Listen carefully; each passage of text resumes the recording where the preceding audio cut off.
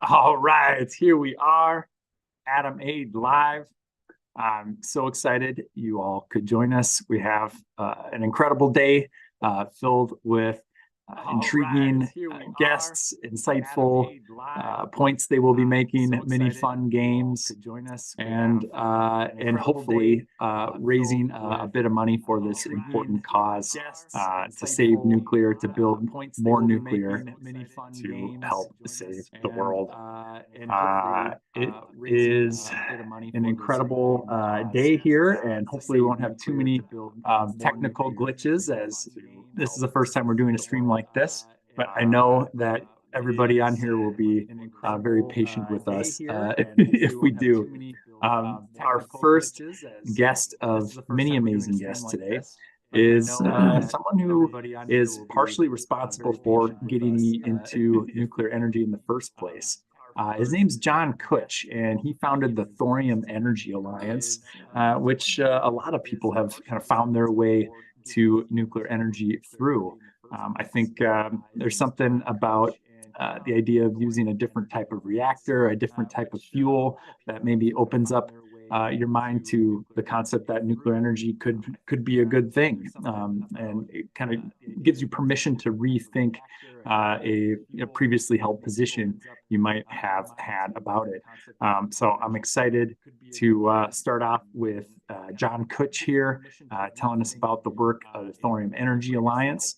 And then throughout the day, we'll have a nice cast of characters joining us for lots of fun and hopefully lots of fundraising for our cause. But first, a thank you to all of the supporters who have supported us so far. I know we have our donation page. We've already seen a few dollars come in from Mark Miller. Gave $250 on a monthly basis, starting yesterday. Also, Derek just made a $50 donation. Thank you, Derek. And then so we'll be shouting out people if you're able to give throughout the day. And we also have a thank you video that the rest of the staff in Generation Atomic put together for this. So we will play that now. Hi, my name is Kirsten. I'm Philip. Hi, my name is Mary Closer, and I'm Generation Atomic's Digital Marketing Director. I'm Matthew Meyer. Hi, my name is Jeff, and I am on the policy team. My name is Madison Schroeder. I am the policy coordinator for Generation Atomic. My work is to make sure that our enthusiastic volunteers and dedicated staff have the resources they need to meet our mission. My role involves cultivating a global network of passionate nuclear energy advocates, amplifying our collective impact worldwide. I make loads of educational content about energy. Fighting for nuclear power is important to me because it is completely necessary in solving the climate crisis. One of the biggest problems that nuclear power faces today is public perception. The average person out there is simply not familiar with nuclear energy. And it's easy for us to forget that, as many of us in our sphere are thinking about it every day. Our mission is to energize and empower today's generations to advocate for a nuclear future. And one of the ways that we make a difference is through our fellowship program. Our work isn't just about educating the public about clean energy. Our mission it's is to also about energize training the and next empower generation of today's change generations makers. to They have advocate gone for a on nuclear to future. organize for nuclear energy on college campuses, pursue energy-focused graduate programs, and even work for the Department of Energy. This year alone, our government team has researched and tracked over 70 bills as they move through U.S. legislatures. We've worked hard to educate different policymakers, engage with stakeholders. We communicate to younger generations through social media to empower them to speak up about climate change and clean energy solutions. Leading hundreds to engage in various platforms like TEDx Talks, university webinars, government hearings, and media appearances. The reversal of the decision to prematurely shut down the Diablo Canyon plant was only possible because California policymakers could point at increasing public support for nuclear energy as a clean energy source. Donors are a huge part of Generation Atomic, and you guys are the reason why we can do all this advocacy work. This education and professional development is made possible by donations from people like you.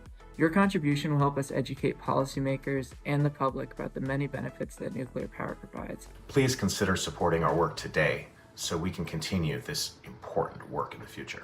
So we can continue our mission of fighting for existing and future nuclear energy. So we can do advocacy work on behalf of you. Our efforts are making a difference. So proudly hit that donation button and give today. Thank you so much for your donation.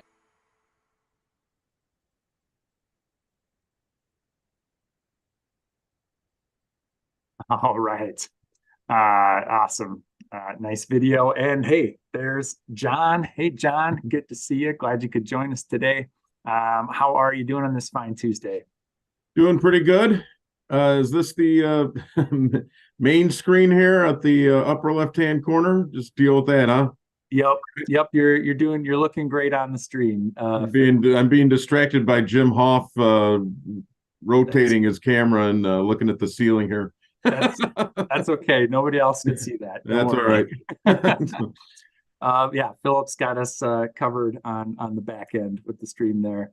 Awesome, John. So yeah, I know we didn't have we had an amazing Thorium Energy Alliance conference last year, but we haven't had too much of a chance to catch up since then.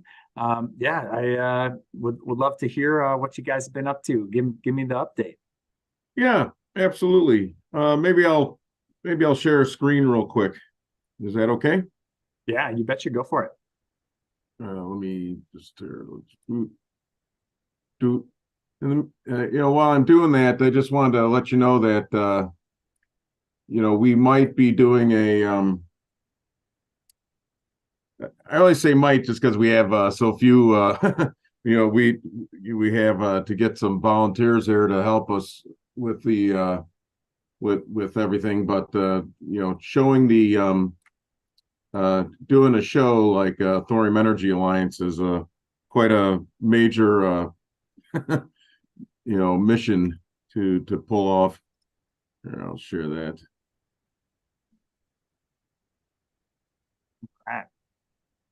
So it's just I want, before I blather about Thorium Energy Alliance, I just want to thank Generation Atomic for, you guys are really doing great stuff, and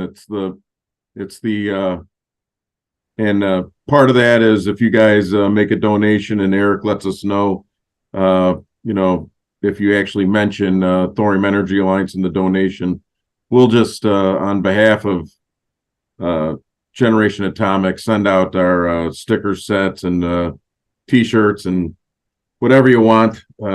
We have some videos and stuff available, but we'll just make sure that Generation Atomic is the benefactor of all that. No one's a bigger supporter of Gen A and its work than Thorium Energy Alliance, and we're super proud of what you guys have been doing. You do the best thing is that you guys do what we can't do. I'm turning into a gross old man here, so I don't attract the same demographic that young, fresh face, enthusiastic people do. So I know my place is, and the rest of the Thorium Energy Alliance, 5,000 members of Thorium Energy Alliance that have signed up for our newsletter are all incredibly supportive of Gen A's outreach work, and we know that our best business is to stick with our knitting, and that is policy work and actual R&D work. And it's not quite as exciting, and we're never going to get an influencer award for that. But what we will do is we're going to make steady, continuous progress. I'll just have these. I'll keep most of these slides in reserve, but I just want to page through a couple things. We had earlier spoken about some being able to vent a little bit about what we feel is some gripes. Excuse me, some gripes in the in the world of energy policy. So I'm happy to bring those up. I'm always good for a good rant. And one of the other things that we find is a real issue is basically, almost an illiteracy regarding science and energy and just basic math, like an innumeracy, illiterate about numbers. and people just have tough time wrapping their head around that. So if that's something you want to, talk about in the next hour, I would, be delighted to give some examples like this, somewhat eye-opening example of how much energy is needed to get away from fossil fuels. And then, our be-all and end-all is that we are Siamese twins to the rare earth critical materials issue. And so to finally answer your question, what have we been up to? Well, we've just gotten back from Washington, D.C. We were there at the ANS winter meeting. Unfortunately, we didn't cross paths while we were there with you, Eric, but we were there mainly not for the meeting, but to meet with the regulatory agencies and the folks that will be working with us to finally, after over a decade, we are finally getting the pieces together to do the Thorium Bank, the Thorium Strategic Reserve. So we will be working our way to get 3 licenses, a source license, a possession license, and a use license. And we feel that might happen as soon as the next few months. It's a relatively quick process from what we understand. And with that, we'll finally have the keystone in place in terms of bringing critical materials back online. Because until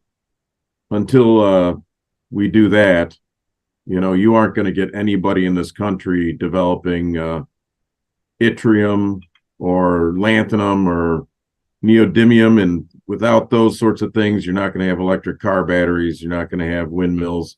You're not going to have your cell phones or computers or starter motors for your car.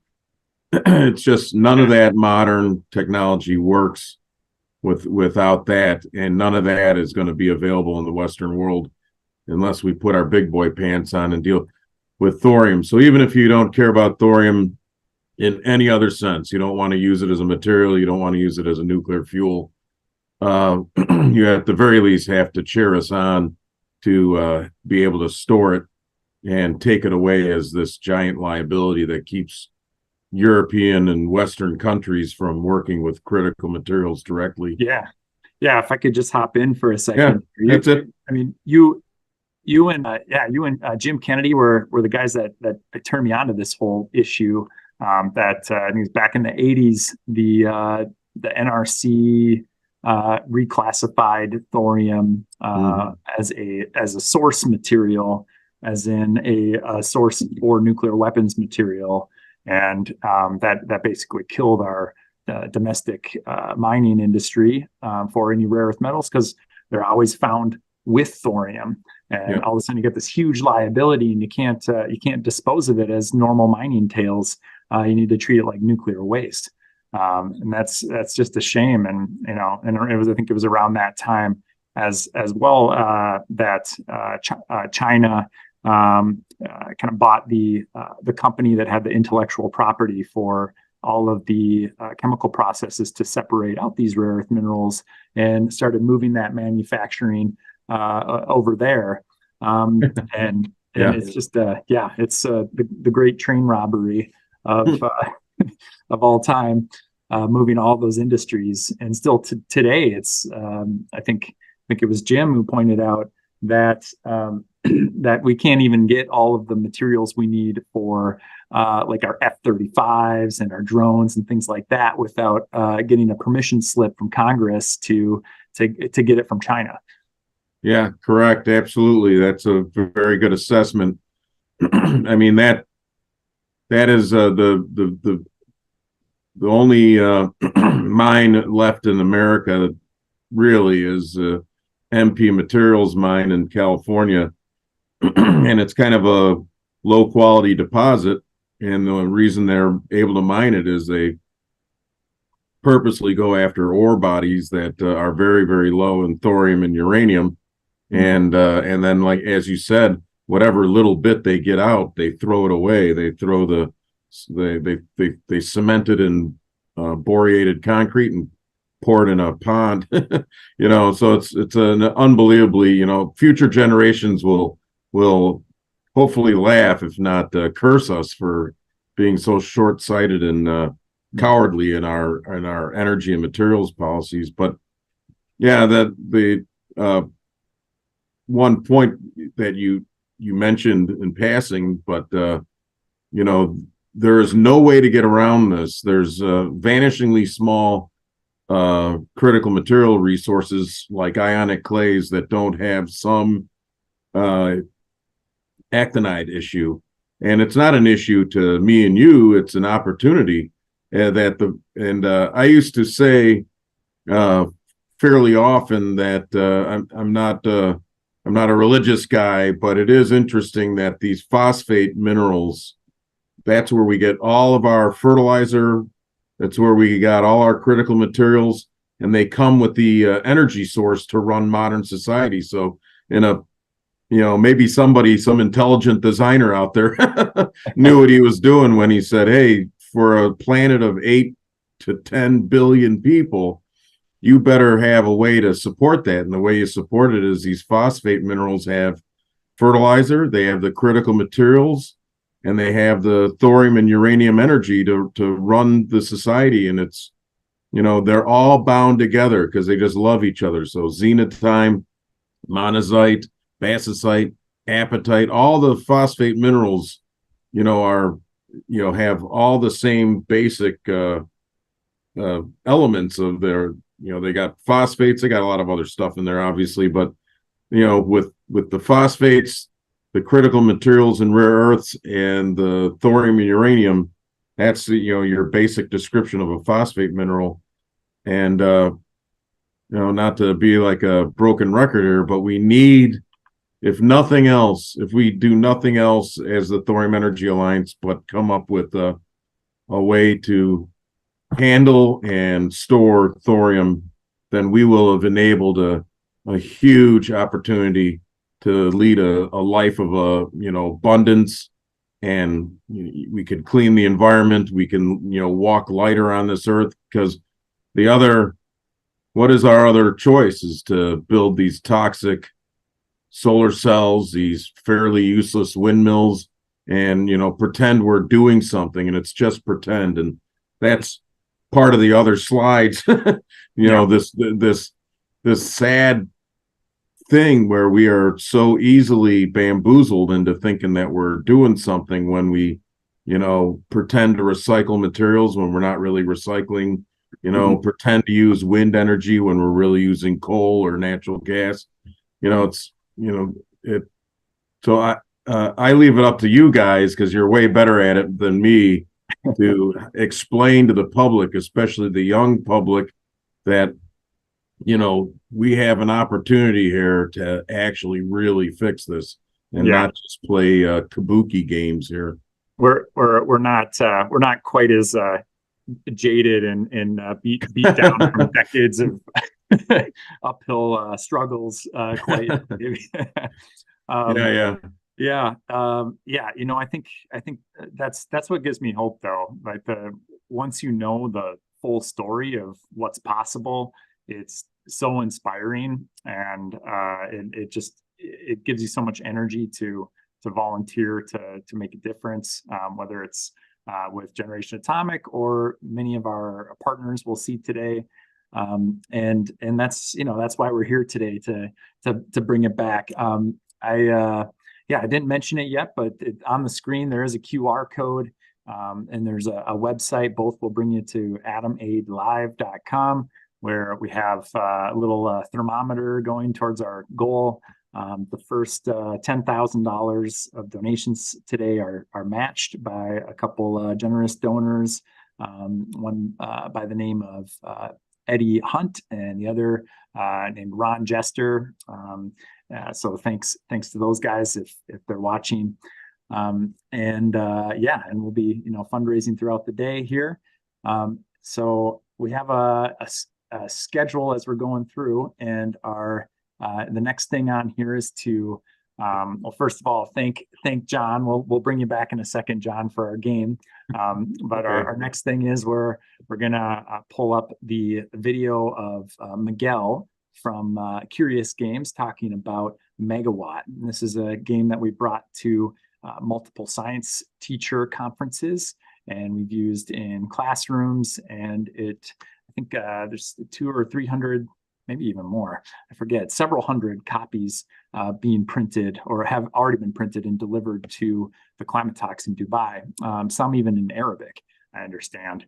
And this game, it's not specifically a nuclear game. It's an energy game, which nuclear is mostly accurately represented as much as you can in a card game. And because of this accuracy, it's a potential way to win the game. It's not the only way to win the game, but it's a very helpful tool. So we'll watch this video, and then we'll come back and we're going to play a game called Whose Grid Is It Anyway, where we have to try to determine. I have 4 different regions with 4 states each, and I'm going to test your knowledge of other states' electricity grids and see if you guys can figure it out. So I'm excited for that. Philip, if we're ready with that video, we can get it rolling at any time. So my name is Miguel, and I'm here to introduce to you a game called Megawatt. So Megawatt is a card game which challenges players to build an electricity grid and teaches about energy and climate change. Players will use different sources of technology and different futuristic upgrades to each build their own grid, which you want to maximize power while minimizing impact. Now, throughout the game, other player actions and other events that occur will affect your grid and really put it to the test. So do you think your grid can withstand climate change? Megawatt is a fun and competitive game which will challenge players to learn about energy like never before. It's designed to be played both at home and in the classroom, and it's based on real-world data using real-world technologies. So we're kind of building a simplified model of power, impact, and cost within the game. So you've got to really think about your strategy and how you think you could win. As the creators of Megawatt, our mission is to inspire curiosity in sustainable energy and develop the problem solvers of the future. We believe this is a really important challenge that we face as humans, and we think that learning through play is a really great way of engaging the next generation of engineers and scientists in this problem. Megawatt has been designed for 2 to 5 players, and it takes around 20 to 30 minutes to play, depending on how many of you are playing. It's suitable for most ages, so if you're interested, head over to megawatt.game to find out more. Awesome. Nice. And now we have another guest, the co-founder of Mothers for Nuclear and the chair of Generation Atomic, Heather Hoff. Hey, Heather. Hi, everyone. How are you today? Oh, man, doing great. Sun's shining, birds are chirping. Beautiful day. Yeah, I'm so happy you guys could join. Yeah, I think everybody probably is well aware. But Heather, do you want to say a little bit about Mothers for Nuclear, what you've been up to? Yeah, of course. Kristen Zaitz and I launched Mothers for Nuclear in 2016 on Earth Day, when we realized that Diablo Canyon might shut down early, and also that plants around the country and the world were under threat of early shutdown. And we realized that, moms and women have kind of been not had someone to speak to them about nuclear energy, and might be a little bit more hesitant because of the lack of female messengers from our industry.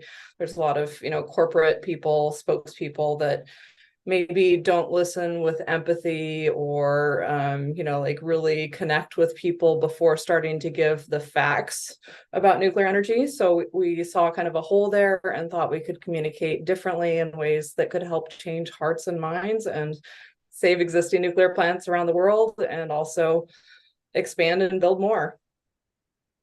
Happy to be here. Thank you. So happy you're here. And yeah, I can't help but think back to some of those early days, marching for Diablo and that. So we'll talk about this a little bit next hour when you do the full Mothers for Nuclear update. But now we're going to put your knowledge of the grid to the test. And I think Jim Hoff as well might be joining us for this game. Whose grid is it anyway? And yeah, we'll see how you guys do. So I should preface this by saying we do this game at conferences all the time, and usually we pick states that are very highly contrasting to make it a little bit easier, and people still often don't know where their electricity comes from and aren't sure. But knowing who I had playing today, I did try to make it a little more difficult and make states that are a little closer in electricity mix, but maybe have one or two subtle differences. Yeah, it's going to be fun. I know I'm putting Philip's skills to the test to see if he can work Jim in here as well. All right, looks like we got it going. So here we are. So how the game works, I'll show you this. So we have 4 states represented here in these 4 groupings of cards, and the challenge is to put the state, pick the state, match the state to the grid. Let's see, we'll go. So I have a couple different areas coming up here. This one is Midwest. So I think this would be easiest for John, but maybe we'll throw this one to one of our West Coasters. Jim, you want to give this one a shot? And you'll have to unmute yourself first, but should be able to hear you. And folks in the comments, if you want to give it a guess too, I'd love to see if you know. So, I should also mention that each of these cards represents 10% of that particular state's electricity grid.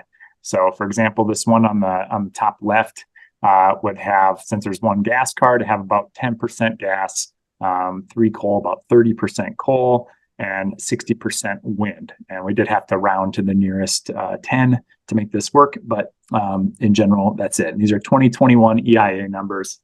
Which of these 4 states? We'll start in the top left. Very Jim. clever. I know. Yeah. What do you think it is? Iowa. All righty. So you got Iowa over here, and how about top right? That'd be Minnesota. That's we got. Was that John guessing Minnesota? Yeah, that was John Kutch guessing. Oh man, Jim, do you agree with that assessment? I believe I do. Wait, there's a picture of you that's covering it for me. Green is nuclear? Yep, green is nuclear. Yeah, I think he's right. Yeah. Okay, so we're saying Iowa on the left, the top right is Minnesota. Okay, all right. How about bottom left? We all know that is Illinois. Illinois. Woo. Yeah. Love them. And I think it's like 54%. And so I was like, I got to round down. I wish I could give them an extra card, but it's too so I won't even pretend that's not. So by process of elimination, we're saying that bottom right is Ohio, huh? Yep. Oh, yeah. So close. So close. You flipped Minnesota and Ohio. We got a little bit of wind energy here is the one clue. And I was thinking it was number of reactors versus, but I guess it's percent. Yeah, that would make sense. Oh yeah. Yeah. So yeah, that's fair. Yeah. Well, in Minnesota we do have technically 3 reactors at 2 power plants. So there's that too. So that's more than Ohio, which just has two single unit. Not that anybody's counting. Awesome. Well, good try. We almost got there. We'll see if this. Here's the answer. We'll see if we can nail this next one. I'm glad that this isn't too easy. All right. So now we have the West, and maybe we'll put. Let's bring Heather in for this one. We'll see if Heather can figure this one out. So we got Arizona, Washington, California, and Oregon. Yeah, well, since Trojan shut down, I don't think there's been nuclear in Oregon. So I'm going to say Oregon's the top right. All right, Oregon top right. Yeah, let's see. For nuclear, Wow, yeah, Arizona has Palo Verde. It's our largest nuclear plant in the country. So maybe bottom left. Yeah. Okay. It's a lot of nuclear. And then What's left? top left. Washington and California. Let's Mhm. see, California has a lot of gas. Sadly, about 50% of our electricity comes from gas. Mhm. And Washington probably has a lot of hydro. So I'm going to say California's top left and Washington is bottom right. Woo, yeah. Nailed it. Nailed it. Awesome. All right. Well done. Okay. And all right, John, we'll give you a chance to redeem yourself here. We'll give you the Eastern Seaboard here. We got New Hampshire. This is a super hard one. Yeah, that one is a little rough there. Holy cow. This one's rough. There's a lot of nuclear and so I guess some of your clues might be who's got coal, who doesn't, who has maybe a little more hydro, that kind of thing. So I'm gonna say New York is the upper right. Okay. Golly whiz, man. I know. Massachusetts would be or New Hampshire would be the lower left. Okay. And Massachusetts could probably get away with the upper left. Mm-hmm. And then New Jersey is lower right. You got it. You nailed it. I knew this one. That's pretty impressive for New Jersey. That's wild. What a 50-50, right? I mean, there is just a tiny bit, a token amount of wind and solar, but less than 5%. So it did not round up. I see somebody wrote in the comments, Massachusetts Pilgrim, rest in peace, and I totally agree. It's too soon. But yeah, nice work. Okay. All right, we got one more here, and let's see. You guys can work together as a group for this one, if you like, because it's maybe the hardest. This is the South. Good luck. Do I have to raise my hand or is it? You could, just jump in whenever. Texas would probably be the lower right hand. Yeah, Texas has some wind. They got a lot of wind. They got a lot of coal. So Texas. I think South Carolina is lower left. I believe lower left. Yeah. Okay. They have a lot of nuclear. Mm-hmm. All right. So who has hydro? That would have to be Tennessee because Florida's flat as a pancake. So Florida would be the upper left-hand corner. Right. How we do? Yeah. You guys crushed it. Yeah. I tried to make it as hard as possible, and that's pretty hard. Still nailed it. Oh man! Wow. Nicely done. Florida had more nuclear. What do they have? They got Turkey, and they shut down Crystal River. St. Lucie, I think, is the other one, eh? Yeah. I gotta get rid of a cat here. It's anti-nuclear cat trying to disrupt their puppies area. Cat. All right. Awesome. So I'm gonna stop sharing here. That's my. Well, this has got to be. So, do you get even from science teachers and stuff, Eric? Do you get pretty good feedback? I mean, you were talking earlier about where do we get our electricity from, and most people would say from the wall or from a light switch. People know where their electricity comes from about on par where they know their gas or their food. It's like, where does the food come from? Store, restaurant, so it's like, and I think that's somewhere around the importance of getting people to understand the issue around radiation.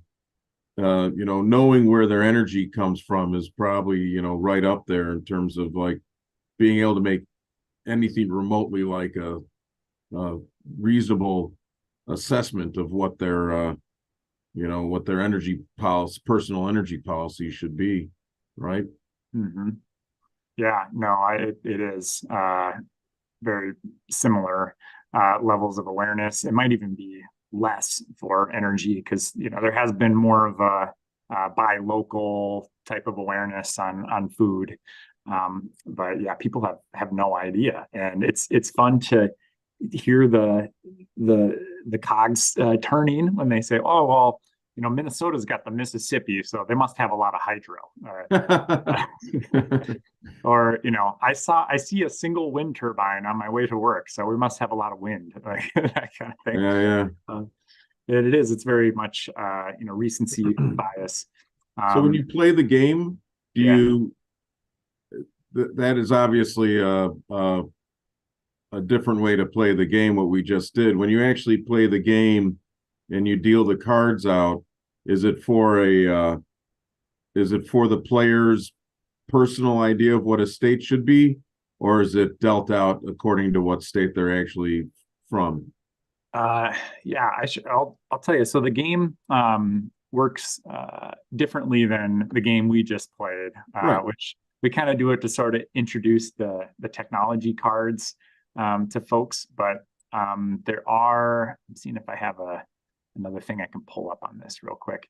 But the actual game, how it works is each turn you get to draw some combination of tech cards, which were the ones we saw, upgrade cards, which include things like offshore wind, concentrated solar, advanced nuclear, which is quite an upgrade. It does a 2x on all your Wow. nuclear points. Do you have anything like carbon capture and sequestration? Yes, they do. Oh, sweet. You're covering the waterfront there.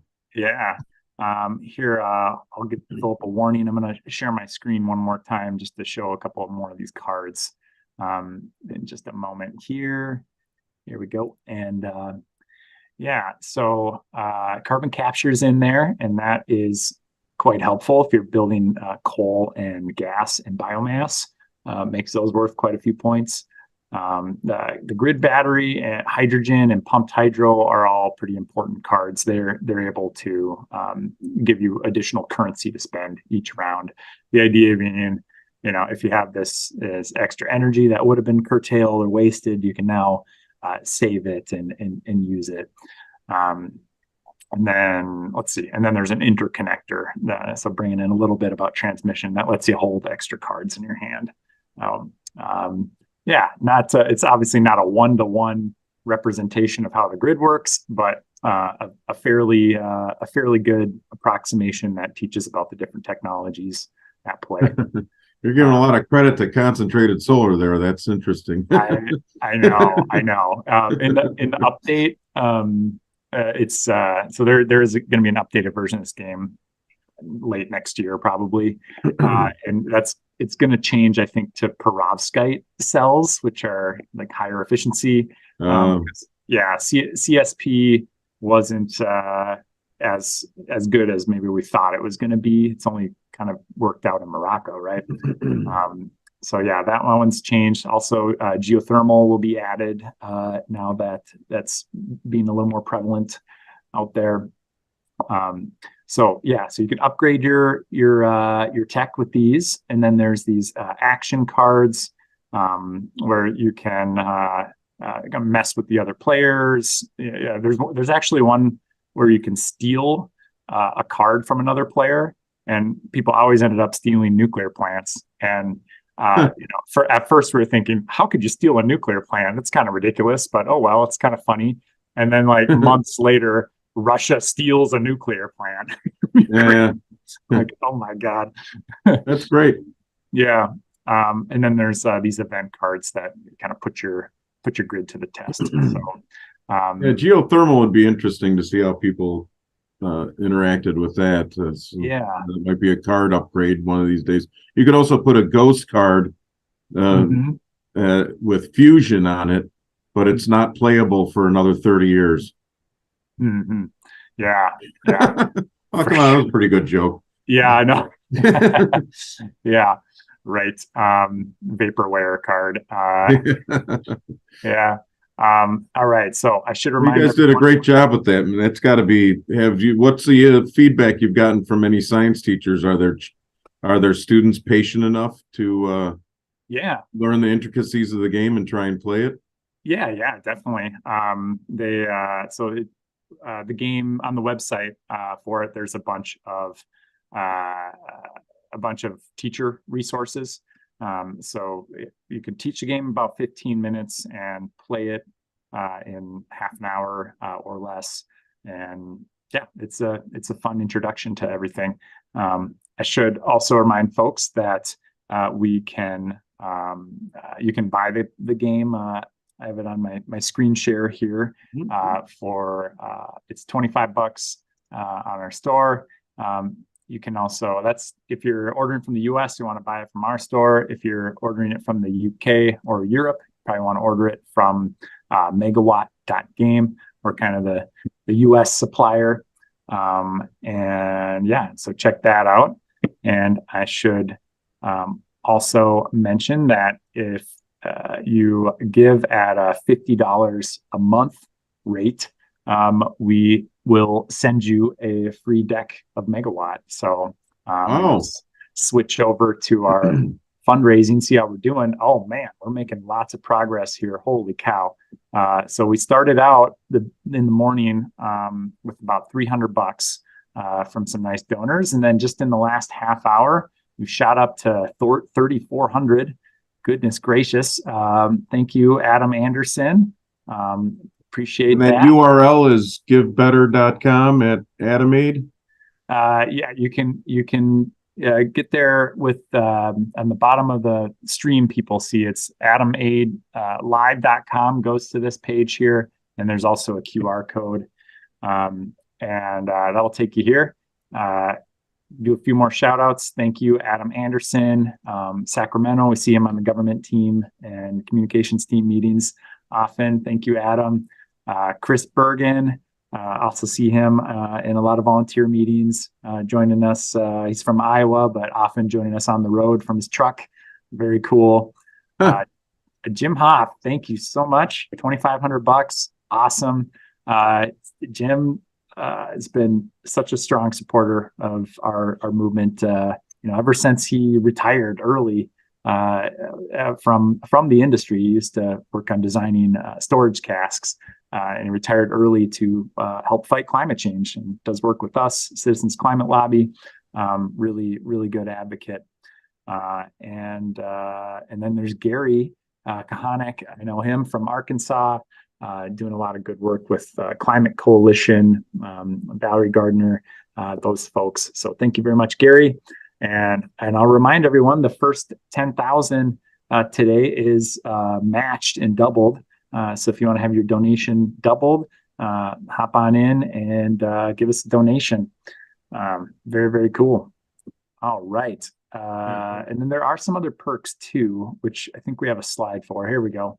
Thank you, Philip. Yeah, so there's at different rates, you get stickers, you get a mug, might be like a sweatshirt in there, t-shirt.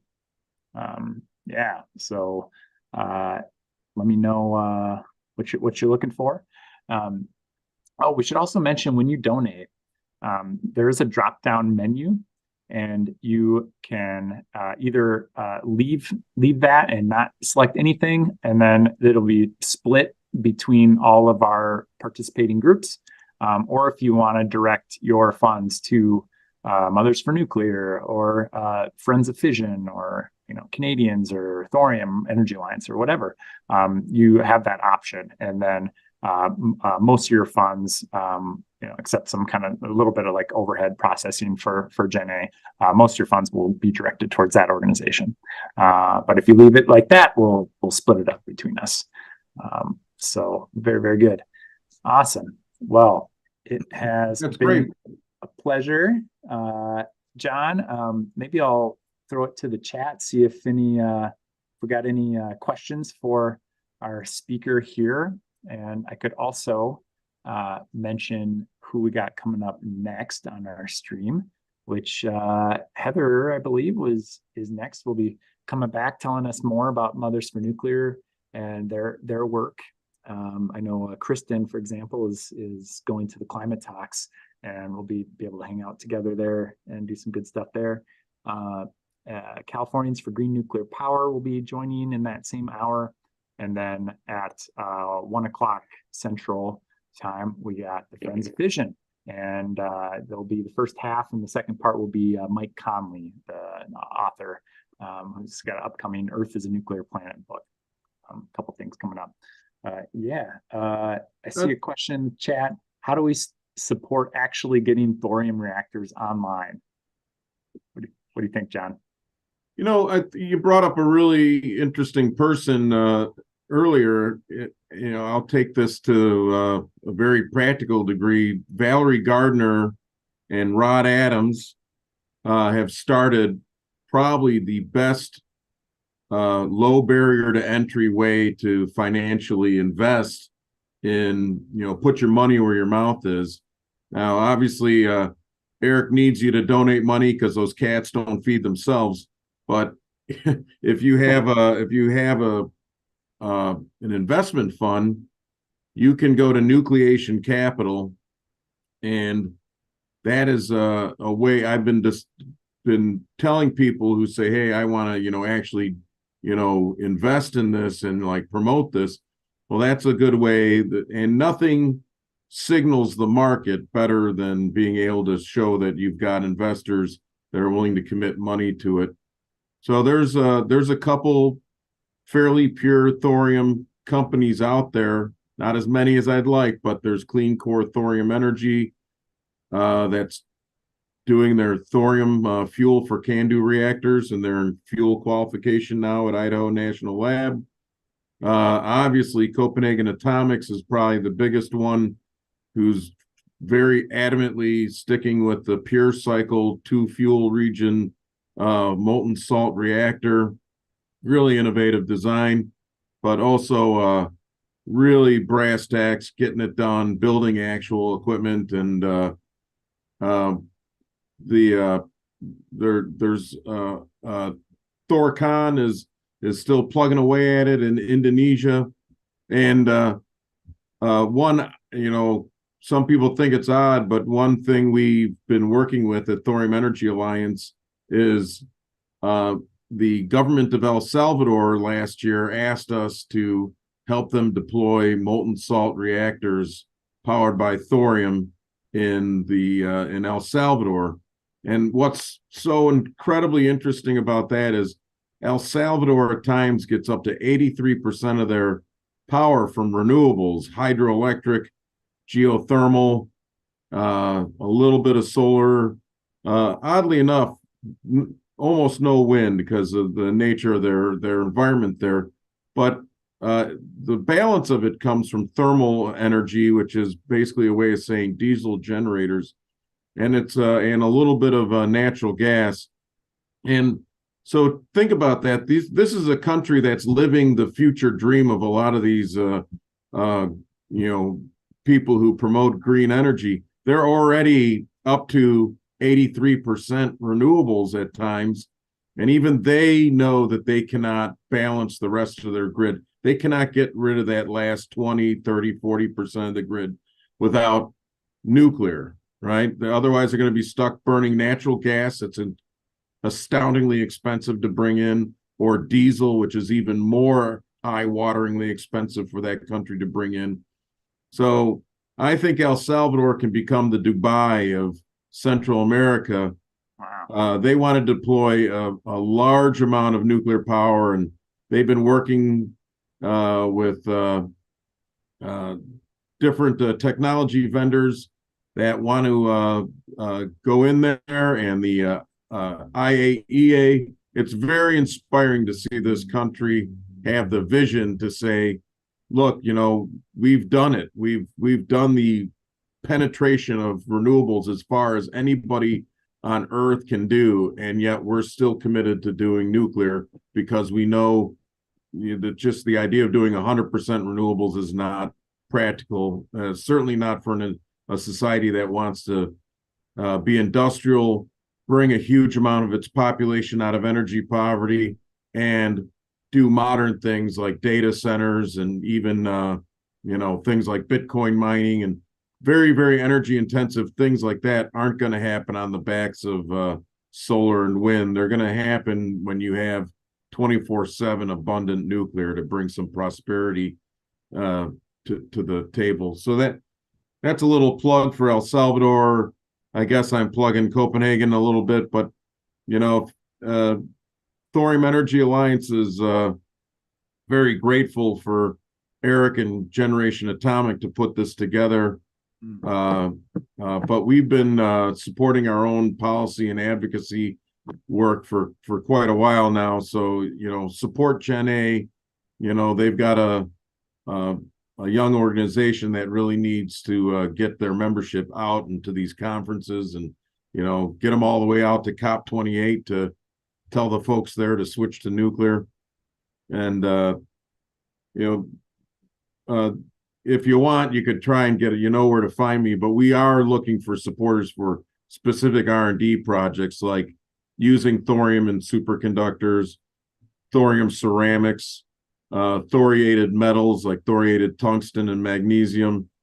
You can look at the Thorium Energy Alliance website encyclopedia and see there's a fairly long list of the historical hundreds of applications that thorium used to be applied to, like lenses and coatings and all sorts of things, besides energy. So I'm always happy to yap my mouth off about that. But so there, hopefully that gave you a question or a few ideas about how, if you're wanting to crack open your wallet, depending on the scale at what's inside the wallet, you can invest with Nucleation Capital. You can invest by supporting Gen A, and you can invest by supporting some of the thorium energy R&D revival work that we've been supporting. Yeah. Hope that wasn't too much, Eric. Sorry. No, there's I had about 3 follow-up questions in there as we went along. We'll start with the first one, going back to El Salvador. We're talking about a country that uses like less than a tenth of the electricity per capita that the US does at the moment. Sure, there are some maybe climate related reasons for that. It maybe don't have as much energy needs for heating and cooling as we do here. But they're just in general, the infrastructure is far behind most, I would say, a lot of the countries that are looking at building nuclear right now. So what do you think? Are there other countries you look to as a model for getting nuclear in places that it hasn't been before? What do you think El Salvador has the human capital? Are they working on training in more engineers, technicians? Are they able to get that industrial base that you would need to build and operate a nuclear plant? Yeah, that's an unbelievably important point. The knock-on effects of nuclear in El Salvador are that this is a new thing for them, so they don't have a very deep bench. But Abilene Christian University in Texas with Natura Next Lab, who's also doing a molten salt reactor, but not particularly too much thorium in there at the moment. But like Abilene Christian is training some El Salvadorian students. Oh, wow. Yeah, so like think about that. That's going to be a whole new industry. And one of the interesting things that El Salvador is starting to do is look at being a central supplier for nuclear medicine, because otherwise people from Central and South America have to go to Miami to get treatments oftentimes. So they could be like a Mayo Clinic for Central and South America because of their nuclear ambitions.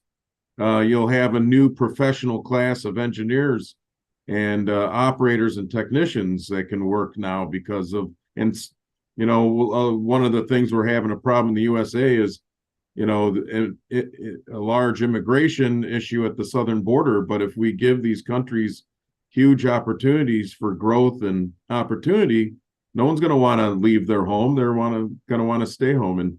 And they're also building out their grid even now, El Salvador. So they're just getting around to finally electrifying the whole country. to an extent. But to give you an example of how far they can go is, I believe it was something like they only have. We asked them about how many electric cars and how worried they were about electric cars, and they're like, "Well, we have 7 of them," and I'm like, "7 what?" He's like, "Cars." so like they, you don't have electric cars if you don't have electricity, right? So but they want to provide, they're going to need air conditioning more and more. And this summer they had a terrible El Nino effect. So essentially a drought. So their hydroelectric became hugely reduced. And how do you replace that if you're El Salvador? Well, you got to buy a bunch of diesel and you got to run a bunch of gigantic generators, essentially. And so their costs have been phenomenal this last year. So I'm very proud of them to continue to commit the resources it takes to hire people. And there's other, like you said, there are other countries. We've spoken to folks in Nordic countries. We've had conversations with Greenland. You think tiny Greenland, but Greenland doesn't want to burn fossil fuel, but they see resources becoming a big opportunity for them. Unfortunately, it's because their glaciers are melting, but they have to live there and they don't want to cause any more, they don't want to exacerbate the problem. So if you're going to process ore and resources, well, you might as well do it the cleanest, safest energy source possible. And that'd be advanced reactors. Thorium molten salt reactor happens to be my favorite, but they might choose some other, good reactor system out there. And it wouldn't be the first nuclear in Greenland either. Indonesia is a very, very interesting place to try and deploy nuclear. It's an archipelago of 1,000 islands, and the opportunity for them to get away from coal, because we got to remember, Indonesia, Malaysia, India, they're going to try and bring 2 billion people out of poverty, and they're not. We have to let them see that nuclear is the better, safer, cheaper, more reliable alternative than even coal. But right now they're going to burn coal, baby, and they're building. We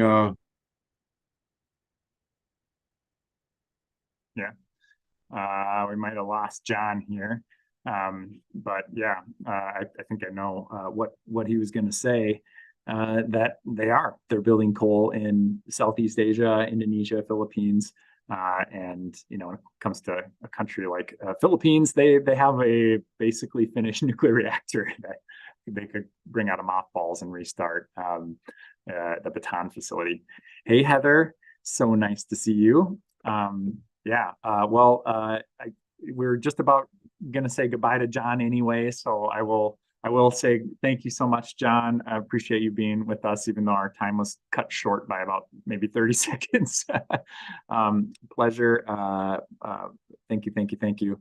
And Heather's here now. Heather, we have a little video to kind of cue up your introduction here. It's a teaser clip from Frankie Fenton's new Atomic Diaries project, where he's taking some of the footage from the cutting room floor of the film that was released, and some stuff where I'm like, this should have been in there, but then it would have been like Lord of the Rings extended edition probably, and that's a lot. Yeah, we spent so much time filming, and there's a lot of great content. So happy to see some of it getting put out now. Yeah, same. Philip, whenever you got that ready, feel free to cue it up for us. Our mission is building a global community of support for clean energy. And we did that right away. Yeah. A global community. Women and mothers and men from all over the world have joined in to talk about nuclear in a different way. We're talking about nuclear by talking about why we care about it, instead of just talking about the data and the facts and the science behind it, which is all really cool, but a lot of people just turn off when you start talking science to them. So we want to talk to people about why they should care. And it's not just about nuclear. It is about clean energy and actually reducing emissions in whatever way that's possible for whatever situation. And nuclear is a good solution for a lot of situations. Not everyone. So many. Yeah.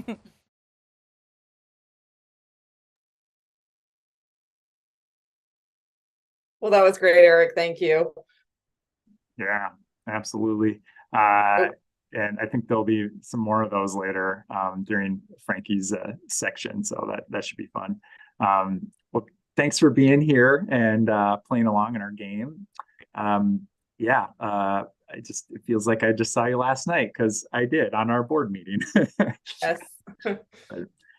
Looking forward to hopefully being in the same physical place at some point in the future. But Heather, welcome. I'd love to hear some updates from Mothers for Nuclear, what you've been working on, what you've been thinking about. Yeah, so I have some slides that I got ready here, and I'm excited to share. Let's see if I can get them to play. So does that look all right? Can you guys see my screen? I think looks good to me. Philip will be porting it over to the screen. Yeah, so momentarily. Like I mentioned earlier, Kristen Zaitz and I started Mothers for Nuclear on Earth Day in 2016. And wow, our community has grown a lot since then and changed. And we are so excited to see so many different pro-nuclear organizations coming out in support of nuclear, and young people and all people. And in that video clip that you just showed, Eric, for Atomic Diaries, we kind of said, nuclear is the right answer no matter what you care about. And we've been busy communicating that with people. So one of my favorite pictures I just always like to show in every presentation is this beautiful John Lindsay photograph of Diablo Canyon with a whale jumping in front. So that's the power plant where Kristen and I both work. And we've been lately doing a lot this year to try and share more, reach wider audiences. We upgraded our website. So there's all kinds of new content about some of our past activities that we've had. Lots of our media coverage is on there. We've been guests on so many amazing podcasts. We were on the Chris Cuomo project earlier this year, and Freakonomics last year. So we're getting some big name things. There's kind of like a summary of, these are all the podcasts that people are coming to Mothers for Nuclear for information about nuclear energy, and as a trusted messenger, as a different way of communicating and talking about nuclear. So we feel like we've been pretty successful in talking differently with the media and providing a new angle, a new voice. We've also been doing some fun projects. This is a utility box over at Cal Poly State University here in San Luis Obispo. And we worked with Jennifer Clay. She's a physics professor and the department lead right now at Cal Poly for physics. And she got an idea that we should have a nuclear utility box. So we did this great art project with her. This design, the front of this was mostly painted by my daughter Zoe. And the design was inspired by another partner you're going to hear from today, Stand Up for Nuclear. Paris Ortiz Wines helped make this design, and we just thought that would be great to have on a utility box over at our local university. We also painted the back of it. Jennifer's daughter Lyra designed the split don't emit, and there's a great depiction of fission there, and then some fossil fuel plants. We all signed the box with our initials. There's some beautiful nuclear protects nature, and also some atom art. So that was a great project that we did today or this year. And what else? Nuclear Now came out. Is a great film that I think is changing hearts and minds. It's been pretty amazing to see the response to some of these showings. We went to the International Film Festival here in San Luis Obispo and introduced the film there. We had a showing at the physics department at Cal Poly, and another group that I'm a part of, the Association of Women in Water, Energy, and Environment, hosted a showing and panel discussion. And I've heard so many great comments after people see this. that, they start out pretty anti-nuclear, and by the end they're nuclear curious, or they hear something that, pretty effectively, gets them to be more curious about, fossil fuel interests in terms of, them trying to kind of dampen support for nuclear energy. And someone else told me also from the AWE group, she said that one of the statements from the movie that stuck out most to her was that something that is scary is not the same as something that is dangerous. And that's something that we say a lot at Mothers for Nuclear. So I was really happy to see that that was resonating with her. What else? Other big news for Mothers for Nuclear is we have received a grant from the federal government to help work on a consent-based siting program for used fuel. So we're partnering with North Carolina State University and a tribal consent-based coalition of tribal groups, starting here in San Luis Obispo, but also expanding around the country. And we'll be going out and talking differently about nuclear waste, which is a portion of nuclear energy.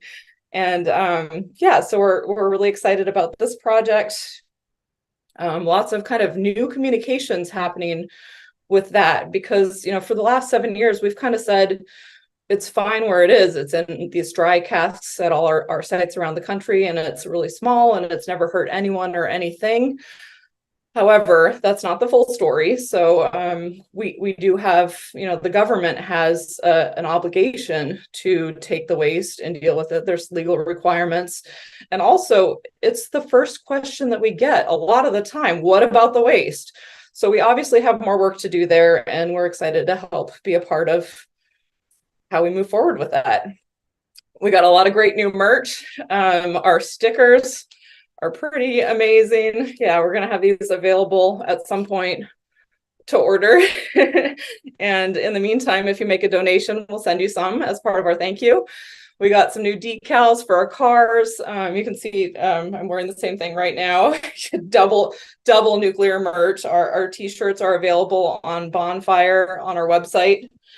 And yes, these amazing sweaters that are super comfortable. And so let's see, another thing that we decided that we should do more of is celebrate our accomplishments. So you can see Eric down there on the bottom left, and Jim Hoff, and let's see, G. Nelson's up there on the top right. We got the whole group of people together here to celebrate saving Diablo Canyon. This was last December. So that was a great event with advocates from around the country and world coming together to say, this is important that we recognize, what we're working for, and that we do have a lot of successes. We've also been working with our local Enercon, NAYGN group. They hosted a happy hour that was pretty fun, also to celebrate the continued operation of Diablo Canyon. And a couple things looking forward. World Nuclear Energy Day is coming up. That's this Saturday. We don't have plans yet for what we're going to do, but we'll probably do something. So I hope you can at least, share something about why you support nuclear energy in honor of December 2nd, World Nuclear Energy Day. The theme this year is Power to the People. And also Eric mentioned COP28. We're pretty excited. Mothers for Nuclear is a pretty small nonprofit, and we've never gone to COP. But this year, there's a huge focus on nuclear energy. The Net Zero Nuclear Program is really trying to bring advocates from all around the world to make nuclear power center stage at this summit that's supposed to be addressing climate change. So we're pretty excited to send Kate, Kristen's daughter, along with Kristen, over to COP28. So that's coming up shortly. And I think that's it. Amazing. Yeah, thank you so much, Heather. Oh man, what I was just thinking, what an honor and a great event that we had at the halfway station there, Kristen's restaurant, and in celebration of Diablo's extension. Of course, yes, it was amazing. Yeah, and the battle wages on. 5 years is a good start, but when you got a plant like Diablo, that could go easily another 20, perhaps 40. we gotta get that. And I know a lot of conversations about that have been happening. Been talking to elected representatives, and people really, a lot of them really seem to get it and see the importance of it.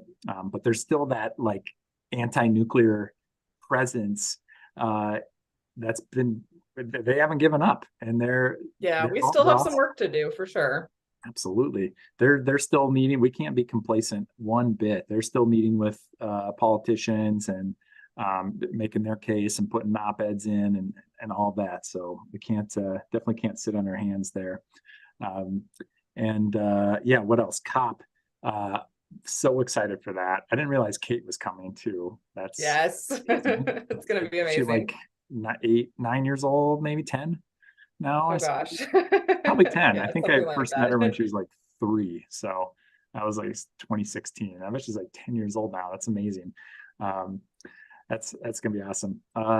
For World Nuclear Energy Day, that one always sneaks up on me. I know it's the anniversary of CP1 starting up, and I want to say there might be another historical point that was December 2nd, maybe shipping port. I don't know, but we'll have to do something for that this year. Giving Tuesday is another one, and I think it's just because we got at the end of the year you got the holidays, then you got COP, and it's so packed in there. But we'll try to get something going for that. And I just want to remind folks who are watching that you can support all of this activity. Today's a really good day to do it because you can double your donation with our matching funds. I see Jennifer Bernstein just did that a few minutes ago. Thank you, Jennifer. And if you give $50 a month, you can get a t-shirt, mug, stickers. Let us know. We'll get in touch too. A megawatt game. There are some other levels there. You can get a reward for your donation. And then as you're donating, which you can do at the website on the stream or that QR code, you can specify if you'd like to direct a larger portion of your donation to Mothers for Nuclear, for example, which is very, very cool. Well, man, it's always awesome working together. I'm excited next time I come to San Luis Obispo, which may be early March for a board meeting. Love it there. I'm not going to let Omega take me surfing again because I almost died last time. So, but maybe we'll do it. Maybe we'll go somewhere a little safer. Awesome. Well, I think we are ready to introduce our next guest, which is Mr. Gene Nelson from Californians for Green Nuclear Power. Gene's been hard at it for better part, maybe longer than a decade, actually. I first met him in 2014 on a tour of Diablo Canyon along with his lovely partner, Linda. And he's been working very hard, especially with the legal push to save Diablo, kind of those regulatory legislative proceedings. He's been there submitting stuff constantly. So thanks, Gene, for all that work, and thanks for joining us today. You want to introduce yourself some more and tell me what you've been up to. Yeah, well, thank you very much, Eric and Heather, and of course I see John still on the stream as well. So what Californians for Green Nuclear Power is doing, we have two prongs. One is to work on the legal front, because opponents to nuclear power have recognized that if they monopolize the space, they win. And so Californians for Green Nuclear Power has really been focused on, most of our energy is involved in since our founding in 2013, with creating, drafting, and improving thousands of pages of legal filings, but we also participate in oral proceedings. It's a lot of work. It takes a lot of money.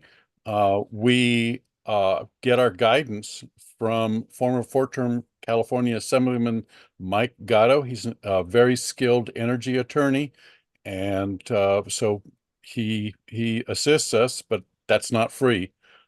So those are big. The quick summary is that. But we also do public outreach. We should have an op-ed appearing in the Santa Maria Times in a couple of days. It's already been submitted. And we're also reaching out to other publications as well. The big news is that the California Public Utilities Commission will be holding a voting meeting. It's open to the public. And that is on Thursday, the 30th. It starts at 11 Pacific time. So what would that be? That would be at 2 in the afternoon, Eastern time. And the Diablo Canyon extension for 5 years is agenda item 59. So there'll be a bunch of stuff before it. There will be public comments, but parties are not allowed to comment during the voting meeting. But we anticipate that it will be approved. One of the ways that you can look and see what we've been doing is to go out to our website, and that's at cgnp.org. And then you can just, there's a news feed, and you can click on that for the SB 846 update. We played a major role in getting SB 846 passed last year on September the 2nd. And that preserved the option of keeping the plant open for until at least 2030. Now, our perspective is the plant was designed very carefully, took advantage of a lot of what's been learned in the industry, and it's designed to run for a century. So it really should be an important part of California's energy future. And that's really what you'll be supporting if you support Californians for Green Nuclear Power. We also do, in terms of public outreach, we have a booth at the San Luis Obispo Farmers Market. So we're out there on the 2nd and 4th Thursdays. So that's a quick summary. Great. You have some questions? Could you say again? So it sounds like there will be some public comment opportunity on this coming Thursday. This coming Thursday, that's correct. Okay. And so how does one sign up for that? Okay, you don't sign up, you just show up. Because you're only given 1 minute to talk. That is at the CPUC website. So if you go out to cpuc.ca.gov, you'll see the CPUC webpage. Scroll down to about the middle of the page, and you'll see the voting meeting as one of the links. Click on that link, and it shows you how to attend the meeting. You can either, if you're going to make a comment, you have to call in. And there's a dial-in number and password and conference code and all that on that page. If you just want to watch, like I'll be doing, there's a web link that allows you to actually watch the proceedings. CGMP was last up at the PUC headquarters on November the 7th when we participated in oral arguments, and I think we made some very strong arguments to keep Diablo Canyon open. If you're interested in just getting a quick view of what we do legally, go out to our webpage, go out to that SB 846 page, and scroll down until you get to the there's reply comments. It's all of 5 pages long. It's a very quick, easy read. It's designed to not be legally intimidating. And it really makes a clear case for what is important. And Diablo Canyon's role in the California power grid as a nuclear power plant in any power grids is to provide reliable power. So that's, and again, I'm thankful to Heather and her team for keeping that running. So again, it's been a very interesting journey, but it's still there's still lots of work yet to be done until we actually have a secure energy future, which of course is via nuclear power. My wife in the background, Linda, just says, right now, when I offered that comment. She's laughing now. I'm clicking around a little bit on the CPUC website and having a little trouble finding. I was just looking at their calendar of voting meetings, and okay, right. So let me get out there with the right keyboard. Yeah, if you can find it, put the link in the chat here. We'll share it out to folks, and people can submit comments verbally or in writing, correct? And right. There's right now about 350 comments have been posted to the proceeding. So let's see. So again, the middle of the page, CPUC voting meeting, and then in that page, the webcast information is again about halfway through the page, and then to make a public comment by speaking, there's a phone line and passcode information. So again, did you go out to cpuc.ca.gov there, Eric? Yeah, I'm there. Okay, and then you went down about halfway down the page to where it said CPUC voting meeting. Yep, got it now. Okay, and then click on that link. Yeah, it's funny. I took a circuitous route to a page that was for voting meetings, and it didn't have it. But I see they got exactly. It won't. That particular page doesn't have the current voting meeting on it. So it's a little frustrating. Gotta love government websites, huh? Oh yeah, but again, it's a learning curve. It's since I'm out there multiple times a day, it's really second nature to me. So while you're on that page, if you'll scroll way down to the bottom to proceedings and rulemaking, and then you're going to see it where it says that brings up another page that says proceedings and rulemaking. You're going to click on docket card at the left. Yeah, here I'll share my screen so folks can. And so anyway, so then you're going to put in R2301007. There we go. 2301007. Okay, 007. Okay, click search. Goodness. Okay, click on the blue link. R2301007 proceeding active. Okay, you're going to click on Documents tab. Up here. And if you'll just scroll down to, I think it's about the 10th document down, you should see Californians for Green Nuclear Power comments. Nice. Click on that link, then go into PDF. And there's this really is a good 5-page summary. And what it shows is that lots of folks are, you went to the opening comments. So again, that's a more legal type filing. I wanted you to go into the reply comments. So go back. Just go, the second one here. No. Just go back. Yeah, you guys are getting in the weeds here, and exactly. what I want to get out of the weeds. Is the great thing about having all of these advocacy groups available at your disposal. Anytime you have questions, you could just email us, and absolutely, yeah, we'll help you find this content. We'll help you participate in public meetings. For anyone who's ever listened to a CPUC proceeding, they can be a little frustrating. So we have a great community of people here to support and build each other up, and really make it easier to get through. So let us know anytime you want to participate. We'll help you do it. Yeah, gee whiz. Okay, so I got a direct link to that PDF so people can find it, and I'll throw that in the chat. Okay. Because wow, what a labyrinthine structure. Exactly, but it's just again, once you get used to it, it really makes sense. It is logical, and actually a lot of websites, regulatory websites, I've done a lot of work with the New York website, very, very similar.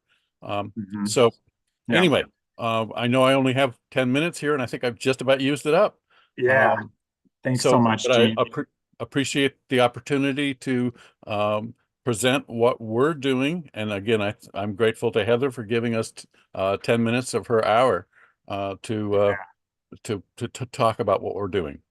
For sure. All right. Thanks so much. And yeah, we'll we'll add this to our actions, and hopefully we can get some more comments submitted Excellent. on Thursday or by Thursday. All right. Okay. And again, it was nice seeing you at Kristen's restaurant a bit over a year ago. This is a really, one of the things that I've found is that this is just an amazingly supportive community. And it extends, the American Nuclear Society, another part of that community. So it's just really a very, very good community to be part of, and I'm honored to be part of that community. And we're honored to have you. Thanks so much, Gene. Appreciate it. Good deal. So since we've been talking, we had a couple questions come in the chat for Heather here. One was, as an engineer, what do you think of building reactors that run on nuclear waste?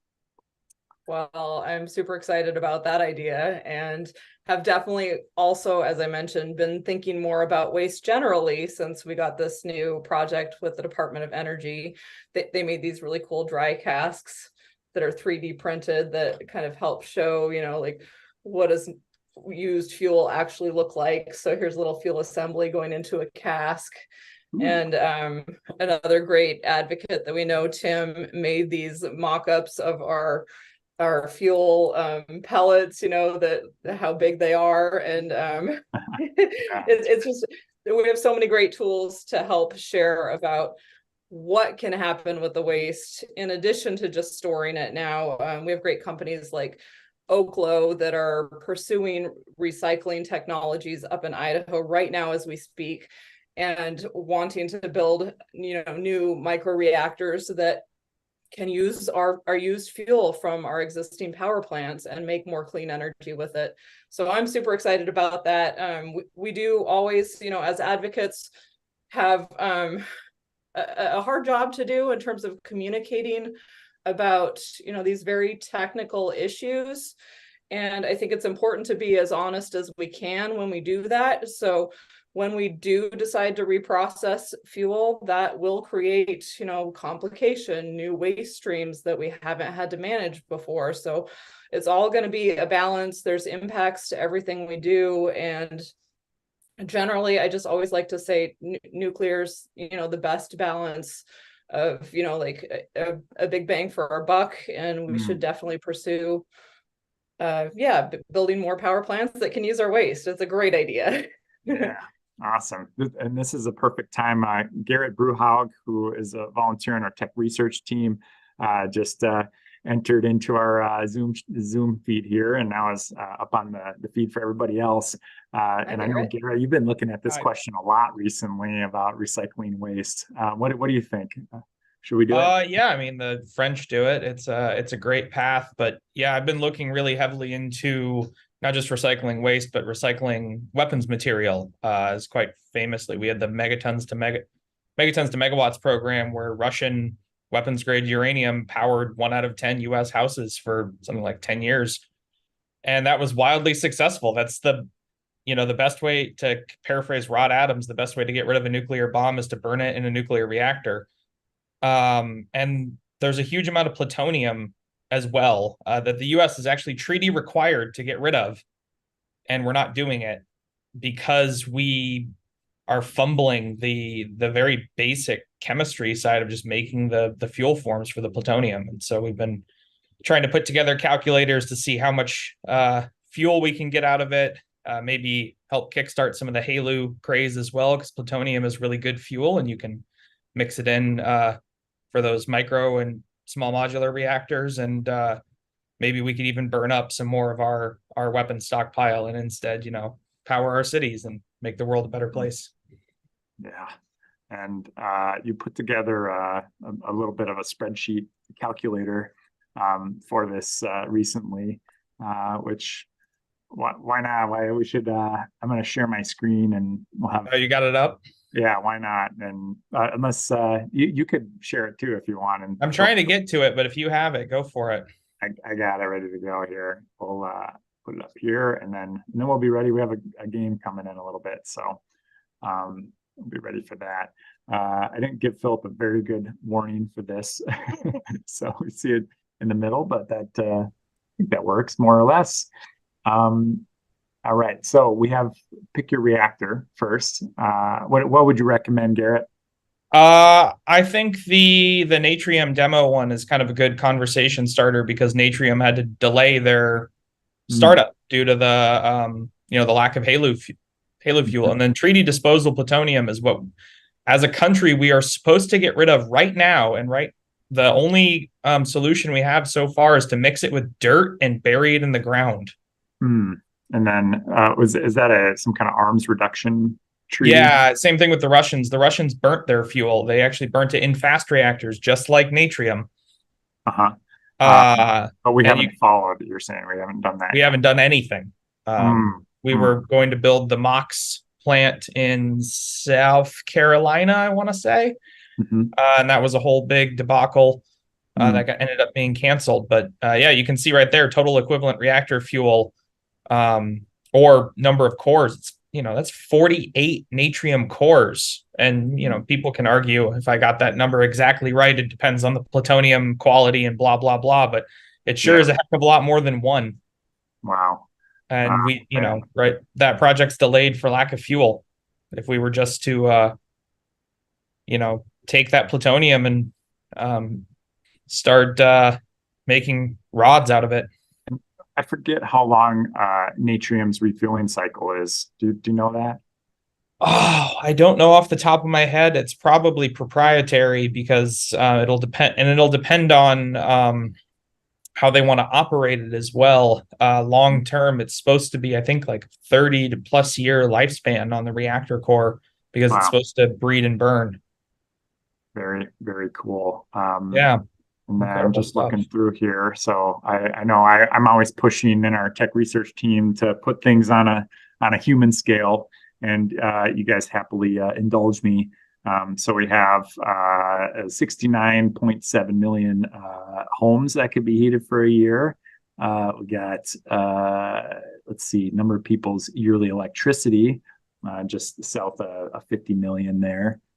Years of power for 1 million people. 46 years. This is with the plutonium we are required by treaty to eliminate. Diablo, you got to get Diablo Canyon in there. Yeah, we had to put Diablo Canyon in there. Yeah, amazing. And a number of thorium breeders that could be started because you need a little spicier rocks to start up a breeder, right? Can you say a little bit about that?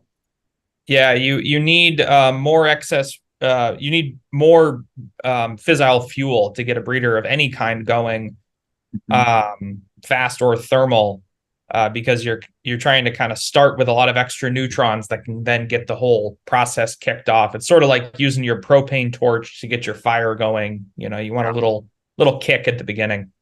Wow, that makes sense. This is so cool. And then these are all the values on the side here, correct? Yeah, that's what's doing the math. So we still have how many nuclear weapons? Oh, this is in tons. Okay. Yeah, it's a frightening number. Wow, it's about 12,500 nuclear weapons. Active weapons, yeah, and there might potentially be more. Wow. The U.S. has somewhere in the range of 5,000, 3,000 to 5,000, depending on what you're going to call active. That's a lot of clean electricity you could make with all that. It is. And it's all our heritage. We spent decades making that material that could then be put right back into reactors. Wow. All right. Well, I'm going to stop this share in just a second here, and we can chat a little bit more and see if we got any more questions. And then we have a game to play in the very near future as well. Thank you, Philip.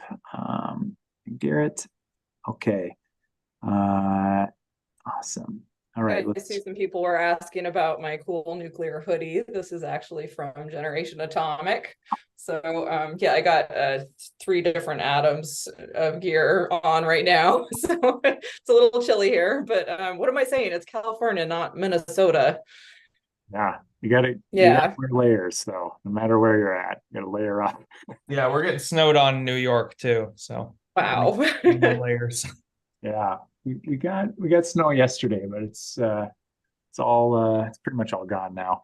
I felt bad. A friend of ours, Jennifer Avellaneda, I think is how you say, or Avellaneda, maybe, Nuclear Hazelnut on Twitter, was passing through the Twin Cities here, visiting family here, and Philip and I and my wife Sarah got to take her out for some ramen.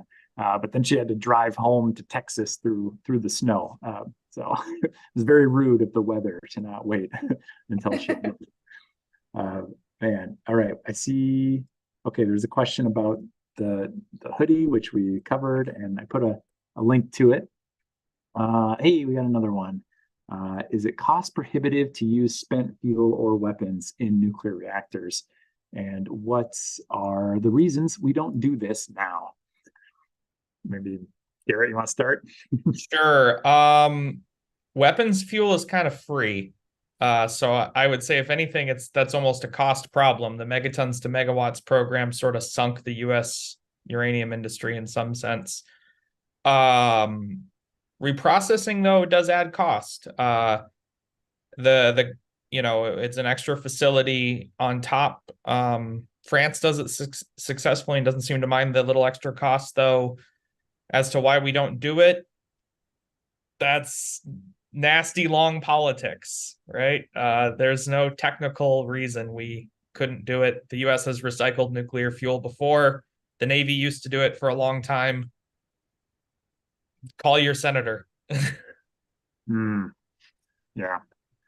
It's been, I know just the word plutonium has been somewhat taboo in a lot of circles in DC, and the NNSA has way more funding than the DOE, and there's a lot more people whose job it is to worry about non-proliferation than there are people who are trying to save the world with nuclear energy. That's what we have to fight against, for sure. Well, the NNSA cuts my check, so let's not fight them too much. That's right. Yeah, I guess we can thank them for the lasers that you have depicted behind you, right? Yeah, that's an actual picture of a fusion reaction. That's real deal DT fusion here in upstate New York. Not making any power, though, just burning lots and lots and lots of, thankfully, nuclear electricity. I always find it really funny that we have a little fission reactor that then powers the city that has the fusion experiments. And good thing it's located there. Yeah, it works out really nicely. Let's see, upstate New York, we got 9 Mile Point, Gannett, Fitzpatrick, right? Yep. Nice, and hopefully some more in years to come. We need it for the new. They want to add a 800 megawatt semiconductor plant. Oh my God. Yeah, that would be about Fitzpatrick's production, if I remember correctly. What are you using 800 megawatts for in a semiconductor? Is that like an arc furnace or something? I think it might be the lasers. The newest types of semiconductor production utilize huge lasers to make plasma, and it kind of looks like this if you look at the videos. And that's how you end up with your iPhone chips. Yeah. Oh man. That's great. Let me see if we got any more questions at the moment. Okay, good. Heather, I didn't give you a chance to weigh in on some of those other ones. I'm sorry. Any thoughts on the reasons we aren't recycling fuel or weapons at the moment? No, I think we're just not quite at the spot yet where we've really needed to think about it. And I think we're getting there, and we will do it soon.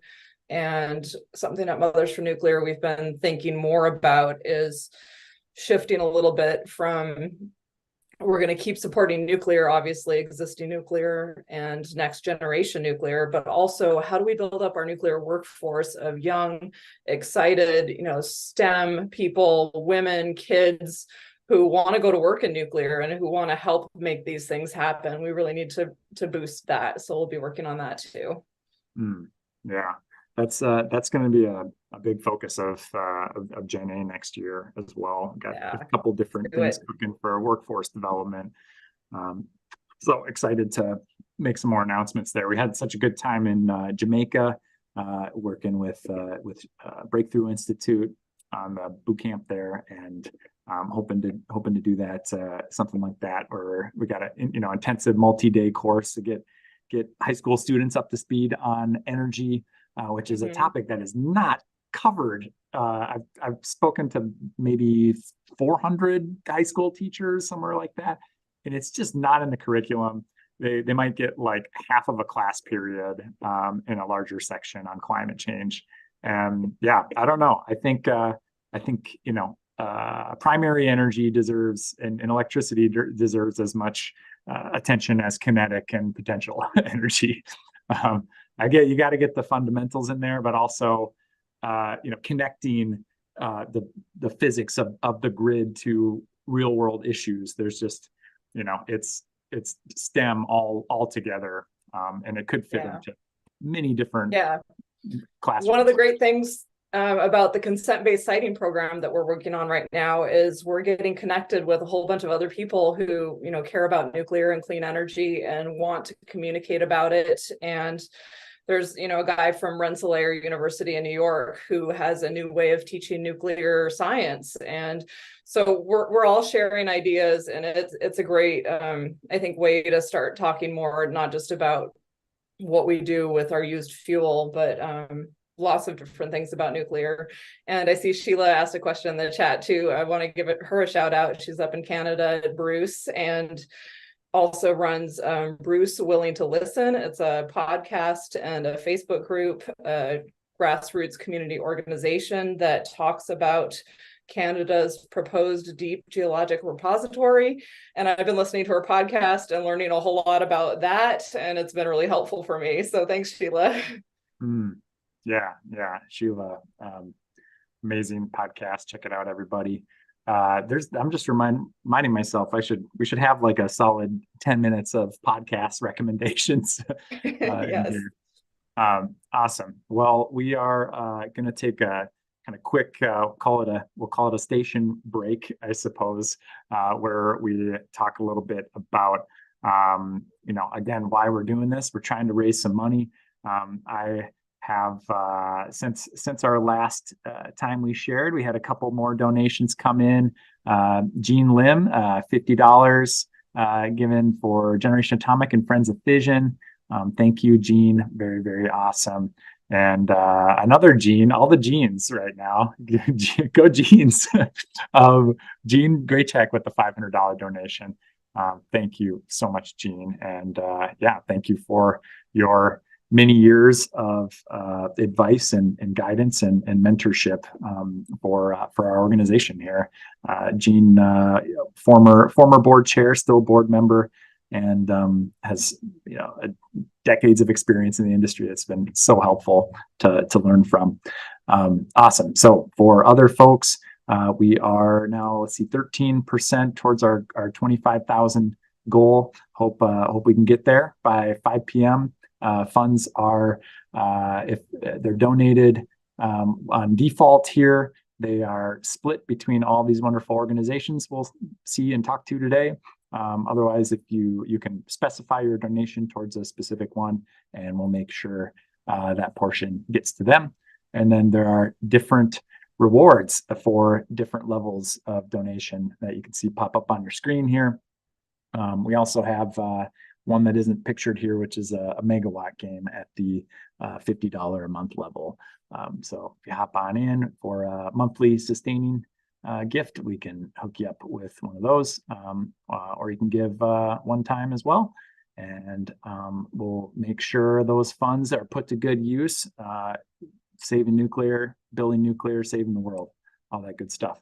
And I think we'll give our guests a second to take a breath and play a short video with the Gen A staff talking about what they do, thanking you. And then we're going to come back for a game called Fission Frenzy Vowel Movement.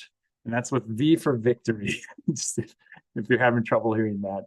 But a fun type of trivia game coming up after this short break here. So thanks so much, folks, and we'll see you back in a couple minutes for a game. Hi, my name is Kirsten. I'm Philip.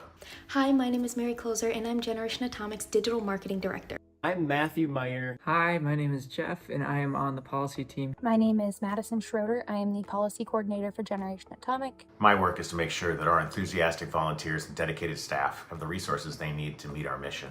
My role involves cultivating a global network of passionate nuclear energy advocates, amplifying our collective impact worldwide. I make loads of educational content about energy. Fighting for nuclear power is important to me because it is completely necessary in solving the climate crisis. One of the biggest problems that nuclear power faces today is public perception. The average person out there is simply not familiar with nuclear energy. And it's easy for us to forget that, as many of us in our sphere are thinking about it every day. Our mission is to energize and empower today's generations to advocate for a nuclear future. And one of the ways that we make a difference is through our fellowship program.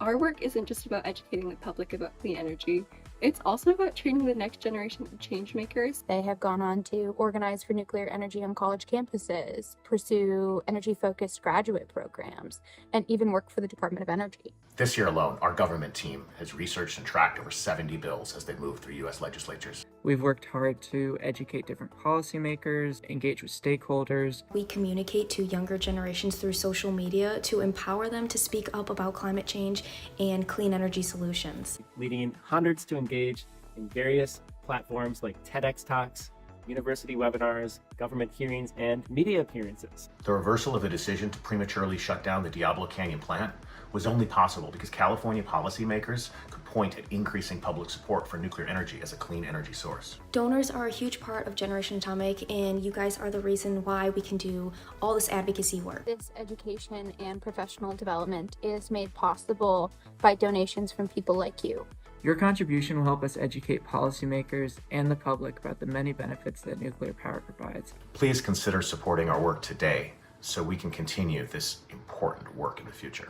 So we can continue our mission of fighting for existing and future nuclear energy. So we can do advocacy work on behalf of you. Our efforts are making a difference. So proudly hit that donation button and give today. Thank you so much for your donation. Amazing. All right. Here we are, Fission Frenzy. Big What a great ups to- video, Eric. I love all of you over at Gen A. That was amazing. No, thank you. Yeah, we have a really good team right now. Kirsten, Mary, Madison, Matt, Philip, Jeff.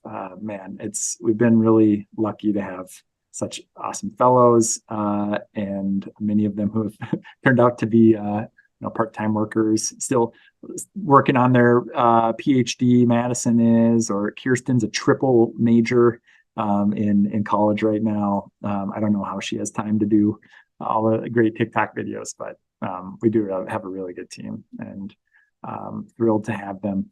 And I didn't even mention we're actually gonna have 4 Gen A people at COP.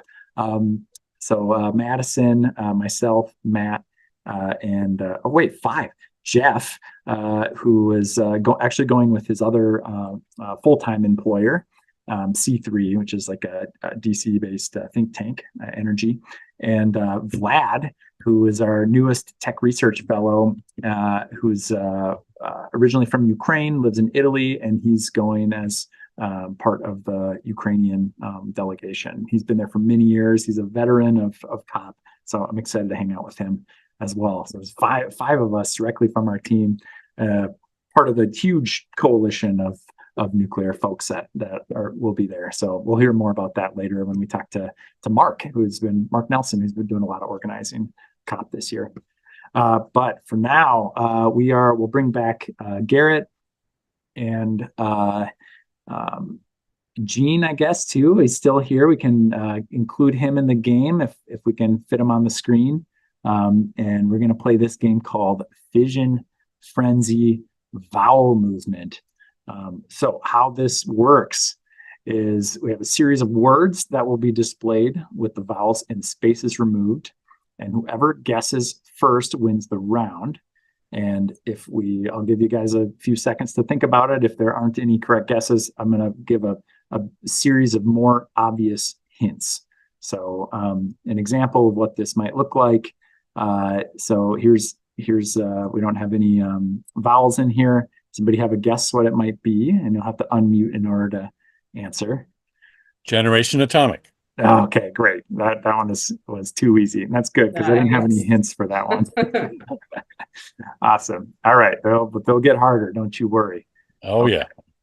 All right, round one. All right. Nuclear engineer. Too easy. Very good. Points to Garrett. There we go. All right, round 2. Boiling water reactor. So we need a buzzer. Yeah, dang. I think that was Gene by a yactometer. All right. That's right. Boiling water reactor. Okay, round 3. This one's going to be a little harder. Nuclear deterrent? No. Nuclear deterrent. I should say we'll give you a free pass, but the official rules have you only get one guess per turn. But I'll give you a mulligan on that one. I didn't say that earlier. Okay, ready for the first hint? Okay, this is helpful to nuclear energy. It's not a very good hint. It's better. Okay, hint number. Inflation Reduction Act. Oh my gosh, how did you get that? Good job. Right. So good. It took me like something policy related. It took me. I was trying to figure out something from reactor physics. Yeah, that's what I was going too. Yeah, and the first time Matt showed these to me, I was like, of course, words can begin with vowels. It's like that didn't even occur to me. Okay, round 4 here. Here it is. Is anyone putting helpful hints in the chat? You guys can participate too. Give us some clues. Look, yeah, what do we got? Any hints in the chat? Nothing. It's sustainability is in the middle of it, but I'm trying to remember what goes in before and after it. Is this as low as reasonably achievable? You got it. That's it. Oh, Laura. Well done, sir. Dang. Very, very good. I think yeah, that's the last one we had here. You guys crushed it. That was great. Thank you. Well done. Good job, Matt. Yeah, Matt did a nice job with that. We got some more of this coming up later. One called Pixel Puzzler, where you have to guess what something is based on a very, very zoomed in look at it. And then there's one with headlines, 2 that are more recent and one that is from like 30, 40 years ago. And you have to try to figure out which is the odd one out. All right. So I'll stop that share there. Sorry for no one noticed there, Philip. Good deal. So that is our game for this section, I believe. And looking on my schedule here. Excellent. Well, while we wrap up this amazing hour, I'll do a quick preview of what's to come. So next hour we have Lila El Wakil from Friends of Fission Northwest coming to us from Seattle area. They've been doing some amazing events, a lot of great in-person events, good webinars, lots of awesome local outreach. They helped organize a little bit of a legislative junket, I guess you could say. Lawmakers from both parties joining on a tour of some local nuclear companies in the Seattle area. I'm sure Lila will tell us all about it. And that'll be a lot of fun. So we got Lila. Next hour, we got Mike Conley as well, for Earth is a Nuclear Planet author. He also wrote a book called Roadmap to Nowhere about the 100% renewable scenario. So we'll be talking to him, interviewing him. We got some nuclear poetry that'll happen that hour. And yeah, and then that will be joined with a few folks. We'll be unveiling one new nuclear poem. It's a parody of Green Eggs and Ham, which should be a lot of fun with some illustrations.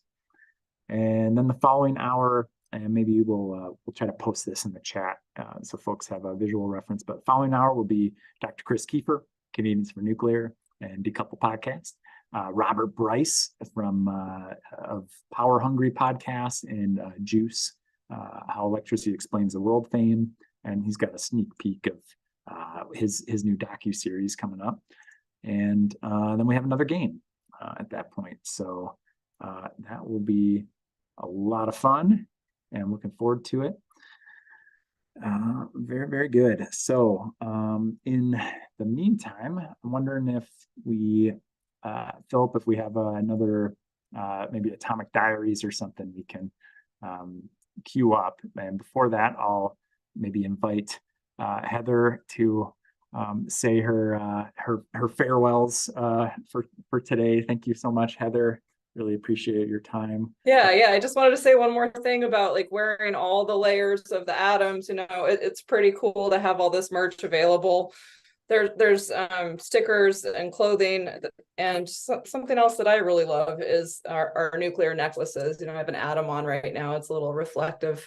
This is from Carolyn at Oklo. She has great nuclear jewelry. But then we also have our radioactive pendants that are kind of a fancy thing for Mothers for Nuclear. They're made of uranium glass and they glow under UV light. Pretty great to wear those to public meetings. And yeah, sometimes people in the audience don't like it. they get a little bit scared, but yeah, it's a great talking point about how radiation is all around us. So thanks everyone for being here today. And I'm excited for the next 4 hours of this Atomic Aid Marathon. Thanks, Eric and Jenny and everyone who's here. Yes, thank you so much. Fantastic. We'll see you again soon. I'm sure we'll see you in the comments a little bit. I know you're maybe multitasking because you have a real job at a nuclear plant. So appreciate you made the time today, and yeah, hopefully see you again soon. Also, a big thanks to Garrett and Jean for joining us today as well. Quite awesome. You guys were really good at that game, and I might have to, during a break, see if I can come up with some harder ones. I just tore through those. I didn't even get to say any hits hardly. Well done. And yeah, and thanks for all of your work, advocacy that you guys do. Appreciate it so much. Cool. And now Philip's telling me we got an awesome video coming up from Ben Hurd in Australia. This is part of the Atomic Diaries project. He toured a uranium mine in Australia and had some reflections on it. And this has never before been seen. World premiere of this one of these Atomic Diaries here, and I hope you guys enjoy it. And we'll see you in a few minutes back with Lila from Friends of Fission. Alrighty. So today I'm at the Beverley uranium mine in South Australia. I've got on a small aeroplane from Adelaide all the way to the outback, and this whole area was a very, very long time ago was the bottom of an ocean. And today it's an operating uranium mine using in situ recovery. I just use pipes. It's just a really beautiful part of the world. See lots of wildlife here, lots of lizards, lots of birds. And it's whisper quiet. You can just hear a pin drop out here. It's beautiful. And the air's just so clear and clean. They mine it here without even doing any digging. And compared to the coal mines that I've seen in Australia and also in Germany, there's no comparison. And when this field is finished, it's so fast and easy to rehabilitate and return to something that looks, for all intents and purposes, like no one was ever here. And people should be able to see this. This is its starting point, and it's okay. It's something we can be all right with. It's something we can feel good about. There's nothing in the world around us, especially nothing in our energy system, that's free of environmental impact, that's free from taking something, somehow, And we know we can do even better than this in nuclear if we want to, if we use fast reactors, if we recycle our fuel properly. It's out of sight, it's out of mind. And we're told a certain story. But what if the story that we've been telling ourselves isn't right? We have to right that wrong before it's too late, before it runs out of control. That's it. That's the product. Completely safe to hold in my hand, just in a little plastic tub like that. That's going to go to be turned into nuclear fuel to be used in the United States, Canada, Great Britain, China, India, all around the world, from a really well operated mine here in Australia. There it is. Magic in a bottle. Let's whoop. There it is. That's literally it. That is literally the shipping container of clean energy going from my country to the rest of the world, from this mine in South Australia. One shipping container with barrels full of uranium oxide equivalent to millions and millions and millions of tons of fossil fuel. It's a really incredible energy story. This is where it begins. It's extraordinary stuff. As a way of getting so much energy for so little impact, there's just no comparison. And then when we use the energy, there's no greenhouse gas emissions and no pollution. And that's the way the world should work. It'd be so much better that way. So.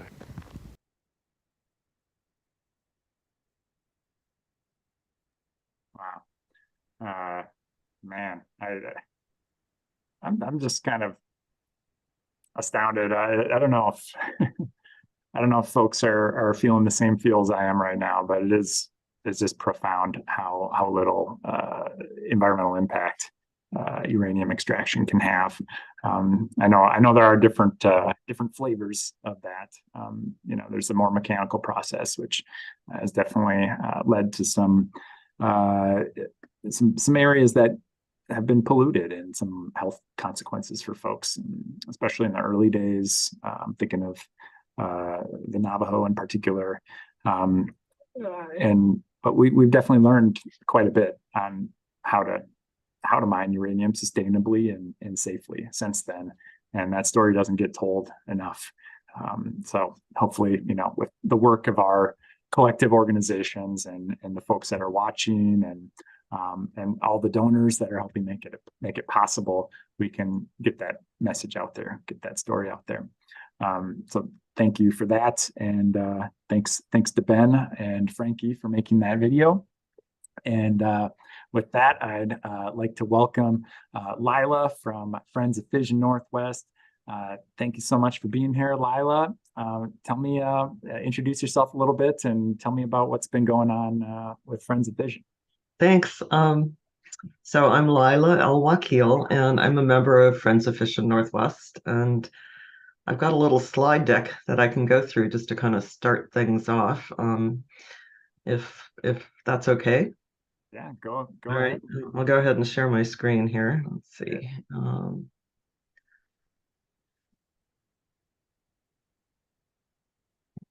If you want a full screen, yeah, perfect. Can you see it? I can see it, and Philip will get it up on the stream here momentarily. Looks good. Is that Mount St. Helen?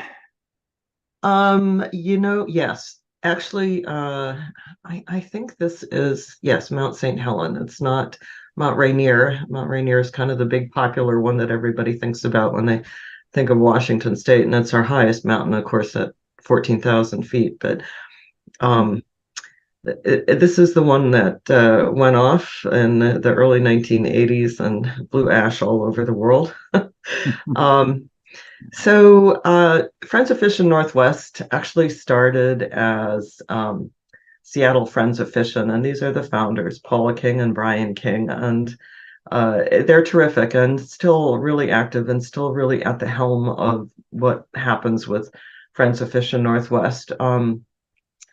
They've been activists for a long time, but came to nuclear energy later in life after reading some of Jim Hanson's writings. And since that time, they've actually been promoting nuclear power by sharing information, putting on talks, Zoom talks predominantly during the pandemic, and participating in activities such as Stand Up for Nuclear.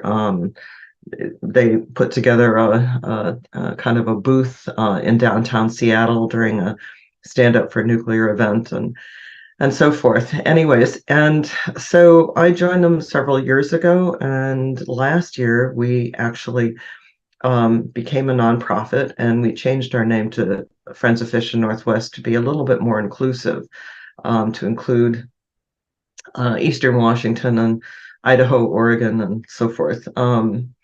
And so been pretty active, and these are just kind of some of the events that we did in the last year.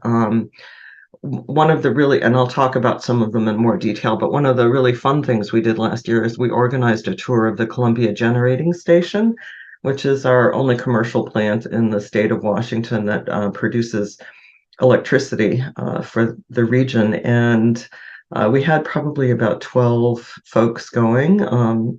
We had tribal representatives and interested parties, no legislators that tour that I recall. And we put on a number of talks at breweries and in Seattle, which is really fun as well.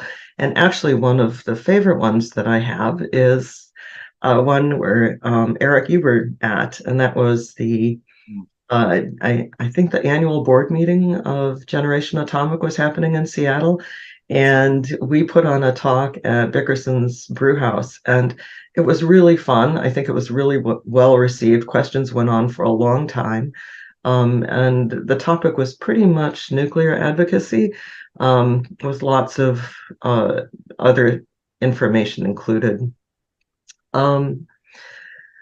Big thing that we did last year with going nonprofit and with the support of donors such as the American Nuclear Society and others was that we were able to bring Miss America to Seattle, and that was really awesome.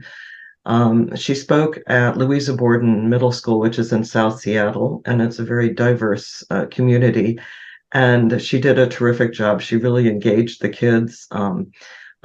She got them talking, and she worked in one class, I think in a science class, and had them putting together atoms and so forth. And then she spoke at Seattle Town Hall, which is the image on the right, with Scott Montgomery, who is a co-author on Seeing the Light. For those of you who are familiar with that book, he is from the Jackson School of International Studies at the University of Washington.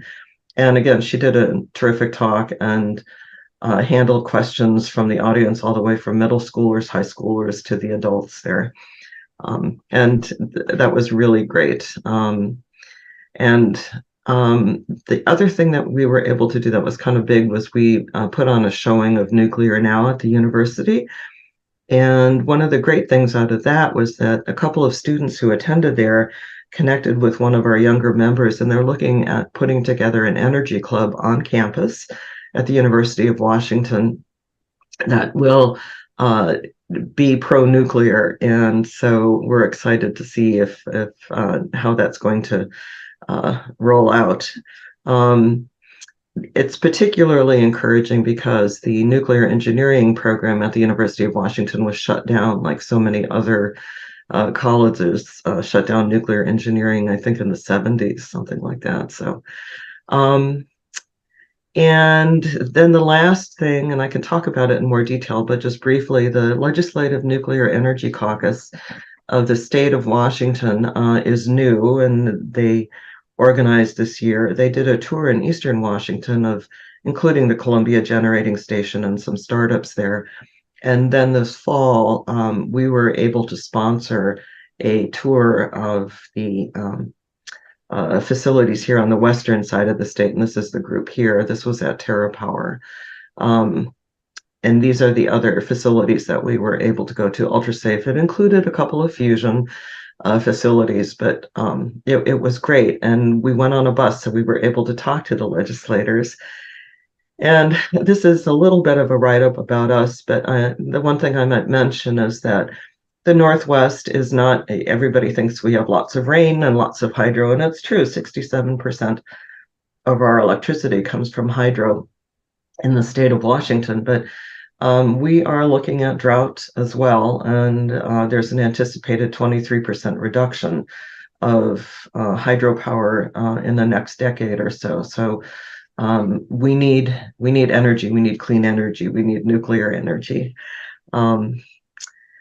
And lastly, we're involved in a fair amount of political and public advocacy.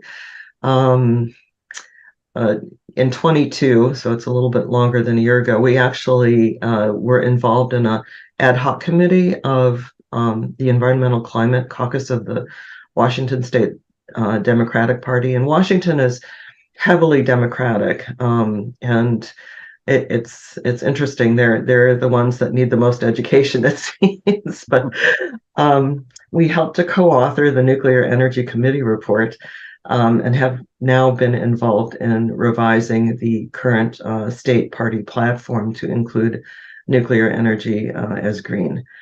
And next on deck is sort of to work on Seattle policy that was resolution that was passed in 2017, that we want to reverse the stance on nuclear power. We want to promote it as electricity generation and support the Columbia Generating Station.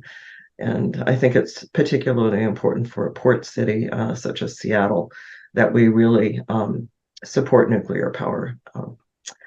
So that's kind of a quick overview. Coming up, we've got a event that we're working to help put on with Dr. Phil Thompson at Seattle University, and we've kind of brokered the speakers for him, Dr. Charlene Smith, who is a PhD in nuclear engineering, and Dr. Conca and Scott Montgomery, who are some of our regular speakers. And then another Nuclear Now showing, and some a talk at Bickerson's Brewhouse. So that's kind of the brief overview.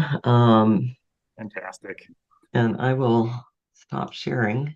Thank you so much for that and for everything you guys have been doing over there. You're definitely moving the needle in the Northwest.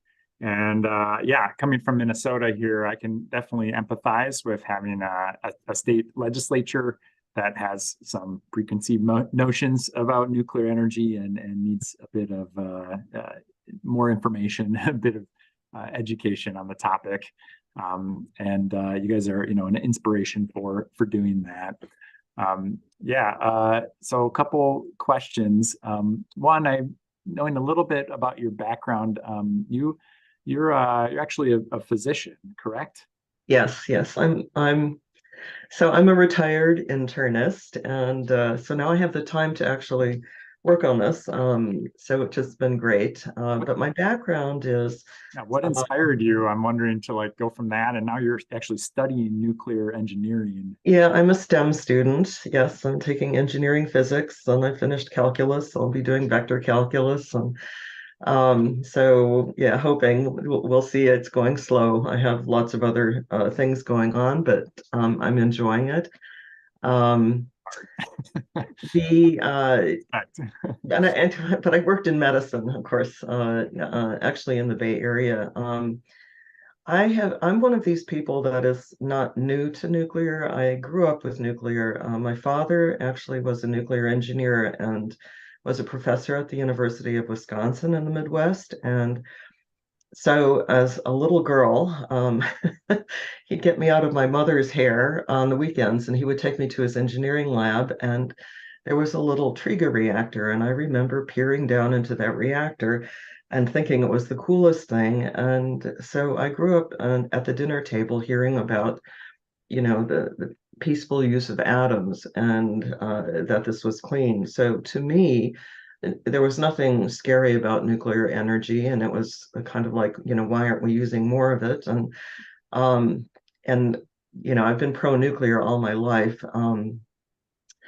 During my working years in California, it was a little bit hard to talk about because during that time, all my friends were very anti-nuclear, and some of them still are. Although I've convinced a few of them, so making progress. Um, and now it's important to me that we work on nuclear for my kids and grandkids for the future, to give them a chance to, uh, deal with the future and mitigate against some of these climate change things that are happening. So anyway, so that's my background. That's amazing.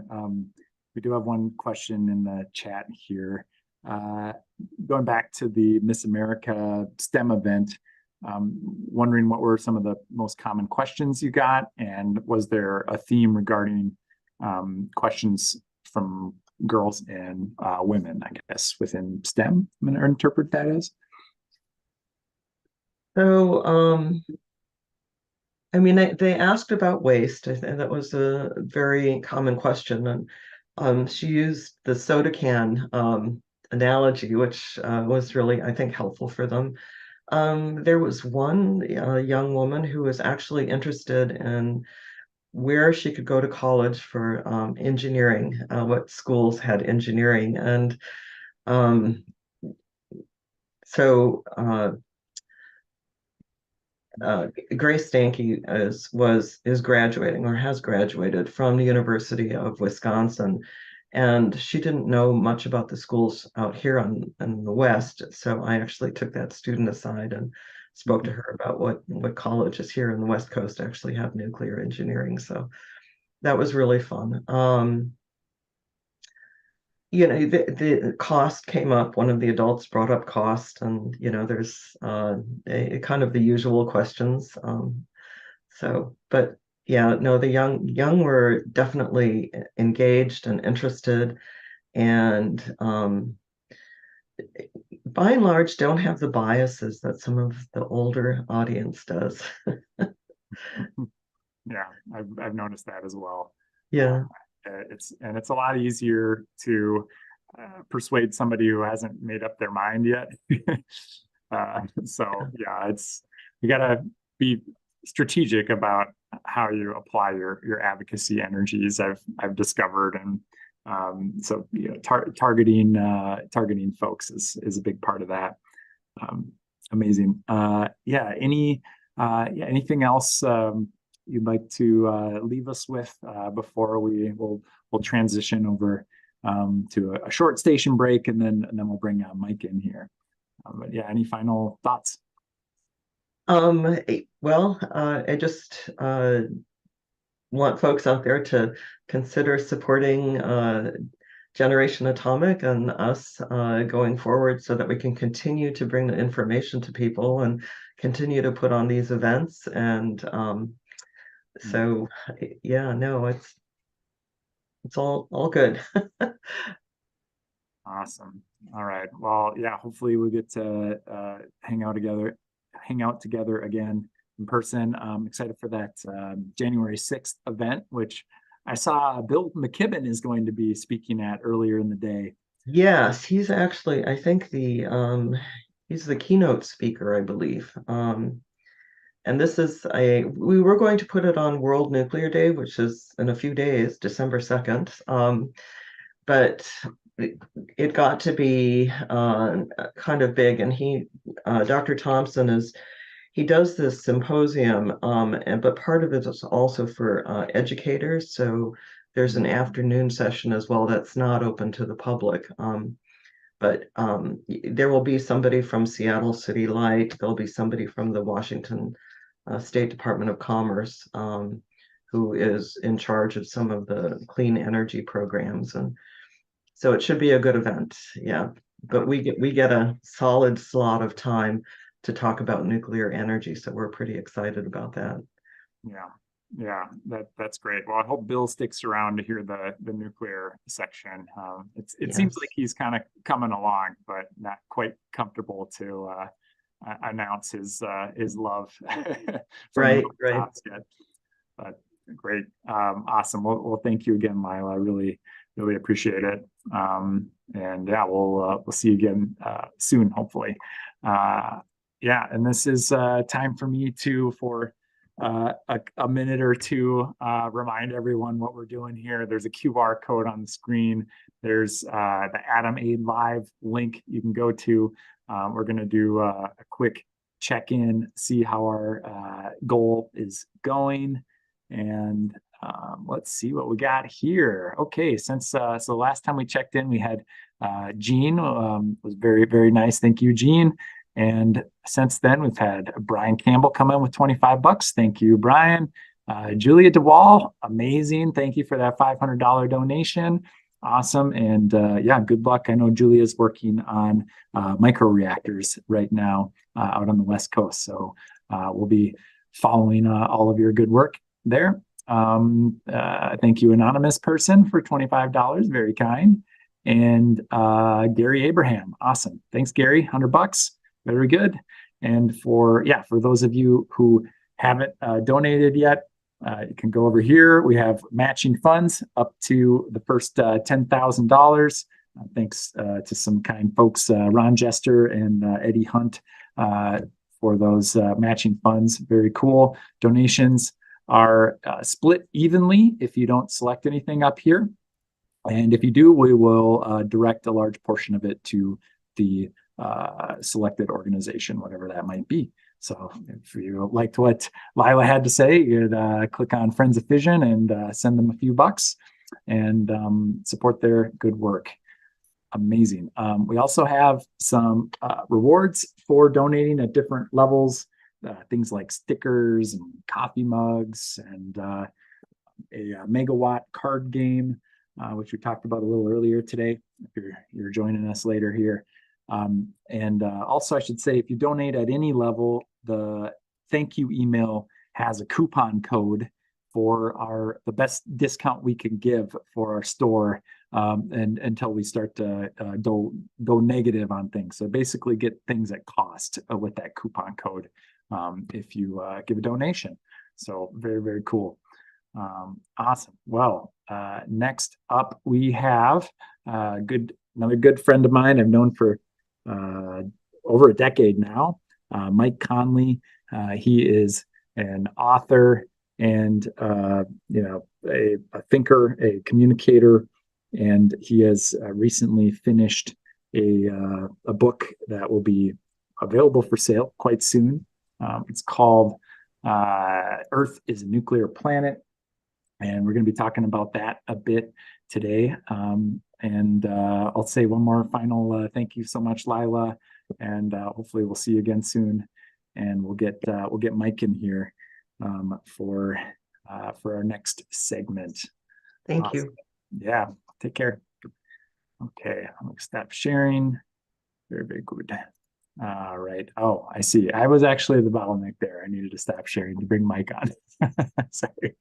Okay, good deal. Also, a big farewell to Garrett, who's hanging out with us. Have a good one, Garrett. All right, Mike. Nice to see you, my friend. I'm so glad you could join us today. It's been fun reading and editing your writing over the last months, and I'm excited to talk a bit about your work. So yeah, want to introduce yourself, and we'll start there, and then I'll ask you some questions. All right, I'm Mike Conley. I'm a writer, and I'm been in Los Angeles for way too long. Hopefully that'll change one of these days. I've always been interested in nuclear power since I was a kid, and I kind of stumbled on the whole thorium angle online about 10 or 12 years ago, and I started reading up on it, and it just blew my mind.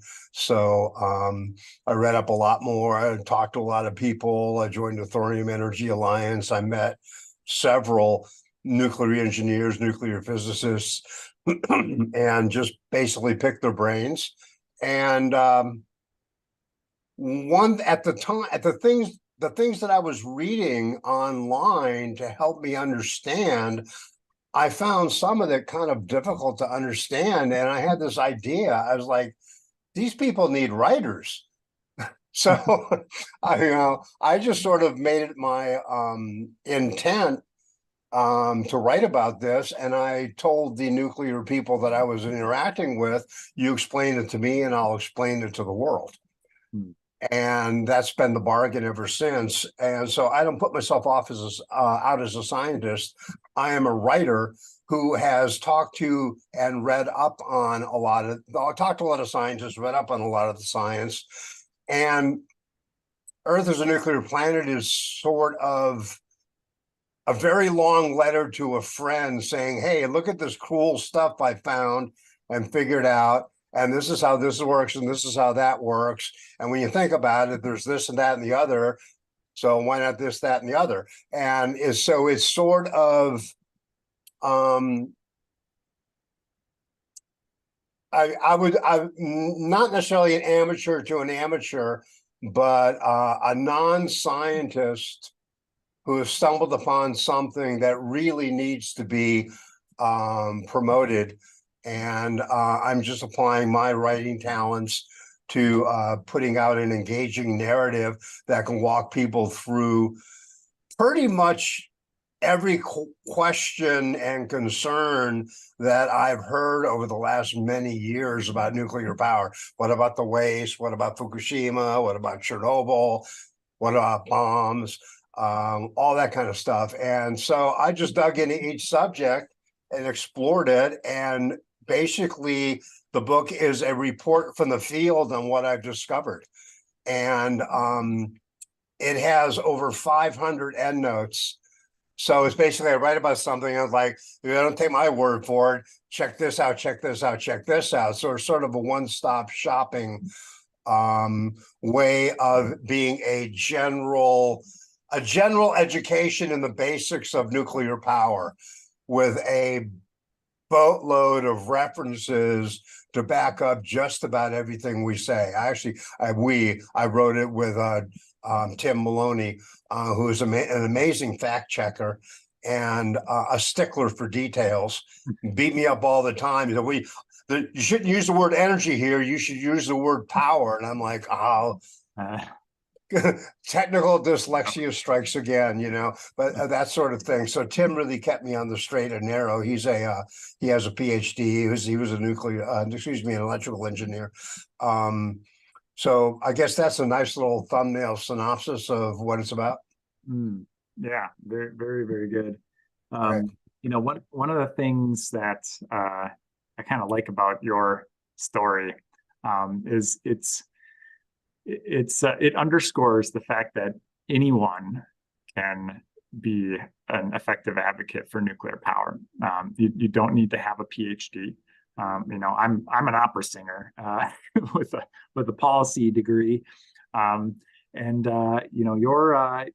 your specialty before writing some amazing books, right? You're a guy who can fix anything and paint any. Yeah, any I'm a handyman. Yeah, I never finished college. I was a painting contractor and a handyman, and nice thing about being a handyman is you need to solve problems, Well, I want this shelf here. Well, there's no place to attach it to, so let's invent something. And so the practical, mechanical situations in life that how human beings survive and thrive on a planet by being level-headed and practical and working within their means. And I don't see nuclear power or nuclear energy, the whole field, as a complicated field. It's backed by a lot of math and science, but so is concrete.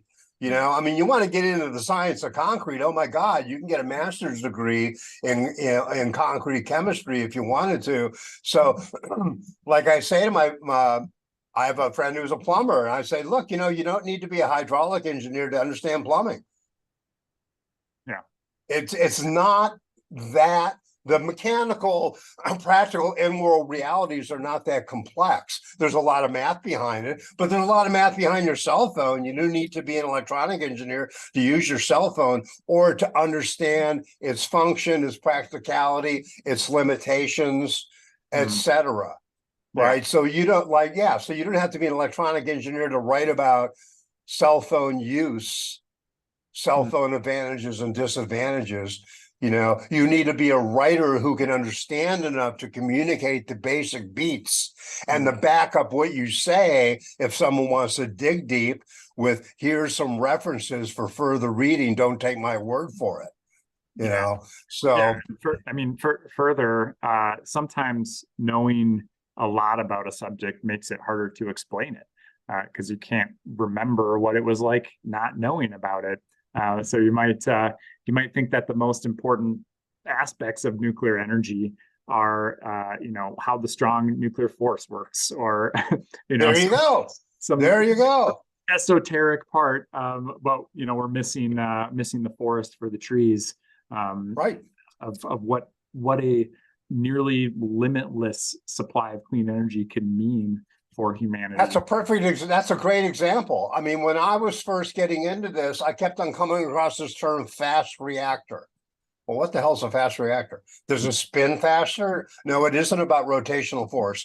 Okay. So I spent 9 hours online one day reading bits and pieces of all these like uber technical things written by people like you said, you know, who are so into the subject that I don't know if you ever saw the old Moby Dick movie where the preacher goes up into this in a Protestant church. He goes up into the preaching thing, and he has a rope ladder, and he pulls it after himself when he gets up there.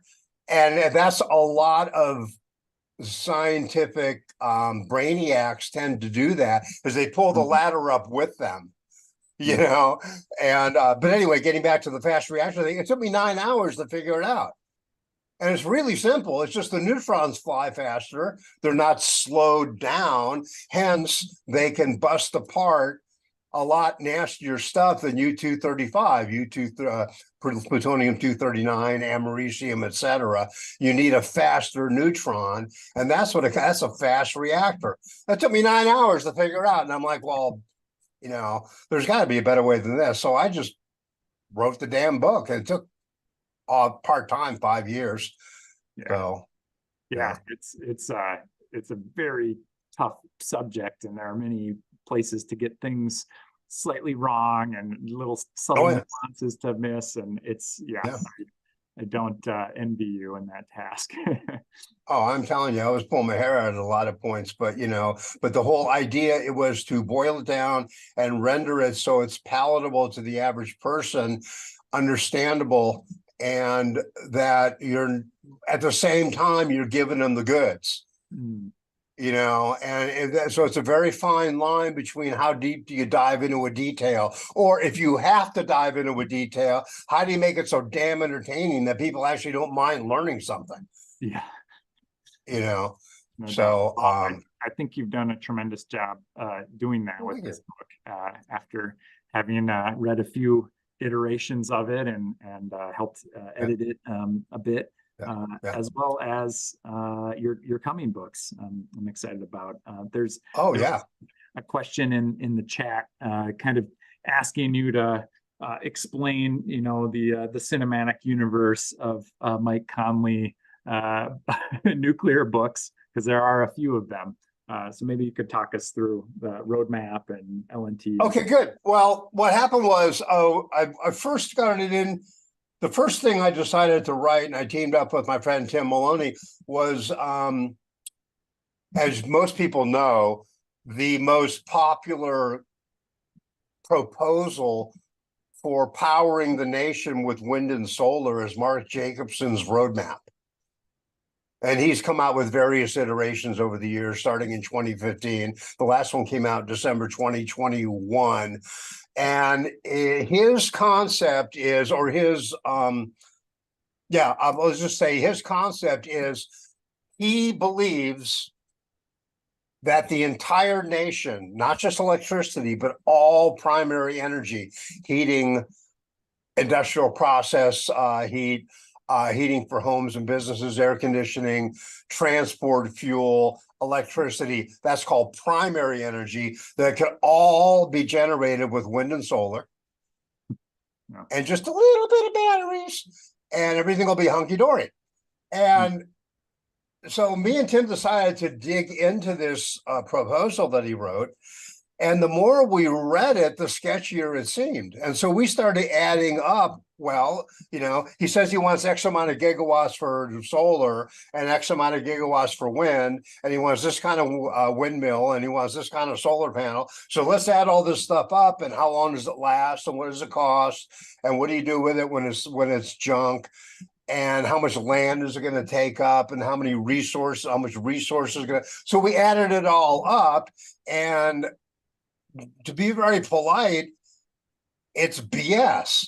I mean, I'll rephrase that. I think it is, we've concluded that it is in principle possible, but so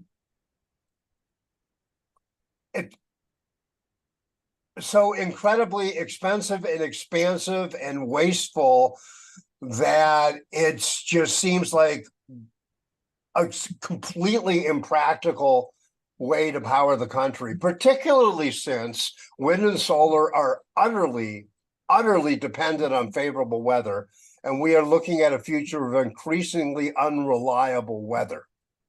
And so the idea of hitching our energy wagon to weather-dependent passive energy harvesting systems seem to be the height of hubris and folly. And so we basically said, well, hell, he's promoting this 100% wind and solar idea, and people are being captivated by it. Cities and towns all over the country are like, oh yeah, we're going to go 100% wind and solar by X date in the future. And so we said, well, to counterpose his proposal, or to put his proposal in perspective, we said, well, heck, why don't we pencil out a 100% nuclear grid? Not that we're necessarily advocating for a 100% nuclear grid. It'd be kind of cool, but you know, he went to the wind and solar extreme, and he said this will work. And so we're like, well, okay, back at you. Let's go to the 100% nuclear extreme and have a little horse race here and see what's going on. And quite frankly, nuclear beats the pants off of his concepts. 5 Ways from Sunday. And we detailed it all in Roadmap to Nowhere. Yeah. So we put it out as an online book in, I think, December 2017. And the only real strong pushback we got wasn't about our numbers, like, well, you don't need that many solar panels, and you're exaggerating his count of the wind and all this other stuff. The only pushback we really got were all the nuclear safety issues. What about the waste? What about the bombs? What about Fukushima? What about Chernobyl? And we realized, well, heck, we needed to write a prequel to Roadmap to Nowhere before we get a reading audience into the pros and cons of nuclear versus renewables. They need to be cleared up on the scare buttons of nuclear. And the result is Earth is a nuclear planet. And so this is basically a big old prequel to what we're now revising as Roadmap to Nowhere. Right. Because Jacobson put out he revised his proposal. So we'd have, even if we didn't do Earth as a nuclear planet, we'd have to revise Roadmap to Nowhere anyway. So the way it worked out is Roadmap to Nowhere, people are like, what about the bombs? What about the radiation? So then we wrote Earth is a nuclear planet, and now we're revising Roadmap to Nowhere. And then there's a little book in the middle. Cut me off if I'm blabbing too much. I have the gift of blab. Well, I wanted to just get a couple points in here. Yeah, sure. You know, for one, you know, Jacobson, I just pulled it up to check. He's still got his 100% solution website up, where the solutions project, where they go through multiple countries, cities, things like that, and put what their 2050 scenario should be to get to 100% renewables. And It's got absolutely laughable things in there, especially when it comes to some of the poor countries in the world. Like you go, like Sudan, for example, he says that Sudan is going to use 65% less electricity than they do today in 2050. And you look at, well, wait a second, how much is Sudan using right now? Right now, per capita, it's less than 50 kilowatt hours per year per person. To put that into context, that's 1/10 of what a refrigerator uses in a year. I have a light bulb. Oh my God. Well, in Sudan, that's a big deal, and good for them, those poor bastards. But yeah, I take your point. Yeah. And just, and to imagine, oh, well, they're the way that they're going to get to a clean energy future is to reduce energy usage.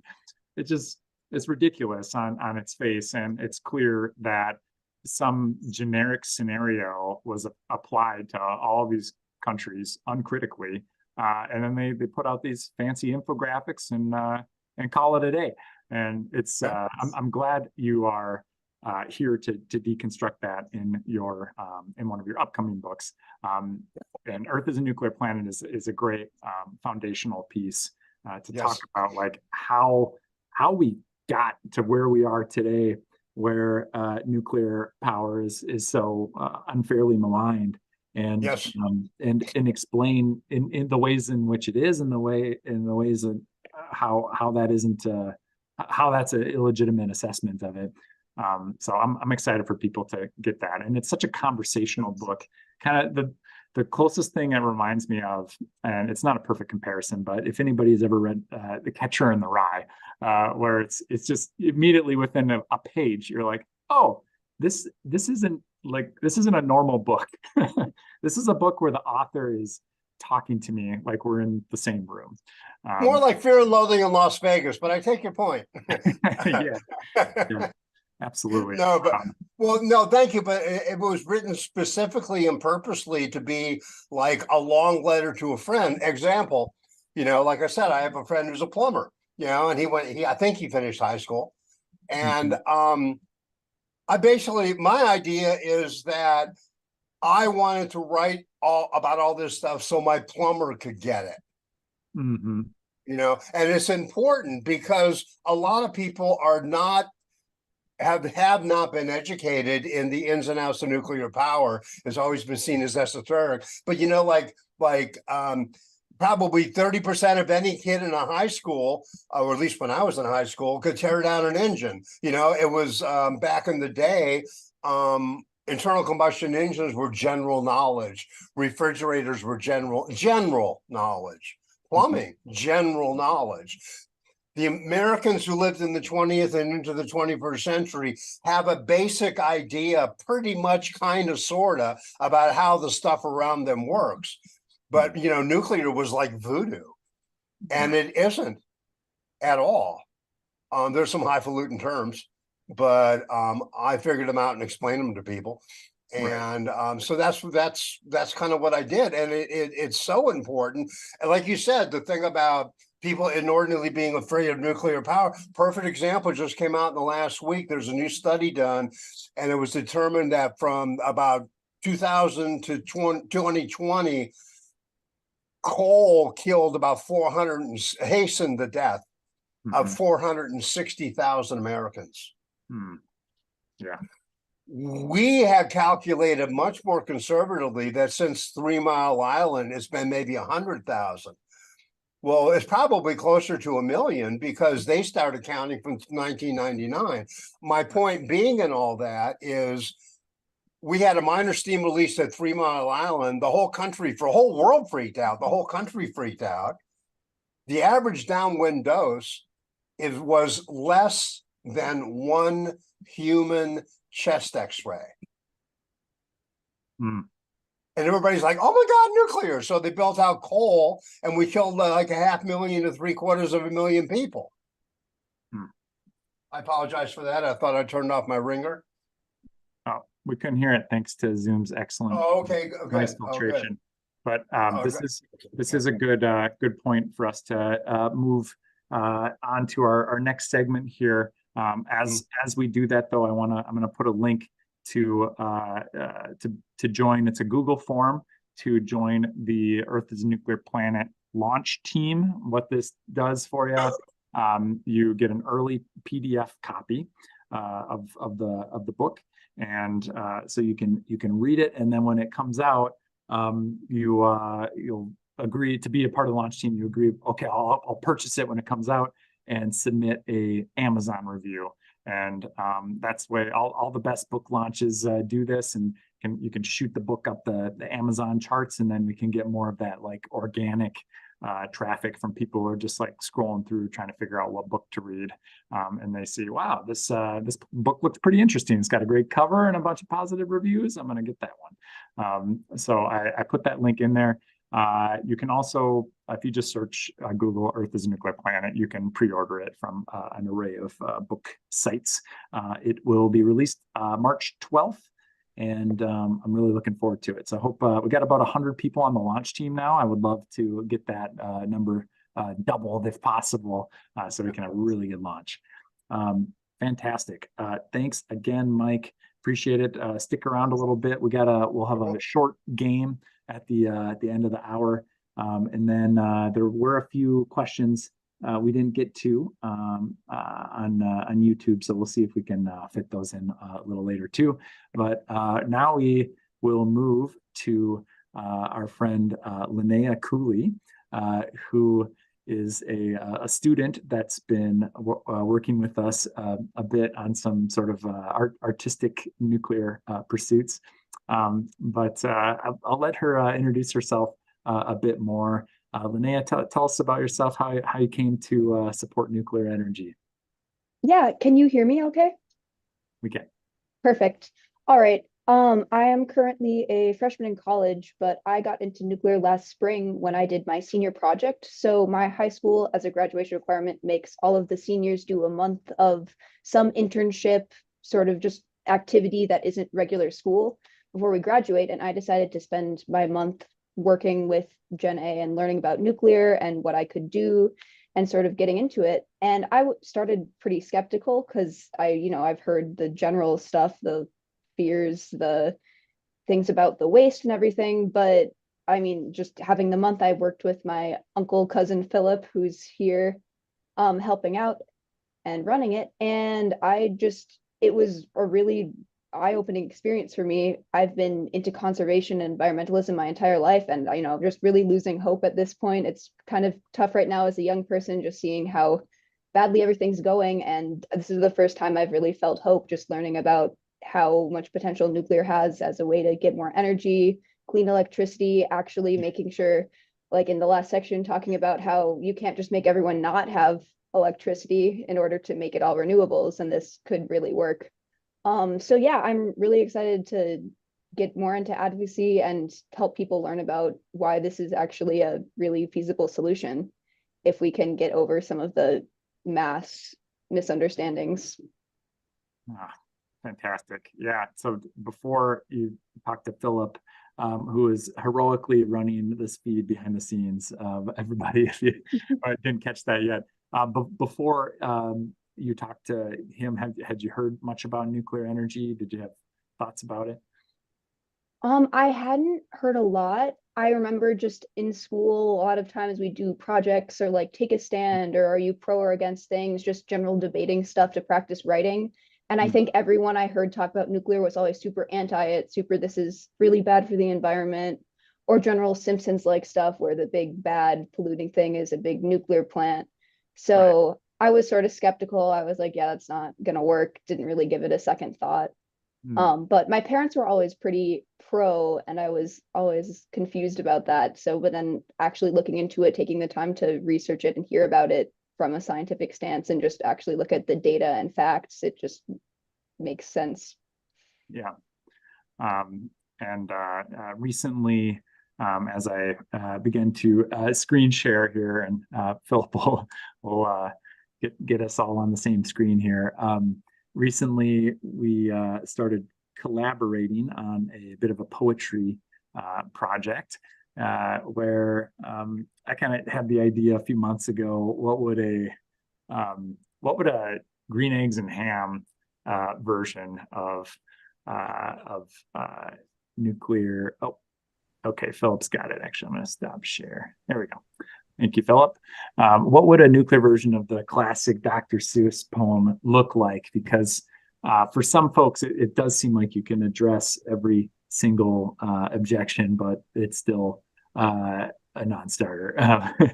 And yeah, you made some very impressive illustrations here. Quite faithful to the original. So very, very cool. I'm wondering, we didn't rehearse this or anything, but I'm wondering if you want to try to perform this. We have the first 3 pages here, and then I have the full text pulled up in a separate window. Linnea, would you be down for reciting this with me? Yeah, for sure. I've got the text pulled up on my phone as well, so I can read off of that. Awesome. How about do you want to be would you like to be the pro or anti-nuclear person? I can be the anti. All right. Okay, great. I think I have this somewhat divided. Okay. All right. So that means you're going to be the anti. So that means I will start. Okay. All right. I am Sam. Sam, I am. Would you like nuclear power, ma'am? I do not like it, Sam. I am. I do not like that nuclear plan. Would you like it without the waste? Or perhaps if it were built with haste? I do not want it if built in haste. Not without waste. It's just misplaced. Would you like it if it's small, with modular parts, one and all? I do not like it, small or big. No matter the type, it's not my gig. Would you try it if it's clean, the cleanest energy ever seen? Not if it's clean, not if it's bright. No matter the pitch, it doesn't seem right. Could you, if it's safe? If meltdown proof, would it still chafe? I would not, could not, for its safety. Even if claimed, it's just too weighty. Oh, goodness. What about the uranium mining? Does that fact keep you declining? Indeed, Sam. That's one reason why. The mining impact, I can't deny. But what if we could see uranium absorbed from the sea? I think you. Oh, sorry. Or use thorium in a new array, or breed fuel in a different way. Still with more. Oh my goodness, there's so many. Would you for its might with 24/7 power day and night? Not for its might, not day and night. My heart for solar and wind takes flight. Could it sway your firm position if it slows fossil fuel emissions? Or if it could bridge energy disparities using abundance to make scarcity a rarity? Could you like it if it's cost effective, making power less elective? I don't care if it saves a dime. It's the principle, Sam, every time. But, Sam, if you will let me be, I will try it. You will see. Say, this is clean and mighty too, and safer than I thought. It's true. Even the waste, it can be managed, and modular parts have their advantage. The mining impact I see can vary. With uranium from the sea, it's less scary. Or thorium use or breeding fuel could change the course of my refusal. And yes, the climate could be eased, energy poverty decreased. Nuclear power, I now see, can bring more fairness, more equity. And its power's always there. Not just when the weather's fair. It's cost effective, that's plain to see, and built with speed, the fear has ceased. I do like this nuclear feast. I would have it, Sam, you see, for its power, clean and free. In a house, in a town, in the sun, or when it's down. With the might of day and night, nuclear energy seems just right. Thank you, Sam, for making me see I do like this nuclear energy. Oh, amazing. All right. I can't wait. I know we gave you this assignment a bit with not quite enough time to get the whole thing done before this, but those first 3 pages are great, and I'm looking forward to the rest. Awesome. I'm seeing lots of appreciation in the chat for that one. That's great. Awesome. All right. I see Mike was raising his hand in the Zoom. Yeah, I just wanted to say that I wrote my book for you, Linnea, And no, really, I mean, seriously, it's like dear Linnea, blah, blah, blah, blah. And my book, every issue that Dr. Seuss poem thing brought up, I cover extensively and entertainingly in the book. If you don't laugh out loud more than once reading Earth is a Nuclear Planet, you have no sense of humor. I thought it was going to be a money back guarantee, but it's no, it's just up to you, Eric. You can try that one, yeah. But no, I got some zingers in there. The book is a humdinger, and it covers all the stuff you talked about. I mean, like sitting here listening, going, "Yeah, that's what I wrote it for. Yeah, that's what I wrote it for. Oh yeah, she'll like this one." Yeah. Oh man, I'm just telling you. Yeah, that's great. All right, so we will welcome back if possible. We got Lila back. I think Mike as well, and we have a short game we can do to wrap up this section here. I realize we got 3 Fission Frenzy games, but only 2 on the schedule, so we'll sneak in another game called Pixel Perfect. We're zooming in, trying to figure out what things are. It should be fun. Okay, and I will begin. Mike, I'm gonna start share, or sorry, Philip, I'm gonna start sharing in a second if that works for you. Awesome. He says he's ready for my share, but am I ready for my share? I am ready for my share. Sharing. Okay, and there we go, over here. Awesome. All right, so here's how the game works. We'll start extremely zoomed in, and then if no one can guess what it is, I'll zoom out, and then first person who can correctly guess what we have will win the point that round. Okay, so here we are, round 1. Anybody know what that is? Not yet. Okay. How about now? If you know in the chat, I'm curious if you guys can get it before I guess. All right, I'll do one more. Oh, that's a baby polar bear. No, I'm kidding. I will not acknowledge until it is correct. Okay, here's another one. Okay, one more. Oh, that's Melty. Ah, there we go. Ding, ding, ding. That's right. Melty the bear. You got it. Our polar bear mascot here. Awesome. Still, available on a lot of our merch on our website. Support our work. That plug in there. All right. So Mike has the first point. Round 2. How about now? How about now? That is a dam. Is that a hydroelectric dam? It is not. We'll continue. One more. Oh, that's a discharge from Diablo. There we go. We got it. That's right. Diablo Canyon. Very good. All right. And some good guesses in the chat here as well. Nice work, folks. Okay, round 3. What is this? Not sure. All right, go a little further. All right. Open. Onward. That's that thing that gets the fuel in and out of the reactor. The crane job reduced on top of the reactor. Yeah, there we go. It's the polar crane that loads the fuel and moves it around. That's right. Absolutely. Heather had it in the chat too. Awesome. Hey. Very, very good. Okay. So I will stop my share there. We have another game coming later on, nuclear headlines. So that'll be fun. And I'm going to stop my share if I can and do that. Perfect. Okay. Awesome. Well, this has been a very fun hour. I see we have our next guest, Robert Bryce, is going to be joining us here shortly. He's in our Zoom room. So I think this is a good opportunity for me thank our partner this hour, which was Friends of Fission. Our guests, Mike, go buy his book, Earth is Nuclear Planet. Linnea with the fantastic artwork.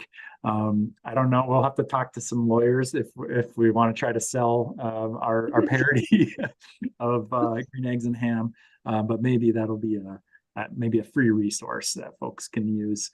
It's been an absolute pleasure. Thank you so much for the work you guys do. And yeah, hopefully we'll see you guys again soon. Thank you, Eric. Thank you. All right. Thanks, everybody. And we'll pause for station identification. You're watching Adam Aid live here, our fundraising live stream. We're having a pretty good day working towards our goal, but can always use, we still need to keep up the energy, keep the push going to reach our goal. We can see since the last time we've checked in, Garrett gave us $25. Thank you, Garrett. Awesome.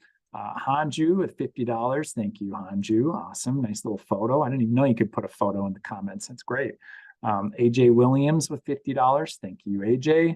Awesome. Rob and Sarah Cooley. Very, very cool. Yes, I am also inspired by Philip and Linnea. And Heather. Awesome. Thanks, Heather. Appreciate it. Very cool. So we have reached 20% of our goal, and we're about, let's see, halfway through our live stream. So we are a little behind where we hope to be. And yeah, if folks are feeling generous, as a reminder, the first 10,000 of this is matched. So that'll help us get there as well. But you can go to the QR code on our screen there, or adamaidlive.com. You can see the URL up here, but easiest to just do that QR code, or adamaidlive.com will get you there, and give us a donation. Also, all donors will receive immediately a coupon code for our best discount for our store, basically selling stuff at cost for you. So good stuff, good way to get some of our new merch. And we have some very nice merch. You can see here also different donation levels, get donation rewards that are seen here. Be a Curie champion, be an Einstein enthusiast, all good options.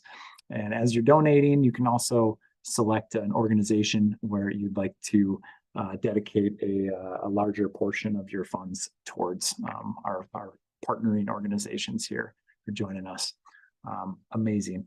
I think with that, we will queue up a nice little video that the Gen A staff put together in preparation for this, explaining why we do what we do and what we do, and thanking you all for tuning in and supporting our movement.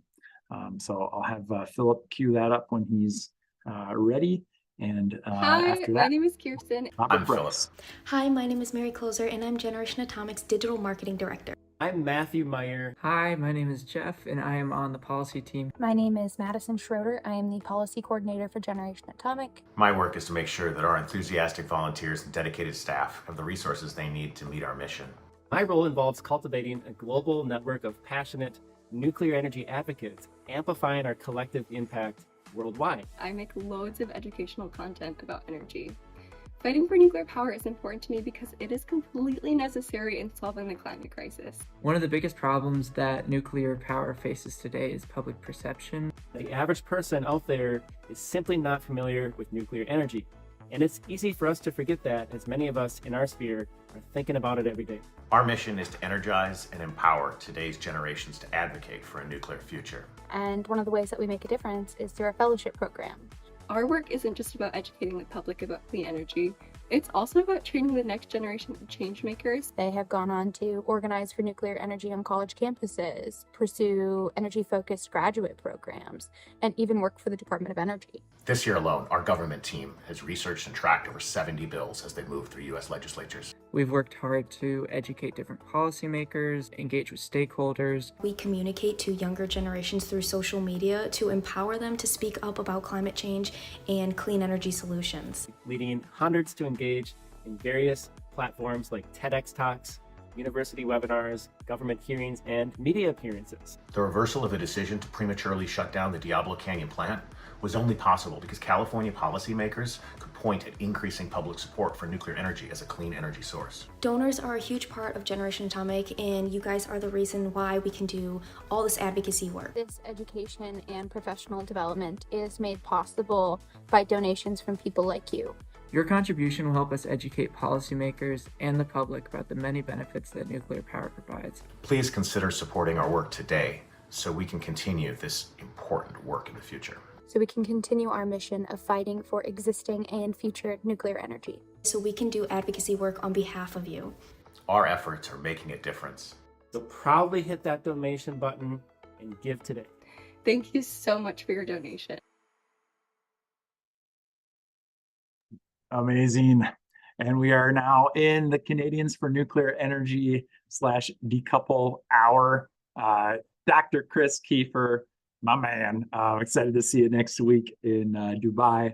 And right now, goodness, welcome to the show. And yeah, I think a lot of people probably know you from your excellent podcast, but maybe give a short little intro.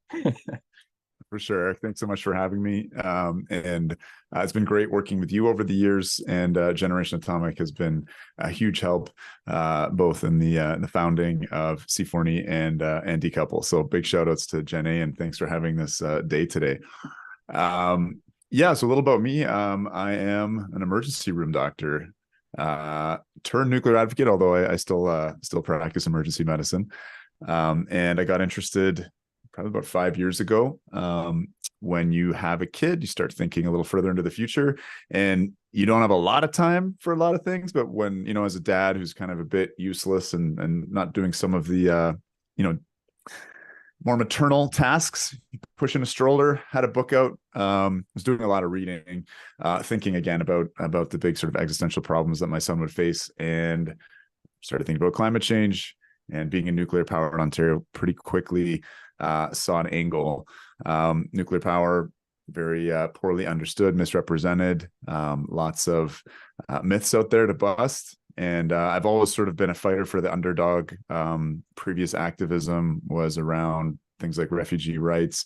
I opened one of Canada's first seasonal agricultural migrant worker clinics. So I'd always been sort of in a kind of humanitarian role in terms of my activism, but that gave me, I guess, some of the energy and fire to move into this nuclear advocacy world and start the Decouple podcast 3 years ago. We're, I think, 215 episodes in, and co-found C4NE, which has racked up a lot of wins over these last few years. So I'll cut it short there, Eric, if that's considered short.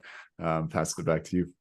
Man, I don't know about short, but succinct and packed.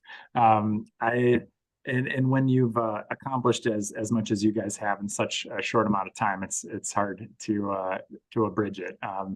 But yeah, your work north of the border has been a constant inspiration for us, and it is actually north of my border too.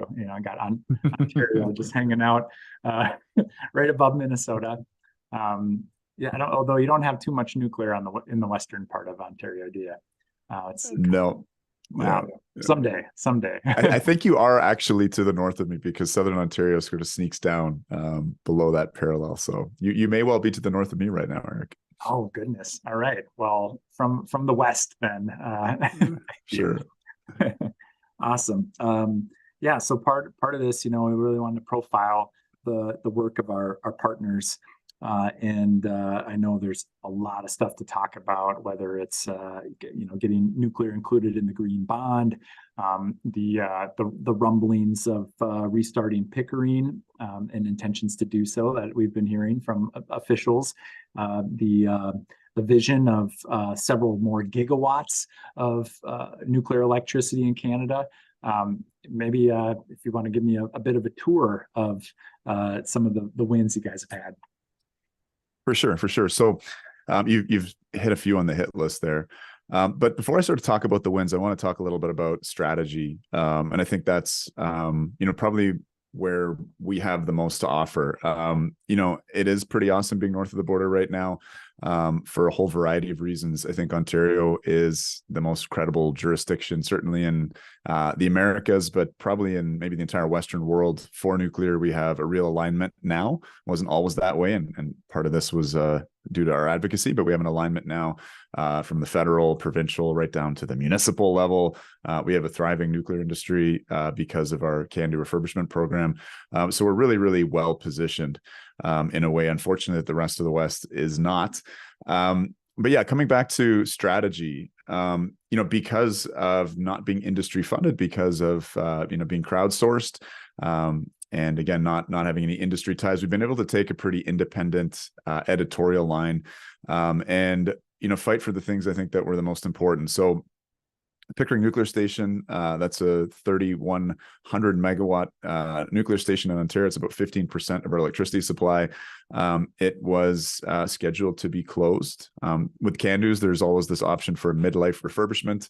At the usually 35 to 40 year mark, we can swap out the core, get another 35 or 40 years of life out of them.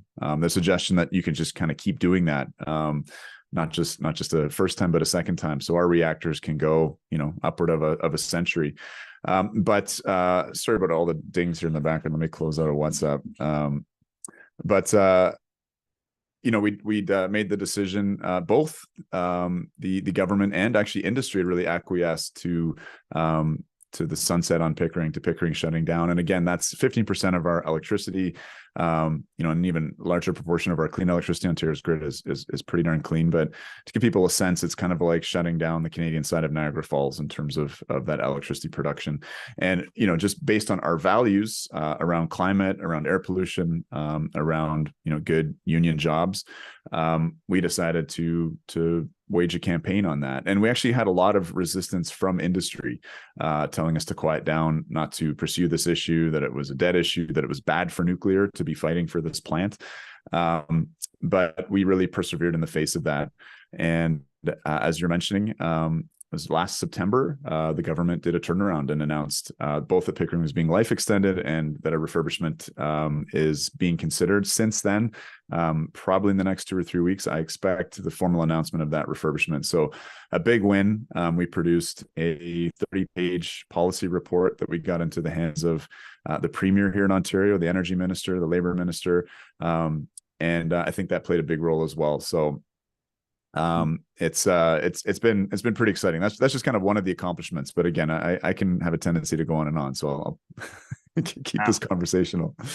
Man, well, there's so much to talk about, and I've learned so much from your podcast, you and your guests. It was kind of surreal listening to the recent SMR mania, or small misunderstood reactors. Just, you know, maybe a week or two before we saw the state of Illinois pass a revised moratorium lift that's just selectively lifted the moratorium for reactors 300 megawatts and less.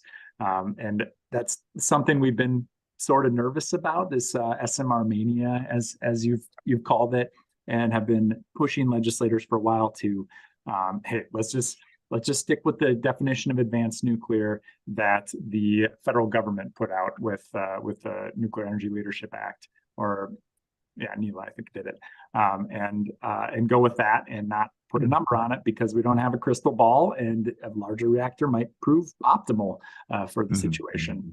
And man, so I guess all that is to say, thank you for helping me and fellow advocates, you know, sharpen our saw, so we can all cut wood a little easier and do our jobs a little easier. And I think that points to a service that Decouple provides, it's an educational tool, but again, that industry independence is really important. I think people probably cast me as being anti-SMR. That I am not. There's certainly a role for SMRs, particularly in smaller grids. But as you mentioned, this kind of mania, this pattern of the nuclear industry, what James Krellenstein, frequent recent guest on Decouple, calls industrial ADHD, where it's like, let's sort of try and sweep aside some of the challenges that we faced, and here's a shiny new object to focus on. I think there's a real maturity that's required with a technology that's this complex, and frankly, it is difficult to deploy. We need to work on that. But Decouple, I think I've always envisioned it as a think tank, a place where we can really develop some key ideas, and particularly heterodox ideas, not for the sake of being heterodox. It's important to be heterodox and right, not just heterodox for the sake of heterodox. But I'm proud to have had the people that I've had on, and to have had an editorial line. Some people may feel that I'm off on a few things. I'm happy for that. I think we need to have a robust discourse, even a kind of battle of ideas. We need to hash out some of the things, and I think get past some of the sacred cows or the taboos or the dogmas that are out there. So Decouple really exists, in part to provide that service. Yeah, and that it does. And I think we're all looking forward to your reporting at COP, and seeing what kind of hijinks, what foreign minister you can ambush in a hallway, and get to expose their hypocrisy. There any plans you can shed some light on? Well, I can't give away any of my ambushes, but yeah, you are referencing a pretty entertaining moment when we were together in Glasgow at COP26, and the Minister of the Environment and Climate Change for Canada, Mr. Stephen Guilbeault, was coming out of a World Wildlife Federation pavilion, fresh from a talk on powering past coal. And this is a guy who's just, been what I called a principled and consistent anti-nuclear activist. I opened the door for him, and Jesse Friesen there was his camera, and we captured a pretty great interview, basically challenging him on whether his anti-nuclear priors would cloud his judgment in the face of the emerging scientific consensus on the need for nuclear. It went viral, and got a lot of Canadian media attention. And I really think that was a moment where we started to see a shift in how nuclear was covered, and there wasn't this need to always bring on an anti-nuclear advocate to sort of balance the story, where we're starting to see some of the anti-nuclear advocates lose their credibility, as their narratives are exposed as being more and more unscientific. So yeah, nothing like that planned. These things tend to happen spontaneously, as that one did. But yeah, we have the whole Decouple team there. So it's going to be exciting. We've got a tour, and we're going to be doing, I think, about 12 hours of filming at the Baraka plant. So yeah, pretty stoked about that. Oh man, that's going to be great. Very excited, and also excited to bring on a friend of ours, and also somebody I've learned a lot from over the years, whether from reading the words he's written or listening to the ones he says. It's Robert Bryce, who's going to be joining us here. Hey, Robert, nice to see you. Howdy. I didn't warn you, but on this live stream, we force our guests to introduce themselves. So go ahead. Oh, really? Okay. Well, do you also, let me see. Robert, maybe I'll put my name correctly there. It's Robert Bryce, B-R-Y-C-E, but I'm not, it's okay. I don't want to hold too much on form here. Yes. Well, thanks for having me. And you got Dr. Chris Kiefer, one of my favorite people, one of my tallest friends, one of my most, accomplished friends in terms of promoting nuclear energy. What he's done in Canada is just remarkable. He didn't do it by himself, but Canada, I think, is leading the world now in terms of new deployments and new commitments to nuclear energy. And Dr. Kiefer deserves a lot of the credit for that. So congratulations to him. Who am I? I'm a dad. I'm a husband. My wife, Lauren, and I have been married for 37 years. She's amazing. I'm incredibly proud of her. She's a teacher, an artist, photographer. We have 3 great kids, Mary, Michael, and Jacob. They're all above average, and they'll love them all dearly. They just are wonderful. I'm a reporter. I don't call myself an expert on anything. I report on the energy and power sectors. I'm an old newspaper guy from back when. I've written 6 books. I have a podcast, Power Hungry Podcast. There it is back there. Both of you have been on the podcast. I have a new podcast coming out, I think today, with George Yates, who is an oil and gas guy in Dallas, who's talking about trying to develop natural gas in Britain, given what's going on there. Had Catherine Porter on last week, and I'm going to have Miss America, Grace Stanke, on the podcast here very soon. So I interviewed her just a few days ago. She's very impressive and really knows her stuff when it comes to the nuclear business. So so that's what I do. I'm a reporter. I'm a podcaster. I'm a film producer. I have a new film coming out, in fact, and both of you are in it. In fact, it's called Juice, Power, Politics, and the Grid. So it's Old Home Week here. In fact, I was just recording the voiceover for that docuseries, which will be out in January. So how's that? Is that enough? That's great. And we'll get an audio preview. So there you go. We get an audio preview of what's to come here. Or we're going to see the world premiere of about 5 minutes of one of the episodes. Oh, good. Yeah. Very excited to share with everyone. And Tyson Culver, the filmmaker behind the original Juice film and this docuseries, will also be joining us at COP. And his work is fantastic. So I'm very excited for folks to see this. And I think maybe we'll play it now, and then we can discuss, and maybe you can field a few questions about it afterward. Sure, of course. And just a quick promo. It's called Juice, Power, Politics, and the Grid. We thought about doing a feature-length film, which was what we did with our first documentary, Juice, How Electricity Explains the World.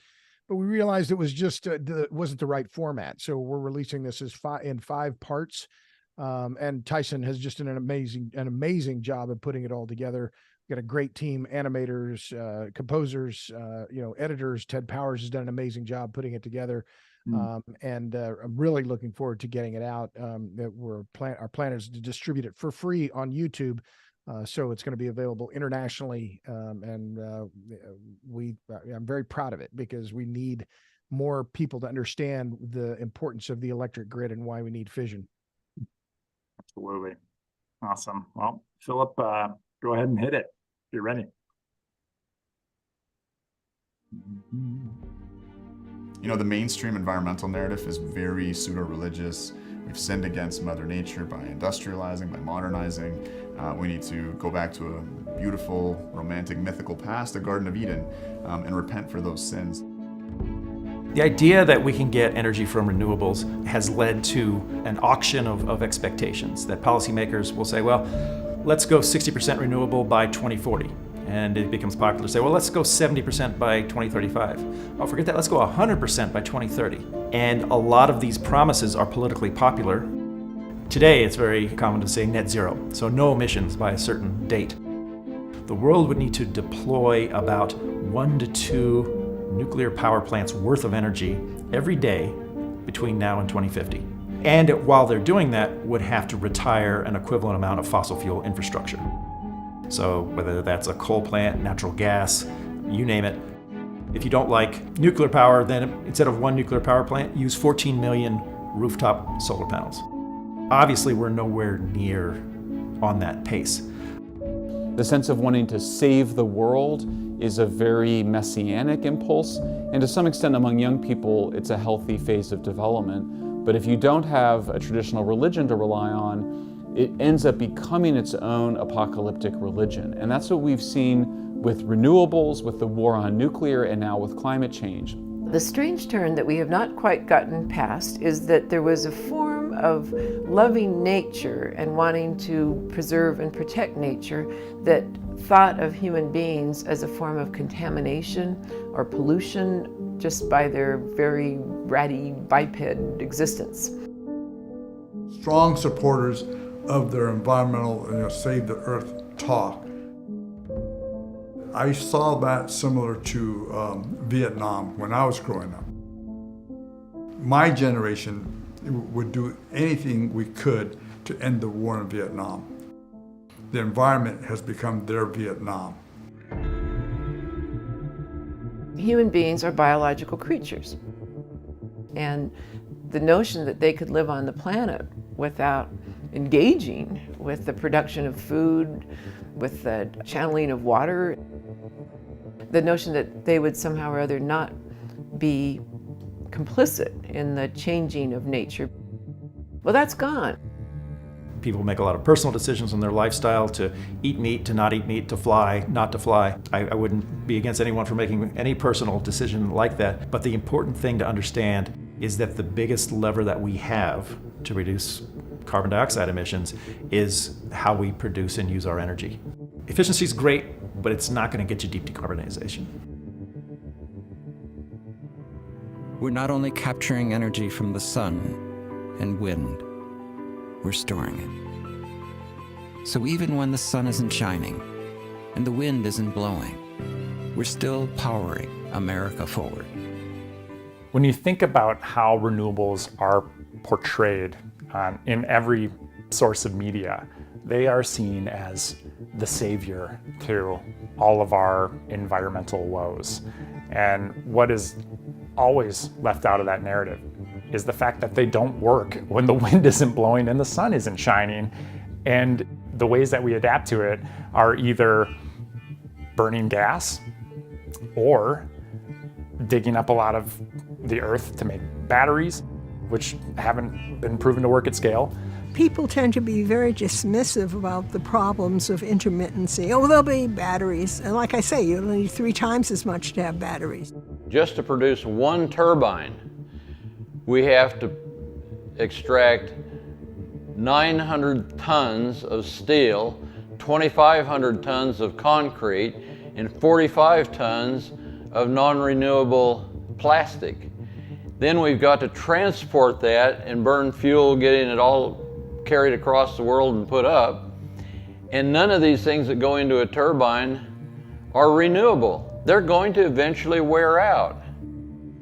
300 to 400 times more land is required to produce the same amount of electricity from solar and wind as from a nuclear power plant or from a natural gas power plant. They involve killing endangered eagles, they involve killing endangered tortoises. When we realize it's less harnessing and more exploiting, it doesn't feel as good. In every form of energy production, the phrase out of sight, out of mind is a problem in decision making. You cannot be so insistent that you get what you want in the way of services and resources and commodities, and you don't have to notice, much less take responsibility for any of the impacts. Back in 2010, renowned energy analyst Václav Smil calculated that meeting existing U.S. electricity demand with wind energy alone would require a land area twice the size of California. You know, for decades, the credo of the environmental movement has been small is beautiful. Renewables are anything but small.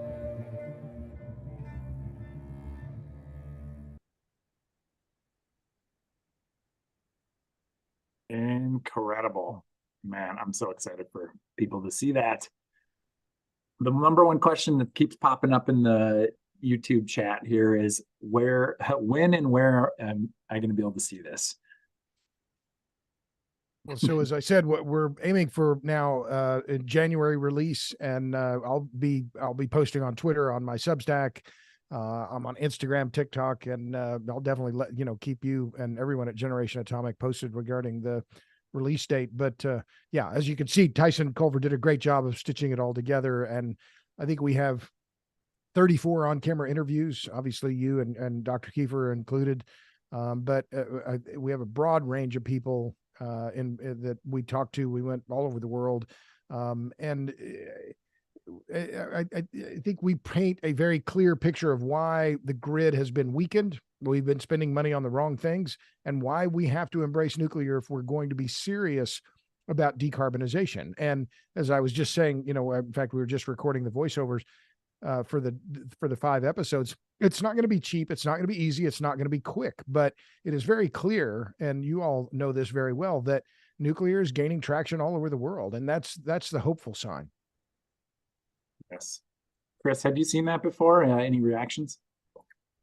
No, this is the first clip that I've come across so far. I think it's great. I'm a little biased, but yeah, I'm really excited for the premiere in January. Yeah, same. And yeah, Tyson gave me sneak peeks of all 5 episodes, and it's the arc that it travels is quite inspiring. I love the format too. Just shorter videos are so much more accessible to most folks. So well, and that was part of our calculation in terms of the marketing and just the format that each segment is about 20 minutes long, and that's more we're all busy, and so having 5 20-minute segments is much more I think it's more palatable to the modern consumers. It's not Martin Scorsese's new movie 3.5 hours. It's 20 minutes, right? And people generally can squeeze those in. One quick point, and we didn't, that's not part of what you showed, but one of the parts of the film that I'm most proud of is the segment we have on the Osage tribe in Oklahoma. I'm from Tulsa. I'm long and deep roots in Oklahoma. My great grandfather homesteaded in Oklahoma during the Cherokee Strip land run of 1888, both on my mother and my father's side. And so I've known about the Osage tribe's fight against NL over the wind project that was put on the traditional tribal land without their permission. And this is very reminiscent of Killers of the Flower Moon and what happened in the 1920s, the Reign of Terror, where outsiders came in and took advantage of the tribe because of money. And the same thing happened here. And so, as I was pointing out, and I haven't written about this yet, but this is the longest running legal battle over wind energy in American history. The tribe has been fighting this project now for 12 years. So it's a remarkable story, and one that it really has not been told in legacy media outlets because, again, it doesn't fit the narrative about clean, green, renewable, all of these marketing terms that we hear about wind and solar. Yeah. Do you feel like that message is getting through, or are you seeing, almost cancel culture for anyone willing to I don't think so. I think we are seeing a definite change in sentiment, and I see it. I report on it all the time, and in the renewable rejection database, which I'll happy to tout. I've been collecting these rejections or restrictions of wind and solar projects across the country now for more than a decade. And the tally now, we're over 460 rejections of wind energy in the U.S. About 150 rejections of wind and solar, or 160 rejections of solar, and over 430 rejections of wind. So it's happening from Maine to Hawaii. One of the most recent ones was in Harvey County, Kansas, where they put a moratorium or a prohibition on all new wind and solar. So all these ideas about, we'll just put it out there, in flyover country. No, rural America, rural Canada, Ontario, where Chris lives, been in one of the hotbeds of resistance to wind energy. So one of the key problems and one of the reasons why I'm so pro-nuclear is small footprints. And that's what we need. That is green. Small footprints are green. Absolutely. Great. Well, I'm as we wrap up this section, and we're going to do a short break for station identification, talk about why we're here, and then we'll come back in just a couple minutes for a game with the most amount of players we've had all day. So I'll introduce those folks in a moment. Thank you again, Robert. Thank you, Chris. We'll see you guys in a couple minutes for the game. My pleasure. Awesome. Thanks, Chris. We'll screen share. All righty. So here, yes, why are we here? It's Atomade Live, baby. And we are here raising money for nuclear advocacy, not just for Generation Atomic, but for all of these incredible organizations. When you donate, you can either leave this open and have your donation be doled out to all of our participating organizations, or you can select one of these boxes to have a larger portion sent to your organization of choice. So for this hour, it would be Canadians for Nuclear, right? There are rewards associated with donating. things like stickers and mugs and sweatshirts and card games at different levels. So, it's not something for nothing. And let's check on our goal here. So we are at $5,220, 21 supporters. Thank you so much, all 21 folks, 20% towards our goal. Looking on the stream here, we got about 55 people watching right now. So folks who are watching, if you haven't given yet, think about how much this cause means to you, and if you can support it financially, make sure we can keep doing the good work we are. Since the last time we checked in, we got a couple new folks. The Tremaine clan, thank you Tremaine clan for $100 here, and some comment there thanking all the volunteers and advocates, and Andrew K from the UK, I believe, telling us to keep up the good work. Thanks, Andrew, and thanks to everyone else who gave. All right, so with that, I will open up our next game, which is a bit different than our previous ones. So this is a game called Quiplash, and what it is is a game where folks actually have to sign in on either their cell phones, like a different device there, or another browser window could also do the trick. And you have to go to a website called Jackbox TV. And the audience will eventually also be able to join and vote on the answers that our contestants will provide. So first I need to start the game and give folks a code to sign in with. So let's see. Okay, so here's our code and get our special episode in there. And now, so friends in the chat, we have people like Rob Loveday, see on your screen. Very good friend of mine in the UK. He was so helpful. Hey, Rob. He's been working with our communication team for a couple of years and joined us in Glasgow. Oh man, so excited to have Rob here. We also see on your screen Wendy Simon Pearson. She's the newest member of our board of directors and all around awesome person. She's a lawyer in the nuclear space. She made me promise that there would be no questions about the technical workings of a nuclear plant, and I did so, and there shan't be. And great. We have Linnea back as well for our game. Fantastic. We also see signed in Alyssa Hayes. Fantastic. You don't see her on her screen, but she is here and can probably speak on audio. Alyssa, amazing volunteer, and great advocacy work saving Illinois nuclear plants. Fantastic. We have a few other folks joining as well, probably from our Roberto. That's got to be Robert Bryce, actually. Very nice. And I think, is that everyone? I just want to double check before I click everyone's in here. I'm not seeing Chris in here yet. Chris, are you able to sign in for our game?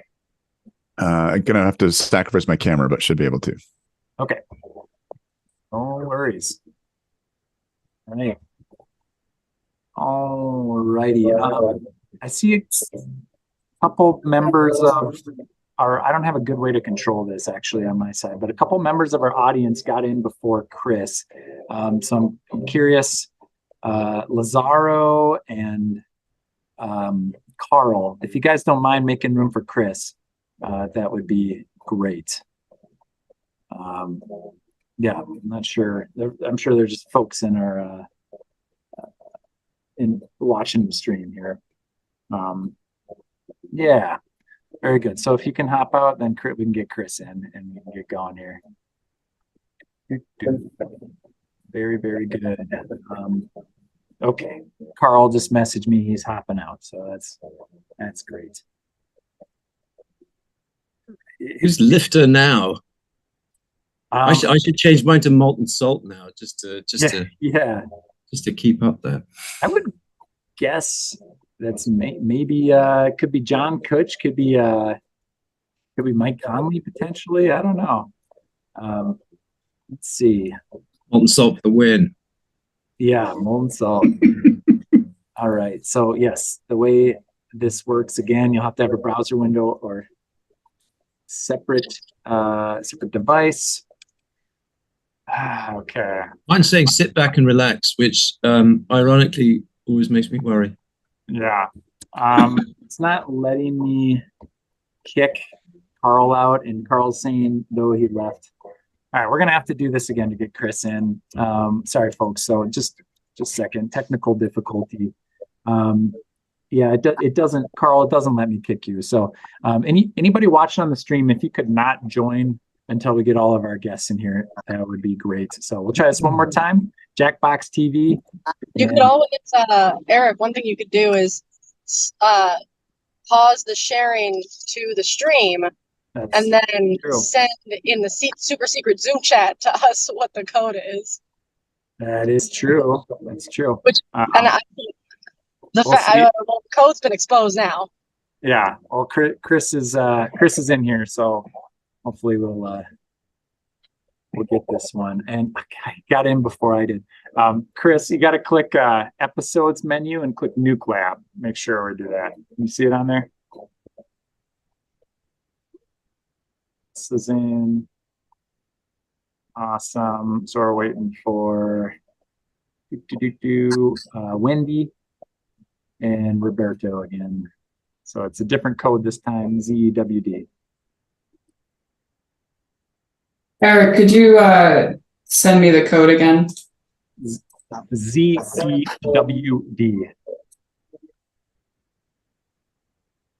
Right. Dude. There we go. And Roberto's in. Fantastic. All right. Chris, I think that's everybody. You can click everybody's in and let's do this. All right. All right, Chris, you got a everybody's in button. You can go ahead and click that. Hey, Cliff. All right, cool. You got Cliff Gold too. Great.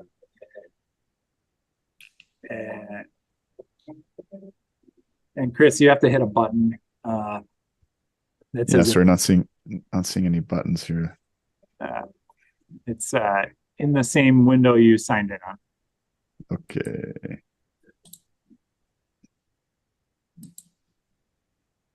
Went from being the last to the first and kicked me out as a VIP. Oh man.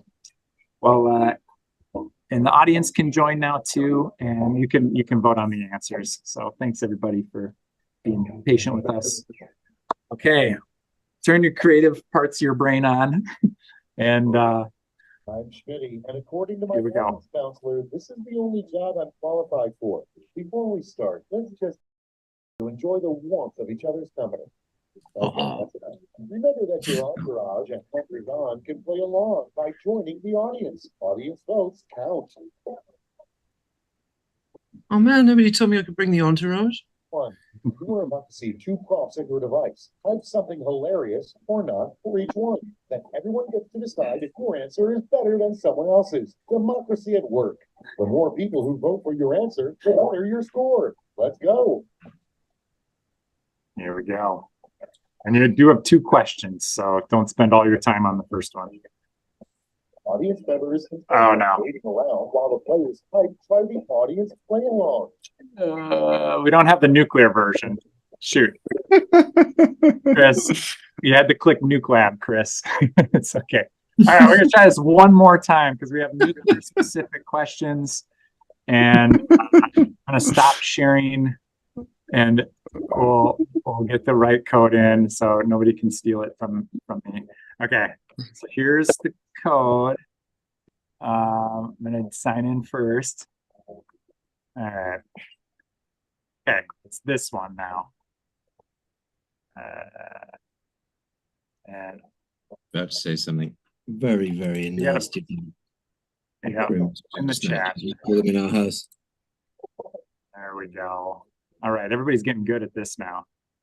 Awesome. Yeah, we're veterans. Let's start our screen share. Very, very good. And yeah, the new code, everybody, is IHKQ for our audience members. You can join in. Fun. We're doing this nuclear version. All right. And let's roll.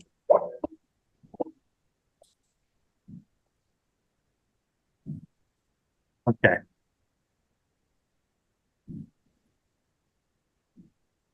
Whiplash. It's time for Quiplash with your host, Josh Schmitty Schmitzenstein. Who's me? Oh, that's me. I'm Schmitty. I knew that. I want each of you to give 110%. I got a lot of money on this. Round one. You'll score points based on the percentage of people who prefer your answer. Have at it. All right, let's do this. Audience member, while players are typing in their answers, try the audience play along. Ooh. What? Just to elaborate, our question says, if nuclear energy had a dating profile, what would it say? Yep. It's not what you can necessarily see on your screens. Right. Think of yes. something. We'll see them later. No worries. So we just go through and we answer as many as we can? There's just two. So okay. Try to come up with whatever funny answer you can think of. Think. Can't think of anything.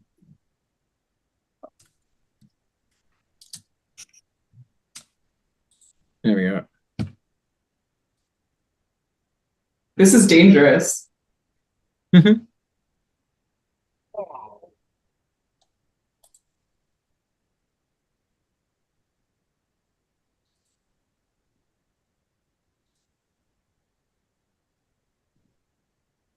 Actually, uranium energy density is a great brand name for extra large condoms. All right, we got about 10 seconds left. Did they come up with their own? Like nuclear is just a choice in this game? I wrote the nuclear questions. It's on the table. First one. All right. Uranium or cologne, what would its tagline be? Make energy spicy, nuclear power distraction. Nice.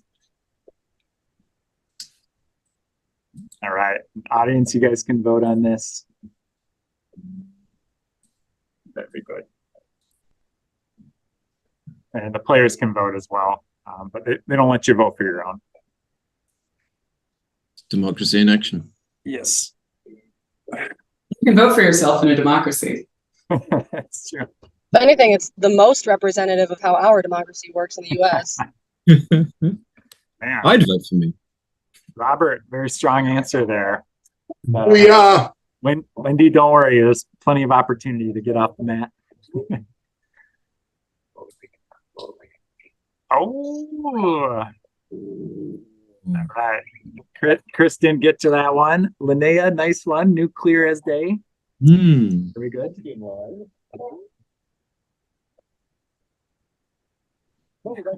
Jesus. Ooh, tough one. Ooh. Same brainwave, I see.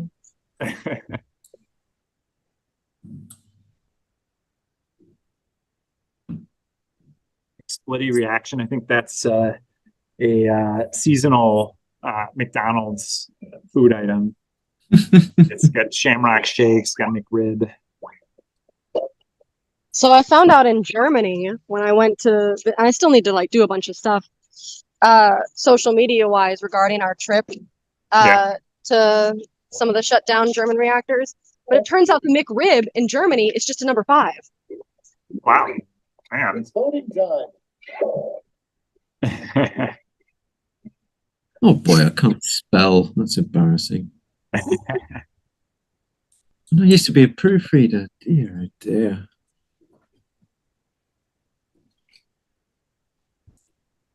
Very nice. Good job I'm not anymore. Man, Rob wrote a great skit in COP 26. Yes. Hard. Oh, man. Next.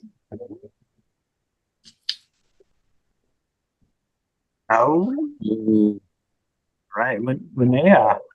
Winning by default. Yeah. These are not my best work, but Hey, A win is a win.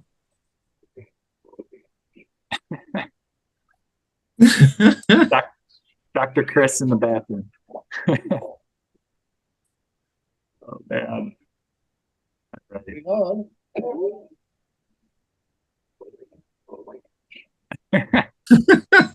So safe. Oh, hang on. That didn't come up. I'm sure I didn't. Maybe it ran out of for time. that. It's all right. Maybe I didn't. Warm up round. We gotta stop telling people like, oh, let's bring up safety when nobody asked me about it. It's so true. by default. Yeah. It's like on a first date, telling someone that nobody's ever died on a date with you. All right, you guys can catch up. I promise I've never poisoned any of my first dates before. I promise. Bring them on.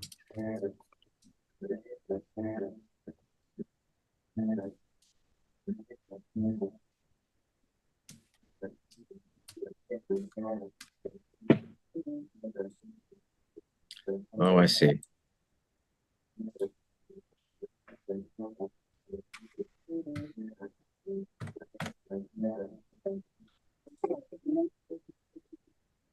There we go.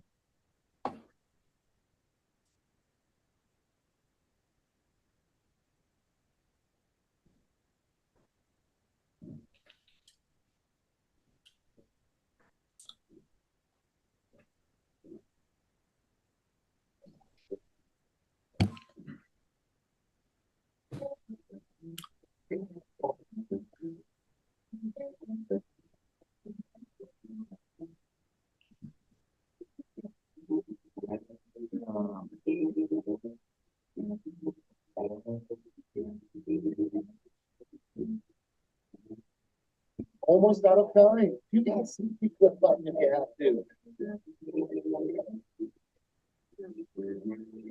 Okay, so I probably did that too quickly this time.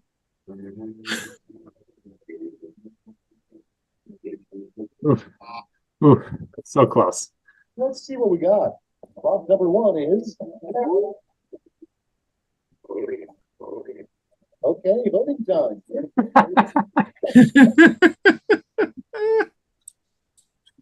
Oh my God. That's a good one.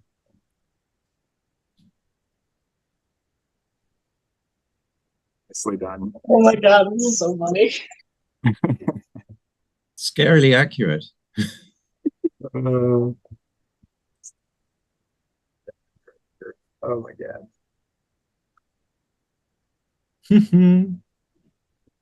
Thanks. That's a good one, Linnea. Thanks. That's close. Wendy still got some points. Nice. Next up. Vote away.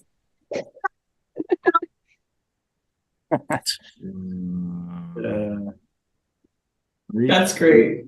Twitter handle. I didn't say that one on the comp. Yeah, there we go.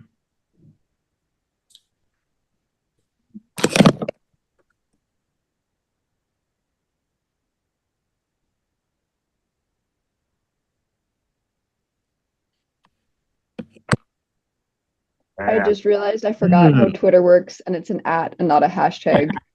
I should definitely know that. Well, it's not even Twitter anymore, so Yeah, I guess it's X. anything goes. Formerly Twitter. I refuse. Is it X? Because it is soon to be an X social platform. See, social platform is no more. It has ceased to be. Very nice. Being I wrote these prompts, I should have been able to I could have prepared ahead of time and come up with some good ones. But stuff. Painfully non-native, but then again, I did it way too quickly this time. A few weeks ago, I said out loud, I think I'm going to buy an hour of Perlmutter time, so that way I can try to install guitar on some Podman containers on the GPUs. What does any of that mean? Yeah, I don't know. That would have taken the cake for that one. I like Hafnium. That's good.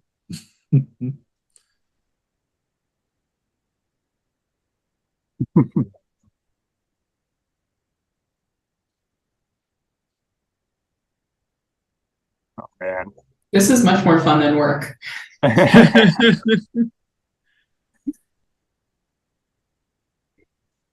Oh, a lot of these are pretty heated.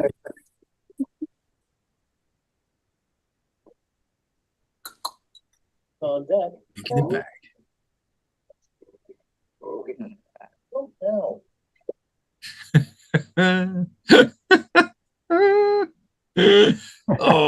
tough.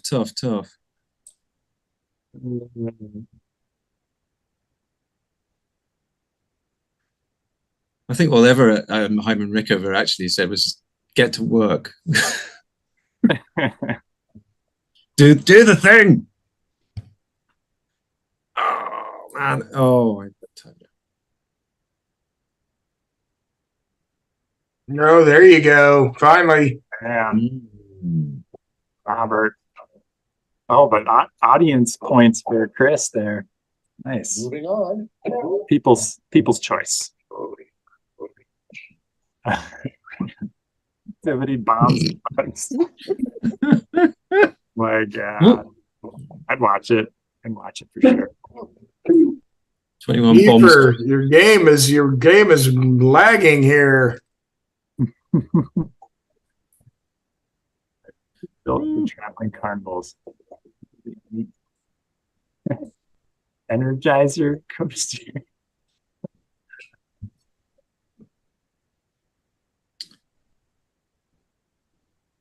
Oh man.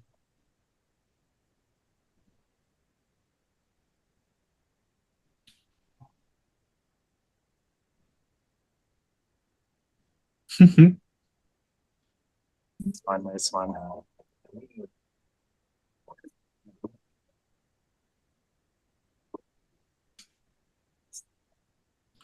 Round 2 is now complete. Let's see where we landed. What are we doing here? Okay. Ooh, I'm moving up. Yes, moved up an entire place. All right. So this last round. Round 3, the last letter. Everyone's taking aim at the same prompt this time. This is not nuclear themed. I'll just warn you. There's no way to make the last one nuclear themed. So just got a random oddball thing here. Ah man. Okay. Let's see.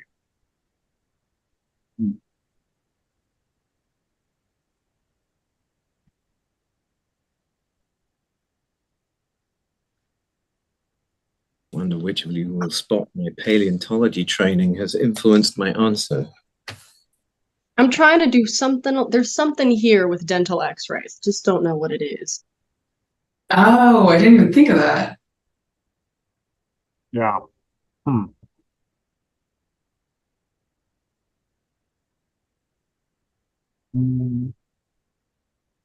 Harder than it looks, audience. It's harder than it looks. It is.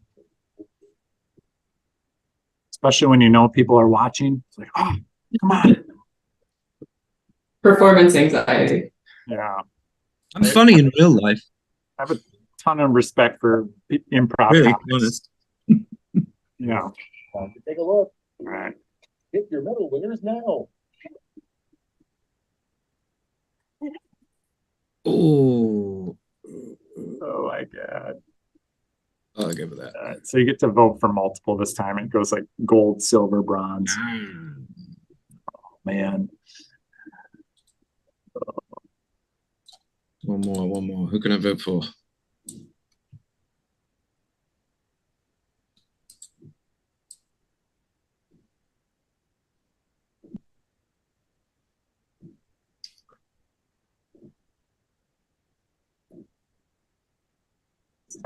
It's hard choices. Hey, mine wasn't an option. Oh yeah, you can't vote for yourself. Oh, okay. Right. Yeah. I forgot. Oops. Okay, let's see who got those medals. Bronze first. Show me the silver. And now the gold. Great. Let me just throw those medals into points for It's you. all very equitable. There's squash.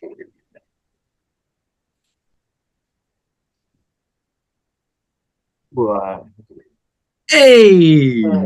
You see if how that affected our final score here. I would watch Sabertooth fencing. That sounds like yeah. Love. Oh, Rob into the lead. Whoa! Nicely done, Rob. Thank you. I'd like to thank my family. I'd like to thank the Academy. Amazing. Oh my gosh. Now I'm feeling competitive. Can we have a rematch? Never underestimate the power of a crap pun. We are planning on playing this one more time at the top of the bottom of this next hour here. So if you stick around, absolutely. But I will stop the screen share here in a moment. And my goodness, that was a lot of fun. Thank you for letting me subject you to that improv exercise. Bunch of STEM people here. And of course, our humanities guy, Rob, with the W. But I gotta say, yeah, everybody. Paleontology masters. It was very competitive. It's very close. Yeah, awesome. Well, thank you again to Canadians for Nuclear Energy and Dr. Chris Kiefer, gracing us with your presence and all the good work you guys are doing. Also to Robert Bryce, excellent writing, great filmmaking. My gosh, I'm excited for that series to come out.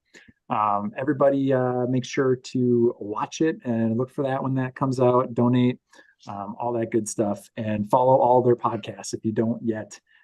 So for the 50, 60-ish people that are watching the stream here, yeah, get in there. All the podcast platforms, Decouple Podcast, Power Hungry, YouTube. Decouple is a great YouTube channel as well. Get in there. Awesome. Thanks again, guys. Any final thoughts before I turn you loose back to prepping for COP? Thanks for having us on. Awesome. Yeah, thanks, Robert. And Chris? Let's see if your audio is working. Doesn't look like it is at the moment. Kiefer used to be a podcaster. Yeah. He's muted himself. Yeah, I'm not sure. Maybe it's something Philip has to do on his end because it looks like he's unmuted over here.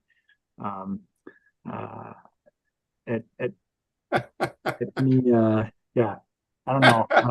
It's always bound to be. So thumbs up from Chris. Thank you, Chris. Thanks so much. Yeah, looking forward to seeing you next week in Dubai. Very cool. Cool. All right, guys. Well, thank you so much. We'll see you again next time. Great. All right. So this is a good opportunity for me to again remind folks why we're here. We are here to raise money for nuclear advocacy, and to do that we have this QR code in the bottom right corner of your screen you can scan. We got the animatedlive.com. Go to either of those, they go to the same place, and you can see that we have already raised about $5,500, almost getting there, getting close for our cause here. And we have the first 10,000 is matched. So I'm really hoping we can get there. With your help, you can double your donation. We'll screen share the donation page again. Since the last chat. We got another $100 from Heather. Amazing, Heather. Thank you very much. Awesome. And Cliff, thank you. $100 going nuclear. And that brings us to 21% of our goal. We got a couple hours left. We'll see if we can pick up the pace and get there. Very, very cool. And appreciate all our audience for your many great comments as well. Very, very cool. Sweet. So yeah, go there. And I think we might want to play our video one more time, Philip. Maybe we'll toss that one in there just so I can get a sip of water. We have a video from our Gen A staff talking about why we're doing what we're doing. And hi, my name is Kirsten. I'm Philip. Hi, my name is Mary Closer, and I'm Generation Atomic's Digital Marketing Director. I'm Matthew Meyer. Hi, my name is Jeff, and I am on the policy team. My name is Madison Schroeder. I am the policy coordinator for Generation Atomic. My work is to make sure that our enthusiastic volunteers and dedicated staff have the resources they need to meet our mission. My role involves cultivating a global network of passionate nuclear energy advocates, amplifying our collective impact worldwide. I make loads of educational content about energy. Fighting for nuclear power is important to me because it is completely necessary in solving the climate crisis. One of the biggest problems that nuclear power faces today is public perception. The average person out there is simply not familiar with nuclear energy. And it's easy for us to forget that, as many of us in our sphere are thinking about it every day. Our mission is to energize and empower today's generations to advocate for a nuclear future. And one of the ways that we make a difference is through our fellowship program. Our work isn't just about educating the public about clean energy, it's also about training the next generation of change makers. They have gone on to organize for nuclear energy on college campuses, pursue energy-focused graduate programs, and even work for the Department of Energy. This year alone, our government team has researched and tracked over 70 bills as they move through U.S. legislatures. We've worked hard to educate different policymakers, engage with stakeholders. We communicate to younger generations through social media to empower them to speak up about climate change and clean energy solutions. Leading hundreds to engage in various platforms like TEDx Talks, university webinars, government hearings, and media appearances. The reversal of a decision to prematurely shut down the Diablo Canyon plant was only possible because California policymakers could point at increasing public support for nuclear energy as a clean energy source. Donors are a huge part of Generation Atomic, and you guys are the reason why we can do all this advocacy work. This education and professional development is made possible by donations from people like you. Your contribution will help us educate policymakers and the public about the many benefits that nuclear power provides. Please consider supporting our work today so we can continue this important work in the future. So we can continue our mission of fighting for existing and future nuclear energy. So we can do advocacy work on behalf of you. Our efforts are making a difference. So proudly hit that donation button and give today. Thank you so much for your donation.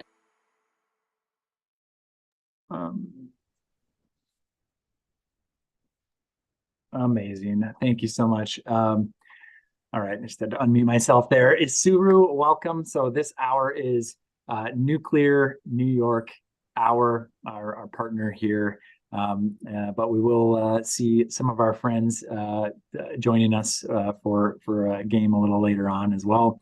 But Suru, it's been great working with you over the years, trying to save Indian Point from early shutdown and then raise awareness of what a tragic mistake it was to do that.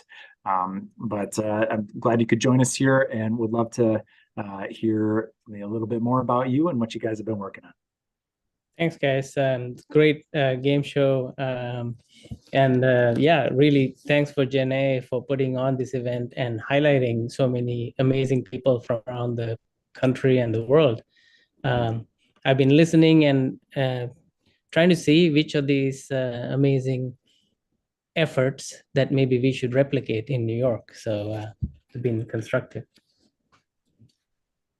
Yeah, maybe I'll do a little presentation and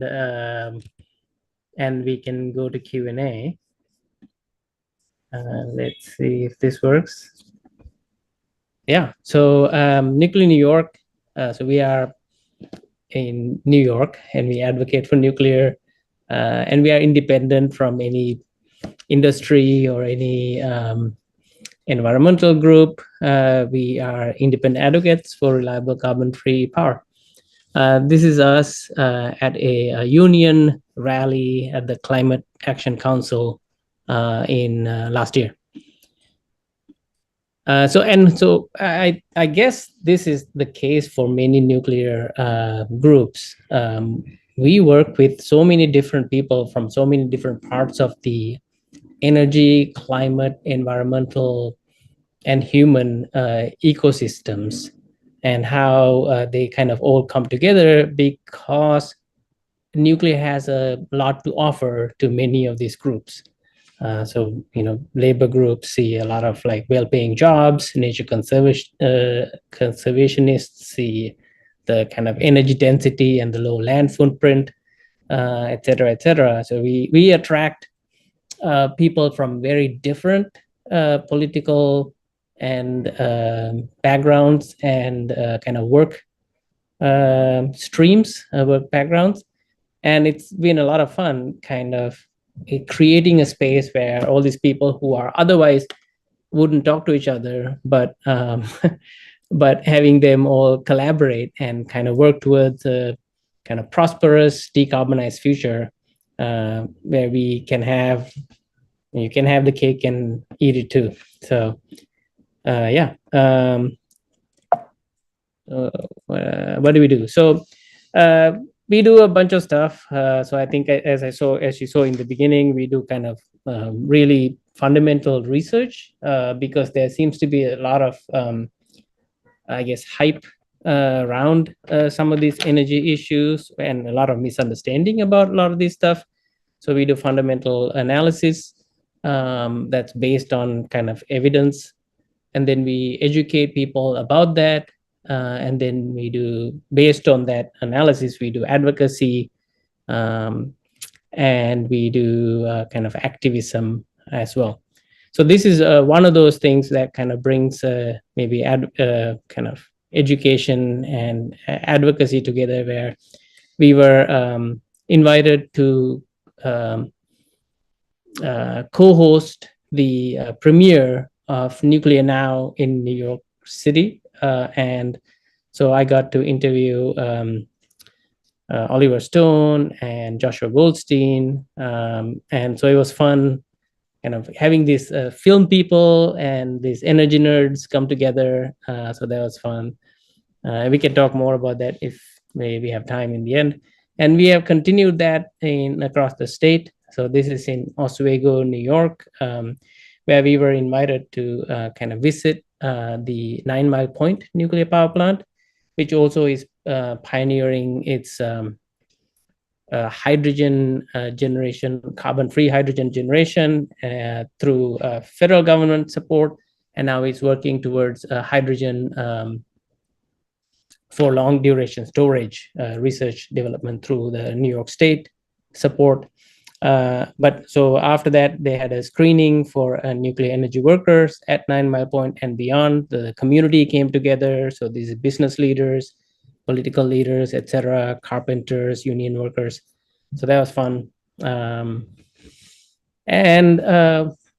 that ran away. But so yeah, we had a really fun advocacy outreach event during Climate Week New York. This is the kind of biggest climate-focused, I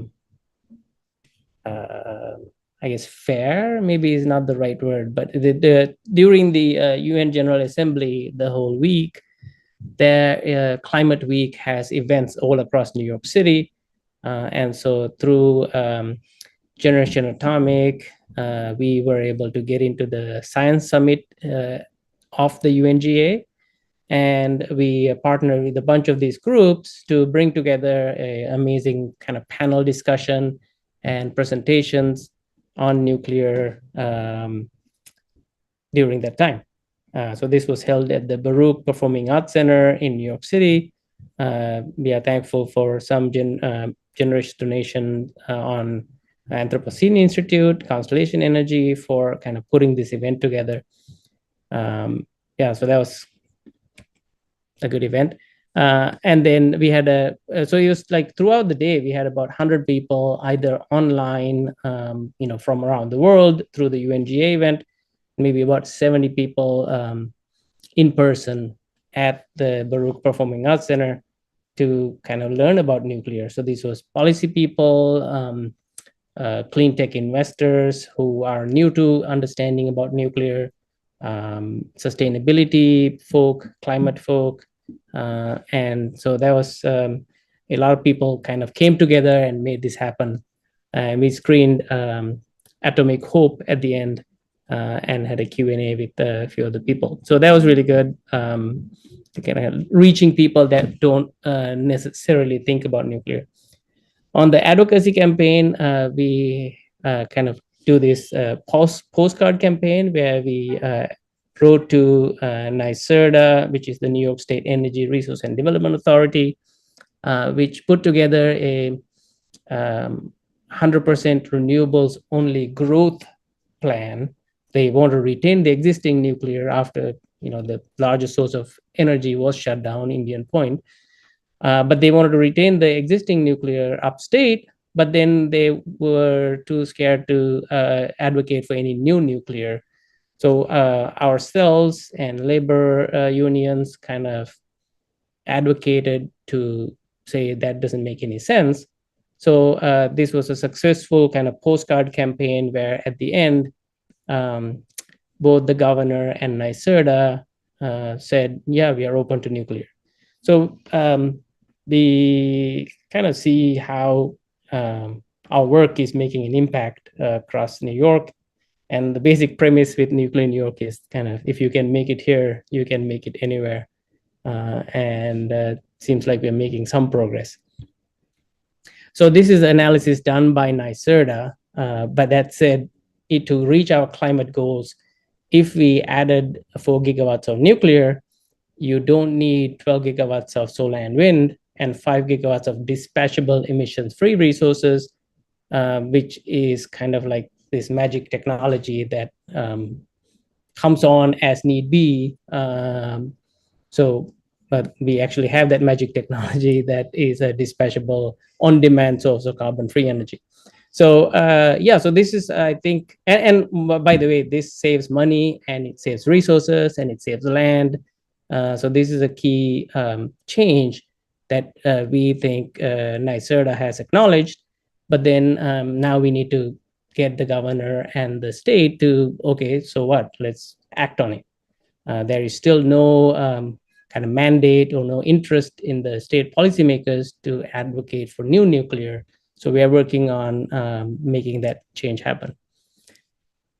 So we've got a bunch of media presence with some really good outlets. And I guess we were the first people who got on New York Times, which has been traditionally very anti-nuclear. And we kind of raised the alarm for the closure of Indian Point, which was obviously kind of unit for unit replaced by fossil combustion, as is the case with any kind of carbon-free energy source. You shut it down. It's not like people use substantially less energy. We just burn something to make that happen. So I'll just stop here. So this is a policy brief that we put together last year that kind of in collaboration with these other groups, Campaign for Green Nuclear Deal, Clean Energy and Jobs Coalition is kind of representing labor groups in the downstate area that calls for a kind of strategy that does include nuclear in New York State, because we see the conflicts on land use, the kind of problems that Germany is facing in its renewables only kind of policy. And we are very hopeful that New York will not follow the footsteps of Germany, but follow the footsteps of Ontario to not only decarbonize, but ensure kind of prosperity for all citizens. And so this is a policy brief we did last year, but we are kind of currently trying to put more meat on the bone to say, how does this what we propose, how is it actually going to work on the grid? So we're doing kind of grid level analysis to make this happen. So we'd love to have more resources, more funds available to us to make our dreams come true. We want to be more effective. We have a board of directors with, again, different backgrounds. I'll leave it there. Thanks. Awesome. Thank you, Asuru. You guys have been doing very strong work, sounding the alarms on the value of nuclear. And it was very sad to see Indian Point close down, but it feels like it was unavoidable when you have, a utility that's so disinterested in continuing to run the plant. There's not a lot you could do. And hopefully, the other plant they closed down, Entergy, Palisades in Michigan, we actually might be able to restart that. It seems like it's in the works still, which is great. So in your advocacy here, it's been pretty focused on keeping what we got traditionally, but it seems like you've shifted focus a little bit to new nuclear. Where do you think new nuclear might go in New York, and are there any restrictions to building some? New York, I guess maybe back up a little. So New York was one of the New York was the first state to recognize the value of the carbon-free generation of its upstate energy, nuclear energy plants. So they started, this is during the shale revolution where gas was extremely cheap. We are right next to Pennsylvania. So, all other energy sources kind of were out of market. So New York State did recognize the value of its upstate nuclear power plants. So we gotta recognize that. And yet the kind of tit for tat for that was, okay, we're going to shut down our largest source of carbon-free energy, nuclear, Indian Point. So that's unfortunate, but that's what kind of brought a lot of us together. And so to answer your question of where should new nuclear go, the existing nuclear power plants are prime candidates for adding nuclear. The community, the neighbors, the politicians, all of them around existing nuclear power plants are big fans and want these assets to thrive. Huge tax base, huge, like really good jobs, etc. So that's we gotta kind of incentivize the utility to make that investment happen. I understand. Transmission is also a constraint. Transmission is a constraint. So New York, upstate New York has one of the cleanest carbon-free grids on the planet. And that's with Niagara and hydro and nuclear. And in downstate New York is 90+% fossil power because we can't get that clean energy electrons downstate. So New York is undergoing massive construction projects in transmission. One transmission line we are building to Quebec to get hydro down here. And then another one is linking kind of center state to kind of downstate area so that we can get some of that wind and solar, or actually mostly wind, that we have capacity to develop upstate to get that further downstate. But that's still a kind of drop in the bucket compared to how much a clean energy asset like Indian Point would generate. I mean, just to give context, Indian Point had 2 reactors, and each of these reactors produced 1.25 times the carbon-free energy of all solar and wind deployed across the entire state. So 2.5 times solar and wind were coming from this one postage stamp sized power plant. So so what we could do is obviously add capacity to our upstate plants and build transmission downstate. We can kind of build a new nuclear plants at the Indian Point site. The only one place that our state legislature has prevented new nuclear plants is on Long Island. But the rest of the state, there is no state limitations on the building of nuclear. And the other kind of emerging opportunity here is behind the meter nuclear. Right? So industrial customers who are it's not a phrase I've heard before, behind the meter nuclear. Yeah. So I mean, so this is happening.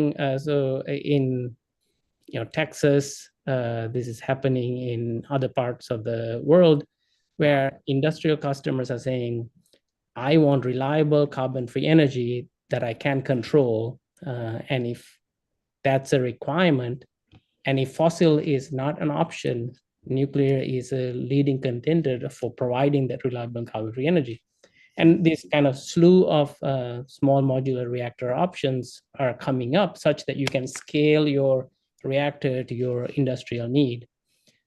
So this is something that we are looking to explore with industrial customers. We have had some kind of preliminary conversations. To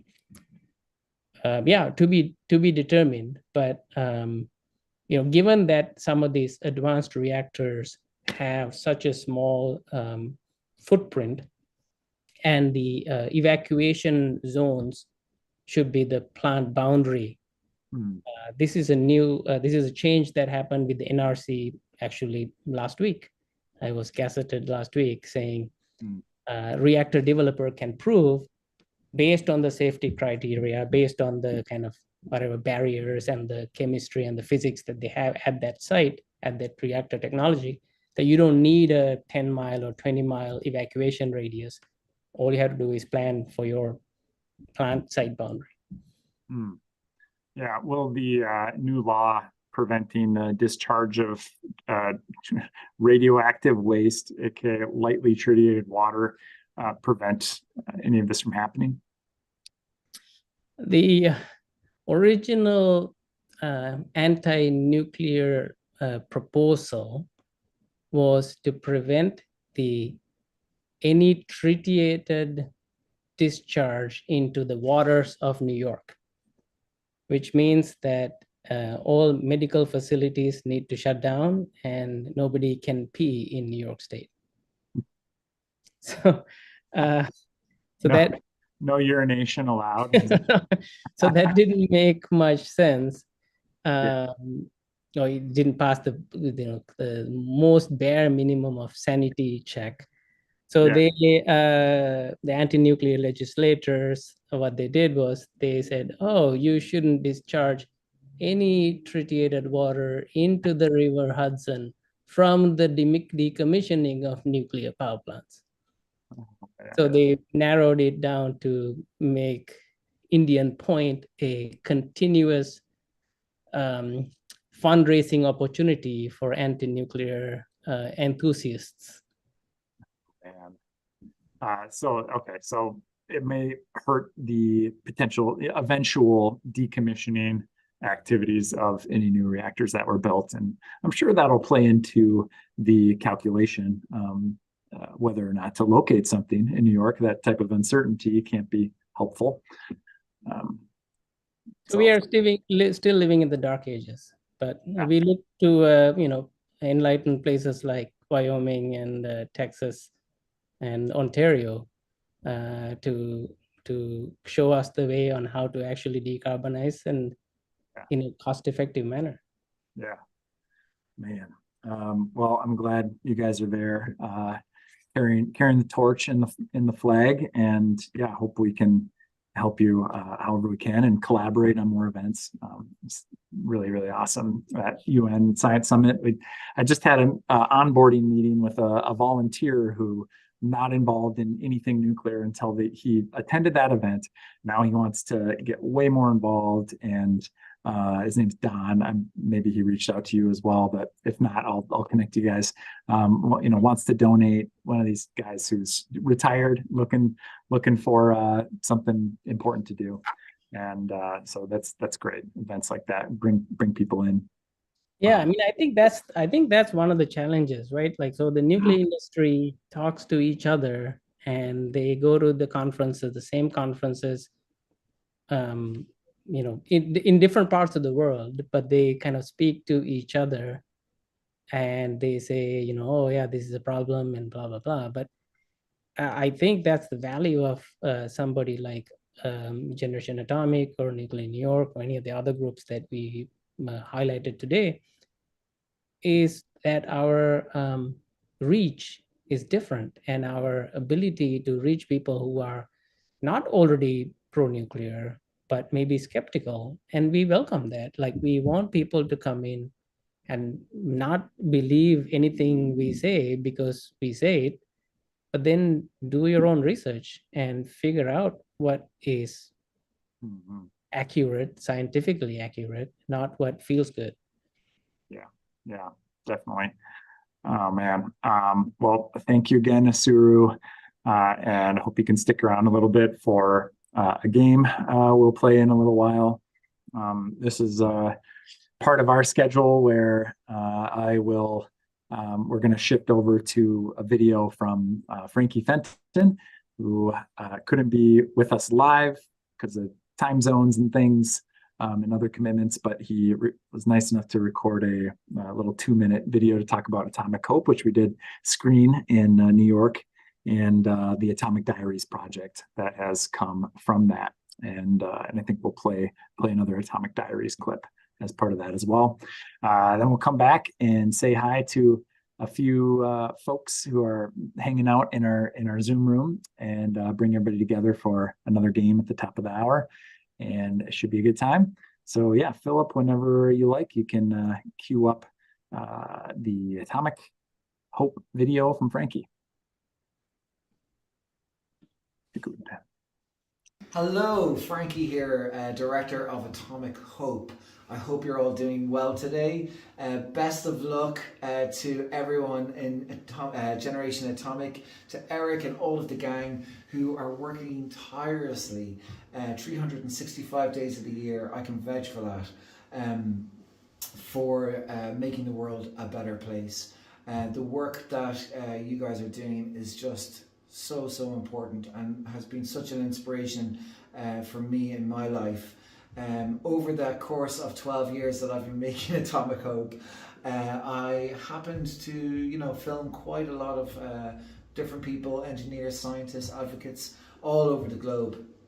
And I'm delighted to be able to tell you that today I am announcing that I am about to launch a brand new project called Atomic Diaries, where we will be putting out all of these lovely perspectives and hot takes on this really kind of complicated sometimes rabbit hole-y subject matter that we call nuclear. And so it would be great if you could go to atomicdiaries.com, atomicdiaries.com I should say, and input your email there, and we'll send you out a newsletter of when we're about to launch, I think probably within the next week or two. So do get on board and follow, subscribe and share. That'd be great. Massive best of luck today. Sending you all my love from Ireland. Take care. Oh man, good guy, Frankie, following our work for more than a decade, and awesome film that folks can actually sign up on their website to host a grassroots screening of. Now we'll be rolling out a bunch of those from January through April. There's when you sign up, you'll get a whole package to help you, like a media kit and a bunch of stuff to host a screening. And there'll be a couple virtual screenings with that as well. So that'll be cool. And yeah, and I think we have some of the Atomic Diaries footage we will share as well.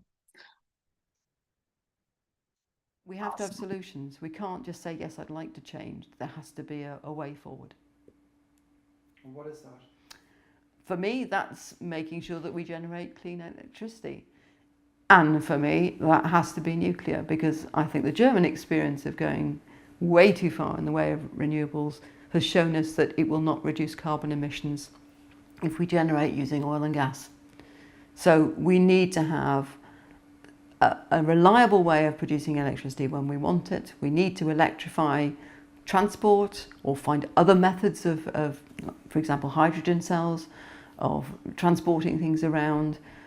We need to do it quickly, and it's time to stop talking, and it is time for action. That's where I do agree with Extinction Rebellion. Talking is fine, but actions are going to have to be taken, otherwise we don't get out of this mess. Yeah, Jerry Thomas, one of the global authorities on Chernobyl and radiation health physics. Yeah, there's lots of good clips of her breaking down what we should and shouldn't be afraid of in this Atomic Diaries campaign. So excited for people to see that. Also excited to welcome a few more folks to the chat. We'll say hello for a little bit, and then okay, Philip's reminding me we have a few more. Yeah. Okay, let's watch it. We'll watch a couple more clips from Atomic Diaries, and then we'll say hello to a couple of friends who have joined us here and get another game going. So yeah, Philip, go ahead. And then there's been like a rural minister from Merkel's own party who said to the press that, maybe we should actually prioritize coal shutdowns, and maybe we should realize that we can shut down coal. Like, what if we can do that 10 years earlier if we just leave the power plants on that we have now? And he said that we need more political courage to speak up about these things, which is pretty incredible. I mean, that's exactly what they need. And even daring to say that maybe we should prioritize coal shutdowns before nuclear shutdowns, that takes political courage is pretty astounding in itself. Like, just to say this simple little fact. Yeah, but I mean, things are happening, definitely. When even in Germany, that kind of stuff happens. Yeah, I mean, some of those things are really like, sometimes I'm just filled with hope. The world's changing. People are listening. Very nice. Ida, another sister in arms. It's great. I hope to see her again soon. I don't think she's coming to the COP this year, but she's been to a few of them. And kind of saved my butt in Germany. I would have been assaulted by some anti-nuclear activists if she wasn't there, or at least had my camera stolen, one of the two. So yeah, I recommend bringing a Finnish mother with you into any potentially dangerous situation. All right. Not just any Finnish mother, but Ida can make stuff happen. Yeah, a badass science mom for nuclear. That's great. And then let's see, we can maybe play the clip of River, and then we'll have a chat with some of the new folks who've showed up in our stream here. I think where I grew up, where I'm from a small island where you can only access it by boat or plane. And I think growing up in an environment like that, you kind of gain a lot of respect for nature. What excites me about nuclear is the fact that it's not built to compete with nature. It's built to basically allow us to leave nature untouched. And it does its job silently and quietly in the background. And I don't know, I get excited about wind and solar and seeing these things as well, but just the impact, the land footprint is so small that you don't really have to feel guilty about, enjoying modern life when you're doing it. Yeah. Oh man, River. Also a great guy. He's doing some fantastic work at University of Michigan and Nuclear Innovation Alliance, working with the nuclear boot camp. Last one was in Japan. Very, very cool. Great. So we will do, I think, maybe we can bring Ryan in here for a second or two. He's at the airport, and we can talk to Ryan. See, I know Ryan Pickering. He's on his way to the climate talks as well. in Dubai, standing in a massive line. So we'll maybe chat with Ryan for a minute or two and then do a quick station break and come back for a game. Hey Ryan, can you hear me? Hello, Eric. Sure can. All right, man. Oh man, is this your first COP you're going to? Yeah, it is. I've been following it for, gosh, 10, 15 years now, and always dreamed of going. And I don't think the circumstances could be any better. I hope to hear more about this pledge from the United States and the UK and Sweden and France and Finland and South Korea coming together to triple nuclear energy. And we'll see. I haven't seen any official announcements about it. It was kind of leaked to the press a few days ago, and everyone's kind of scrambling. But I've reached out to my government contacts, and they've all haven't replied anything yet. But if we get to go to this conference with a mandate to triple nuclear energy and get to talk to other countries about signing on to this pledge, that's exciting. So we'll see. I don't know. Have you folks heard anything about this triple nuclear energy pledge? Other than the initial news story from the leak, I haven't heard much since. We did make a video about it, and I was crunching some numbers. So if we're going to get to triple our existing global nuclear capacity by 2050, and assuming that half of existing nuclear will shut down by 2050, which is pretty conservative, I think. Hopefully it's less than that. But assuming that half of existing nuclear shuts down by 2050 and we want to get to 3x what we currently have, we need to be building nuclear 6 times as fast as we are right now to do so. And yeah, that's the one thing that maybe is heartening and gives you a little bit of hope is we're not really building nuclear very fast right now. So multiplying by 6 should be doable. Yeah, that's how I'm feeling as well. Sometimes you say this out loud to folks in the nuclear industry and their eyes get big because we're so limited in our skilled trade capacity. And I think that's what's intimidating folks most is like, do we have enough people to get into this space? And I think the other thing that's really interesting is that this isn't a new talking point for the US government. I'm here in California. My knowledge is, I love the global nuclear movement, but my knowledge is most centered around what's happening in the United States. And in the liftoff report published in March of this year, the report called for 200 gigawatts of new nuclear in the United States to complement our existing 100 gigawatts that we have today. And so that is technically tripling, so this isn't, from the US standpoint, this isn't new. This is what we'd like to do domestically, but this is the first time we're calling on other countries to participate in this with us. So I like this tripling number. I think it makes a lot of sense. It leaves a lot of room for other clean technologies as well. And it puts a big number on the wall that we can grow to, not just from a manufacturing standpoint and a financing standpoint, but really for me, it's this, how do we grow the labor pool that's going to help us build these? Yeah, it's going to be a huge bottleneck for sure. Amazing. Well, man, I'm so excited to see you there. Suru, did you have any question for Ryan or anything? No, man, go get him. Hell yeah. Awesome. One contention I make with your half of nuclear retiring by 2050. Mm-hmm. I think, originally when these plants were permitted, licensed, they thought, they'll, 40 years, we'll see what happens. But now we are up to 80. We are giving licenses up to 80 years. And, there is no degradation. In fact, these assets are performing better year after year after year, decade after decade. That, if you think about the ship of Theseus, there is no component of a nuclear power plant that cannot be replaced. So maybe these are kind of forever assets like bridges or roads or other infrastructure, sewage systems. Like you still need these things. And maybe we don't need to retire them. I mean, that would be ideal. I still hope we build a lot, of course. But yeah, I mean, I hope you're right. Ryan? Yeah, I agree. The more I learn about nuclear, the more impressed I am by its longevity.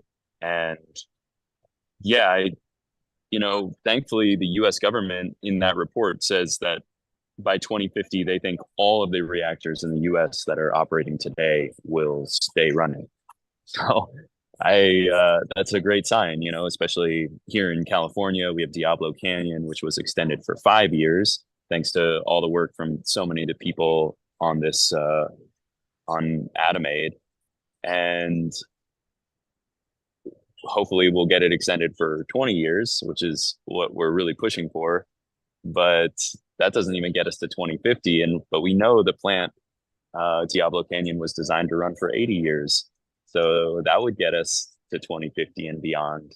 And, hopefully nuclear energy, the moratorium on nuclear energy will be lifted soon in California, and we'll be able to complement Diablo Canyon with some other new reactors. We have a rich history of nuclear energy in California, something that a lot of folks forget about, but we had a plan for 16 gigawatts of nuclear, and we look forward to reinvigorating that dream. One other point I'd add is the competing technologies. Gas as being the dispatchable carbon full resource that you use to kind of balance your solar and wind. California's gas prices are extremely high for industrial customers, for utilities, which means that the incentive for California to move on this is actually pretty high. And when push comes to shove, it's the economics that matter. I mean, I think of all the nuclear plants that closed in the last decade would not have happened if the shale revolution did not push gas prices down to kind of historic lows. Yeah, California, as many of your listeners may know, has the most expensive electricity in the continental United States. And it's creating a cost of living crisis for us. When you increase the cost of electricity, you increase the cost of everything. And we are seeing that here. And, I think that's really where the conversation about extending Diablo changed, when advocates like Ido Nunez Mujica was calling into the California Public Utilities Commission saying, this is a social justice issue. When you raise the rates, it hurts working class people. And it was live and I was watching it. And you saw the commissioner of the CPUC kind of raise his eyebrows and lean back in his chair. And then we kind of knew, like, we're hitting on something. It's more than just technology. It's more than just carbon. This is about the price of energy. And even though nuclear energy is always billed as the most expensive energy source, we see that once it's operating, it's so stable and it reduces our reliance on gas.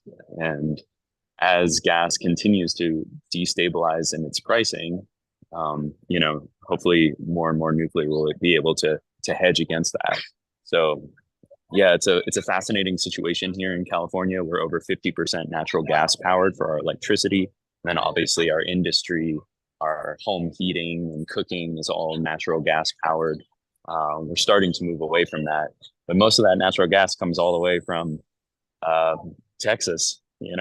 I don't know if this is true, but some professor at UC Berkeley told me that when you turn on your natural gas in Berkeley, you're connected to a pressurized line that goes all the way to a fracking well in West Texas. I was like, wow, no wonder it's so expensive, and that's amazing. But I'm grateful we have it for now while we, build up the courage to build nuclear energy again.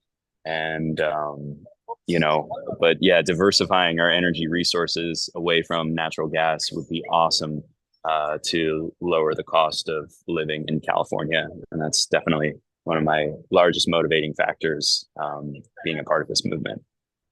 Maybe tying this to the previous comment, right? Like, if you finance a nuclear plant for over 20 years, that's the loan term that you're going to get. Maybe it's a little more expensive than gas for that 20 years. And that's, but then the asset is going to last you 80, 100,000 years. Then your kind of capital investment is amortized over a much longer time frame. And what that means is, if you're really thinking about long-term need for carbon-free energy, that kind of longevity of your carbon-free assets is such an important component, because every time you replace your energy generation source, the capital investment has to be amortized, right? Every 20 years or every however many years that your solar panel lasts. Absolutely. Really appreciate this discussion, guys. Very insightful. Looking at our clock, we're in danger of losing our one of our UK participants.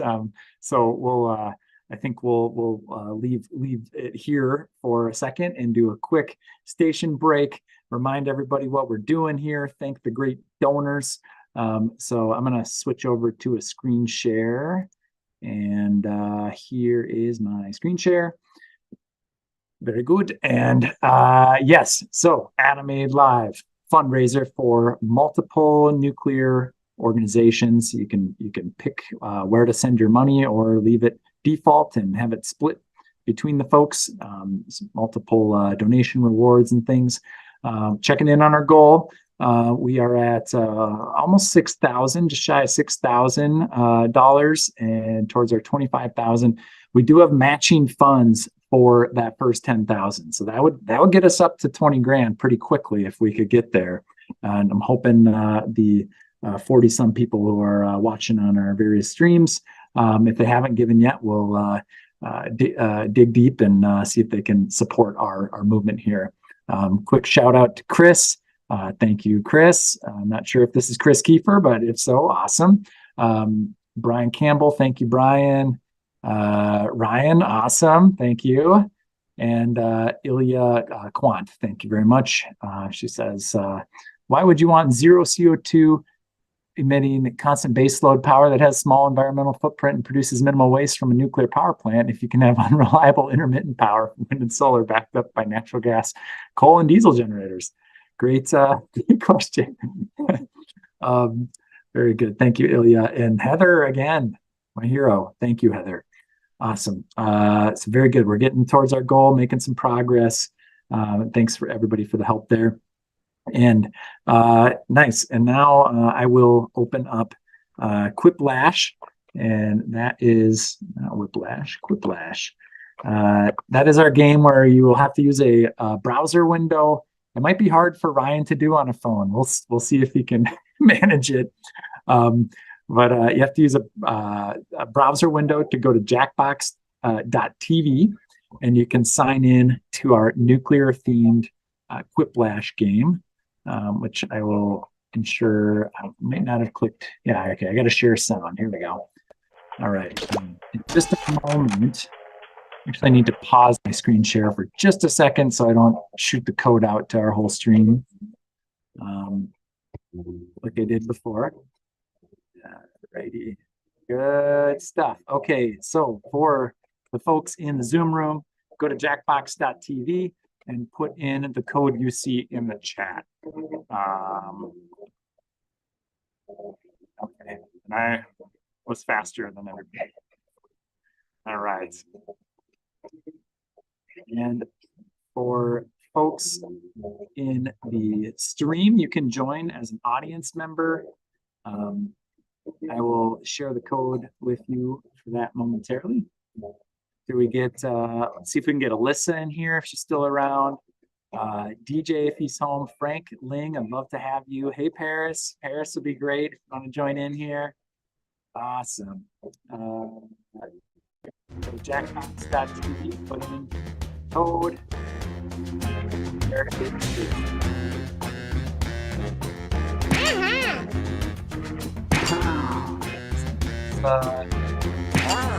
Kirsten.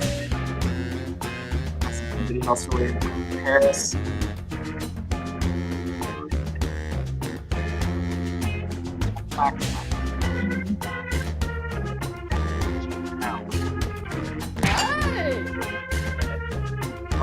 And there's Paris. Awesome. Cool. Right. Let's dance. Do do do do.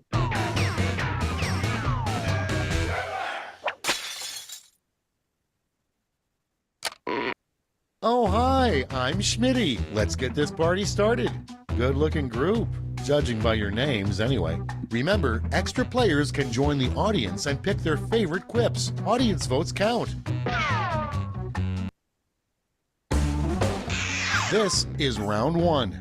I'm going to beam 2 prompts to your device. Answer them however you choose. What you type goes up against what someone else types, and everyone votes on the winner. You score based on the percentage of players who like your answer. Plus, there are winners' bonuses at stake. Go! And a quick reminder, you have to answer 2 different prompts in this amount of Audience time. members, while players are typing in their answers, try the audience play along.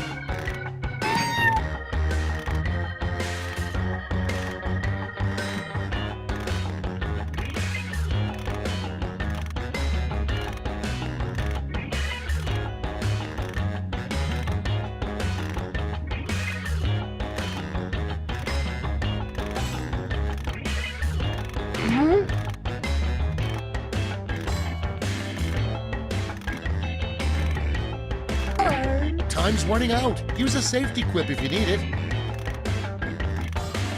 10 seconds. 5, 4, 3, 2. So close. Great, let's see what we got here. Starting things off.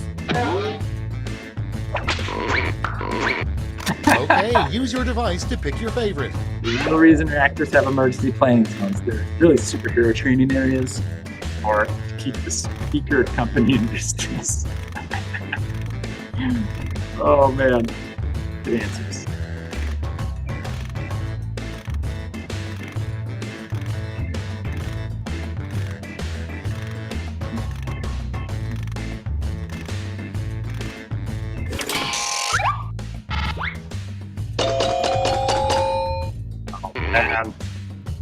Nice one, Kirsten.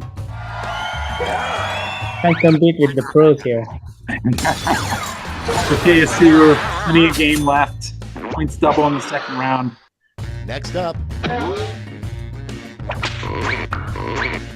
Get to voting. Least convincing argument for nuclear energy. It's the safest safe that ever safed, and we've only killed 60 people one time. These are so good.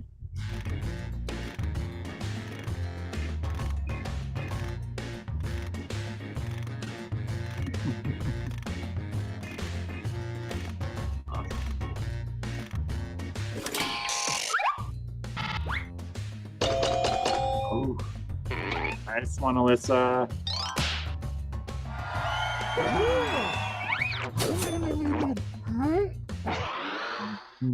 Next on deck. Say, time to vote. vote. Activist. Surprising solution to all our energy needs. Yeah, solar or connecting hamster wheels to the grid. Audience, you can, if you go to jackbox.tv and code IPGM, you can vote on it. We have 5 audience members voting. Oh, sorry, Frank. Can't tell you how many times I've done some outreach activity with kids and they all raise their hands and they're like, how come we can't just like run on stationary bikes or connect little hamsters? Oh, it's so cute. Put in your votes. It was either going to be that or a massive captive breeding program for electric eels. Oh my god. I'd do that. I'd Good answers. I've got a guest. What do you think, honey? Huh? Which one is it? I have a small hungry and filled cat. I'm just out of charge. Drea's probably an actual cologne that I'm not aware of. All right, points for that. Sure. Your next prompt is A reactor specifically built for carnivals. Oh man, Geraldine Wade. That's a good answer. I have yet to see a better answer for that one.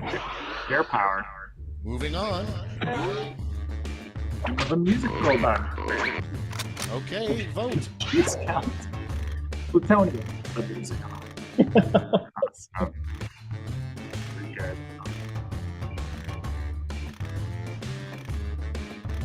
Decisions. Does Barbie count? What was that? Does Barbie count? Barbie? Oh, yeah. Barbenheimer? Yeah.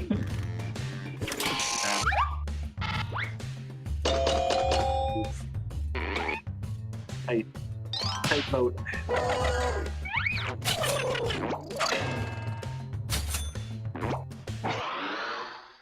Up next. Ready, The set, man that invented the RBMK. Comrade prompt criticality of, or grumpier old man?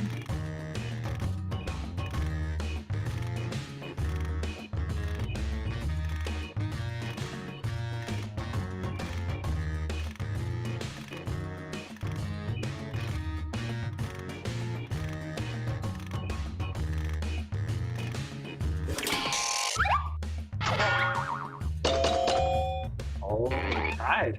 All right.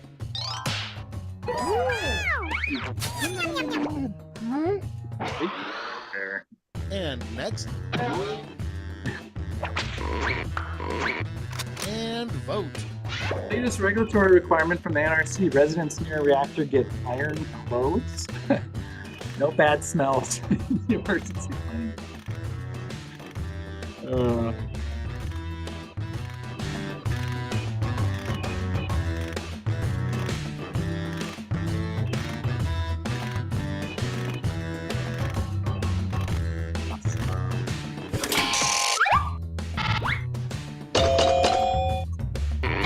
Man, a lot of split decisions here.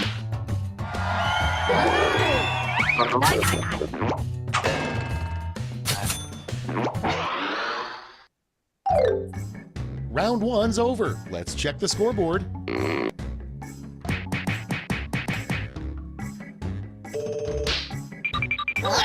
Oh, nicely done.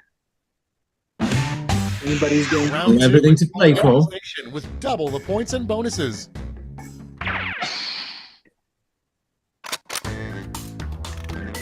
While the players enter their quips, audience members can try the audience play along on their devices.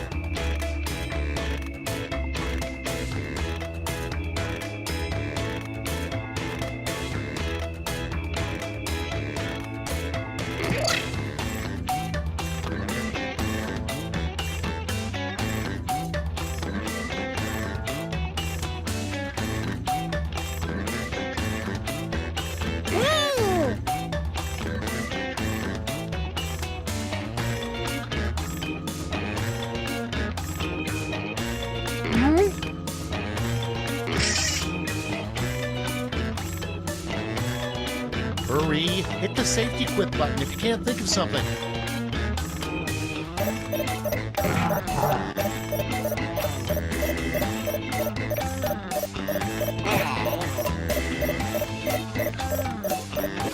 For the audience prompt, you never forget your first reactor tour. Our first prompt is...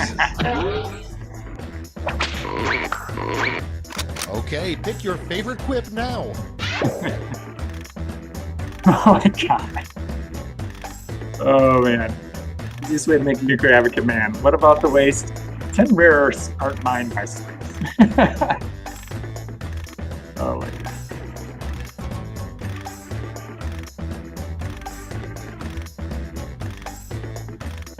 What about the waste is just so obvious?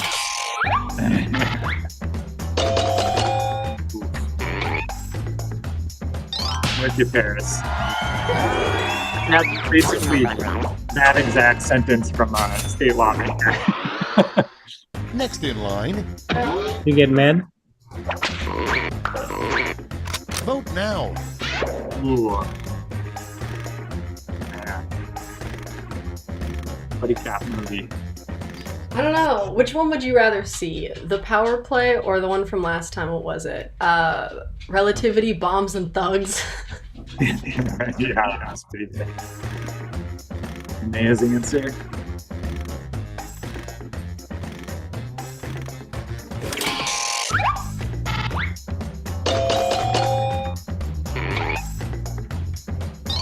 Right.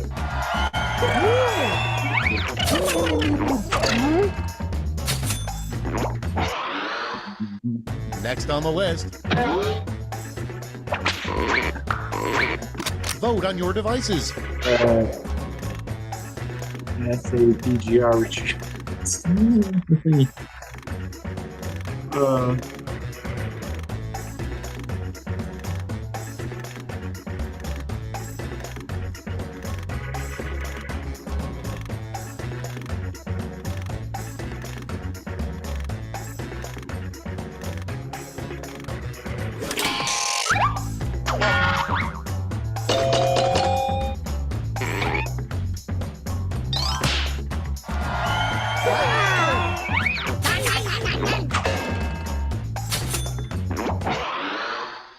Coming up next, it's voting time.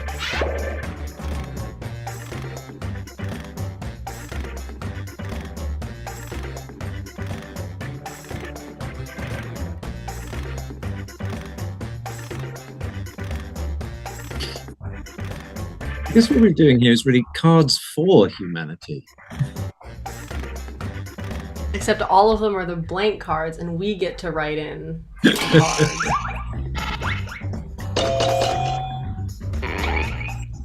I thought the science joke was funny.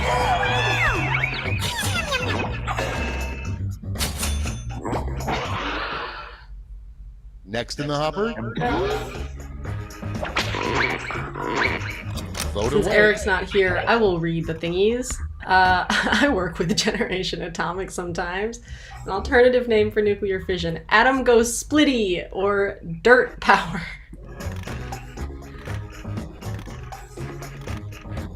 Nicely done. Thank you for covering that.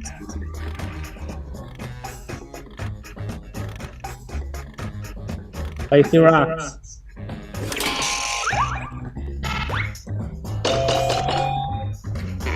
See play, Kirsten.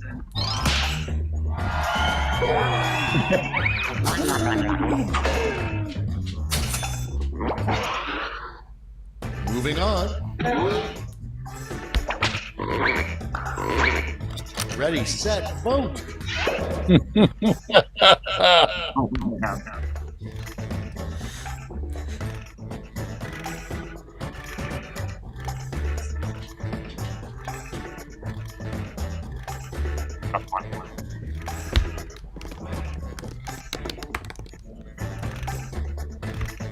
I just had to do like any mining knowledge. This is triggering.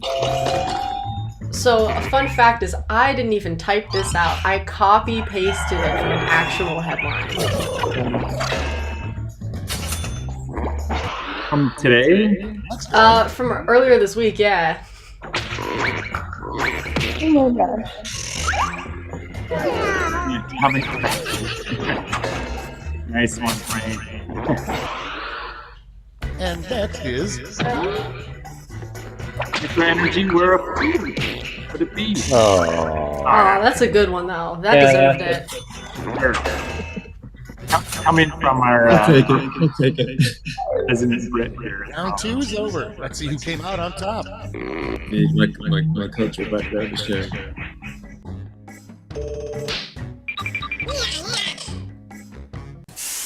That's it.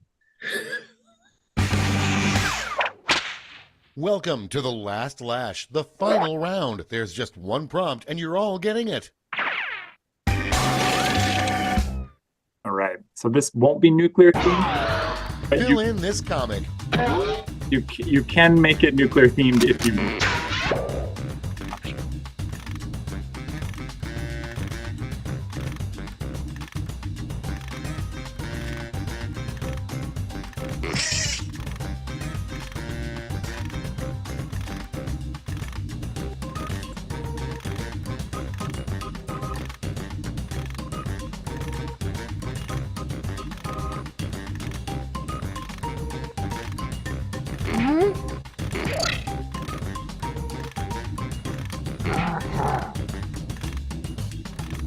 Oh, I just thought of something much better I could do.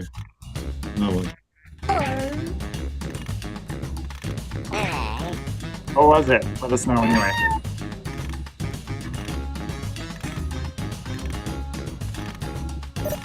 What was it, Rob? I'll tell you later because it may well. I don't want to influence the result. Everybody's Que in. esprit d'escalier. In the final round, you can give out 1 gold, 1 silver, and 1 bronze medal to your top 3 quips. Make them count. All right. 3 votes.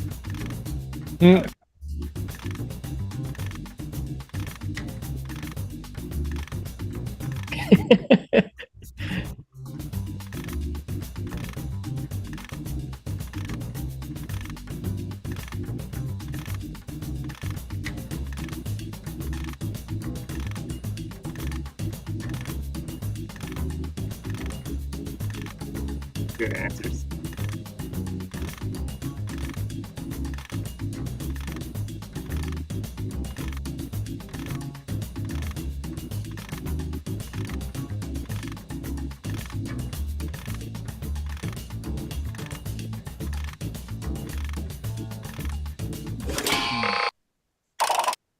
All right, let's see who earned those medals. Bronze.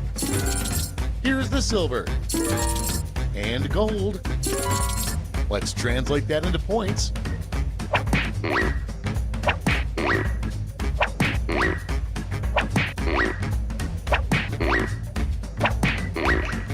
I think Paris's was really good.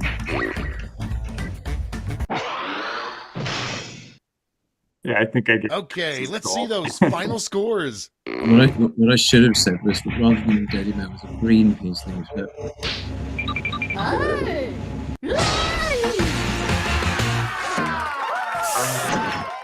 Nicely done. All right. Well, good job, everybody. That was Good game. great answers there. Right. I'm gonna stop my share here, and I'll let our friend across the pond, Rob. Thank you so much for being here. I'll let you get some rest. And so you can go back working for Moltex tomorrow. Fantastic. Yeah, thanks ever so much. It's been great being here. Thanks for having me, everyone. And great evening. Thank you all. Keep up the good work. And to all those going to COP, have a great time. And see you soon. Thanks so much. Thanks, Rob. See ya. Cheerio. I'll also bid a I'll officially close our Nuclear New York hour, which we went over a little bit because of that fun Quiplash game. So thanks for that, and thanks again Isuru and Dietmar and Eric Dawson and everybody else, Nuclear New York, who's been doing awesome work. So nicely done. Thank you guys. Also, a big thank you to all those who have donated in the last half hour. I'm excited to do a little update there. I'll just briefly share my screen here. I know Philip's setting up our next group here, and our final segment here will be in support of our friends Stand Up for Nuclear, and Paris Ortiz Wines is here to chat with us. But I just wanted to say thanks, everybody. You can find us on nuclearny.org, nuclearny on Twitter, Facebook, YouTube, that kind of stuff. So absolutely. Sounds good. Thank you so much, Isuru. Thanks, guys. Okay. All righty. I'll do one more quick share here. See where we're at. This is what we're doing. We're raising money for nuclear advocacy. We've clicked, you can go to the QR code on your screen. You can go to atomaidlive.com. I'll take you to this page. And here you will see a donate button. And in this donate button, you can pick who you're donating to. You can just leave it and it'll go to everybody, up to you. And there are different levels. They're associated with different rewards, things like stickers, mugs, buttons, all that good stuff. So hop on over there. And since I think we were at like about 5,500 last time, so we've had a solid $1,400 come in since then. So very, very cool. Let's see who we have to thank for that. We got Dietmar. Oh, thank you, Dietmar. Appreciate it. Doing good work in Nuclear New York. And then we got Terrestrial Energy. Thank you, Terrestrial. Great molten salt reactors up there in Canada, $500. Thank you so much. Terry Anderson, $100. Awesome. Thank you. Nick Jansen, recognize that name, Minnesota Nick Jansen. Thank you, Nick. Scott Medwid from Ohio. Thank you, Scott. He says, I've been playing around with nuclear advocacy as a hobby for about 15 years. I met Eric Meyer back in 2012 at the Thorium conference. I watched him grow Generation Atomic and pull together this amazing worldwide coalition. We are winning. Who knew what effects watching a Google TikTok re-edited by Gordon McDowell on a YouTube channel would influence so many lives? Absolutely. Gordon, our Calgarian friend, making all those great thorium videos, getting people interested. Michael McLean, $100. Thank you. Fred Behringer, thank you very much, sir. $50. Alyssa, $5. Make sure to follow all these organizations on social media. Absolutely. Thank you, Alyssa. And Carl, $235. That's good. That's a special number. Thank you, Carl, for going easy on us, even though you won in Whiplash. And thanks for that donation. Awesome. That brings us over 7,000. Hell yeah. So first 10,000 we got matching funds for. Let's try to get there. That'll bump us instantly up pretty close to our goal of 25,000. So good stuff. Hope folks, if you're watching, you can give. I think last time I looked, there was about 40 people watching the streams. That's good stuff. Thanks so much, guys. And I will stop my share here and introduce, I'll do a quick shout out. So I'll shout out to Frank Ling, who's on our chat here. Frank, thank you so much for all the support Anthropocene Institute has given to nuclear advocacy. And it's our pleasure. Yeah, no, you're doing fantastic work, and looking forward to hanging out with you guys in COP28. Awesome. Yeah, absolutely. I am too. I'm really looking forward to seeing you there. And and then we also let's see. Yeah. Well, what days are you going to be there again, Frank? Remind me. 4th to the 8th, and I'm speaking on the 4th, I believe. Okay. Got it. Very good. Well, good stuff. I will see you there on the 6th, 7th, and 8th then. Great. Cool. And it is Stand Up for Nuclear Hour. I also want to bid Alyssa farewell. Thank you for being here, Alyssa.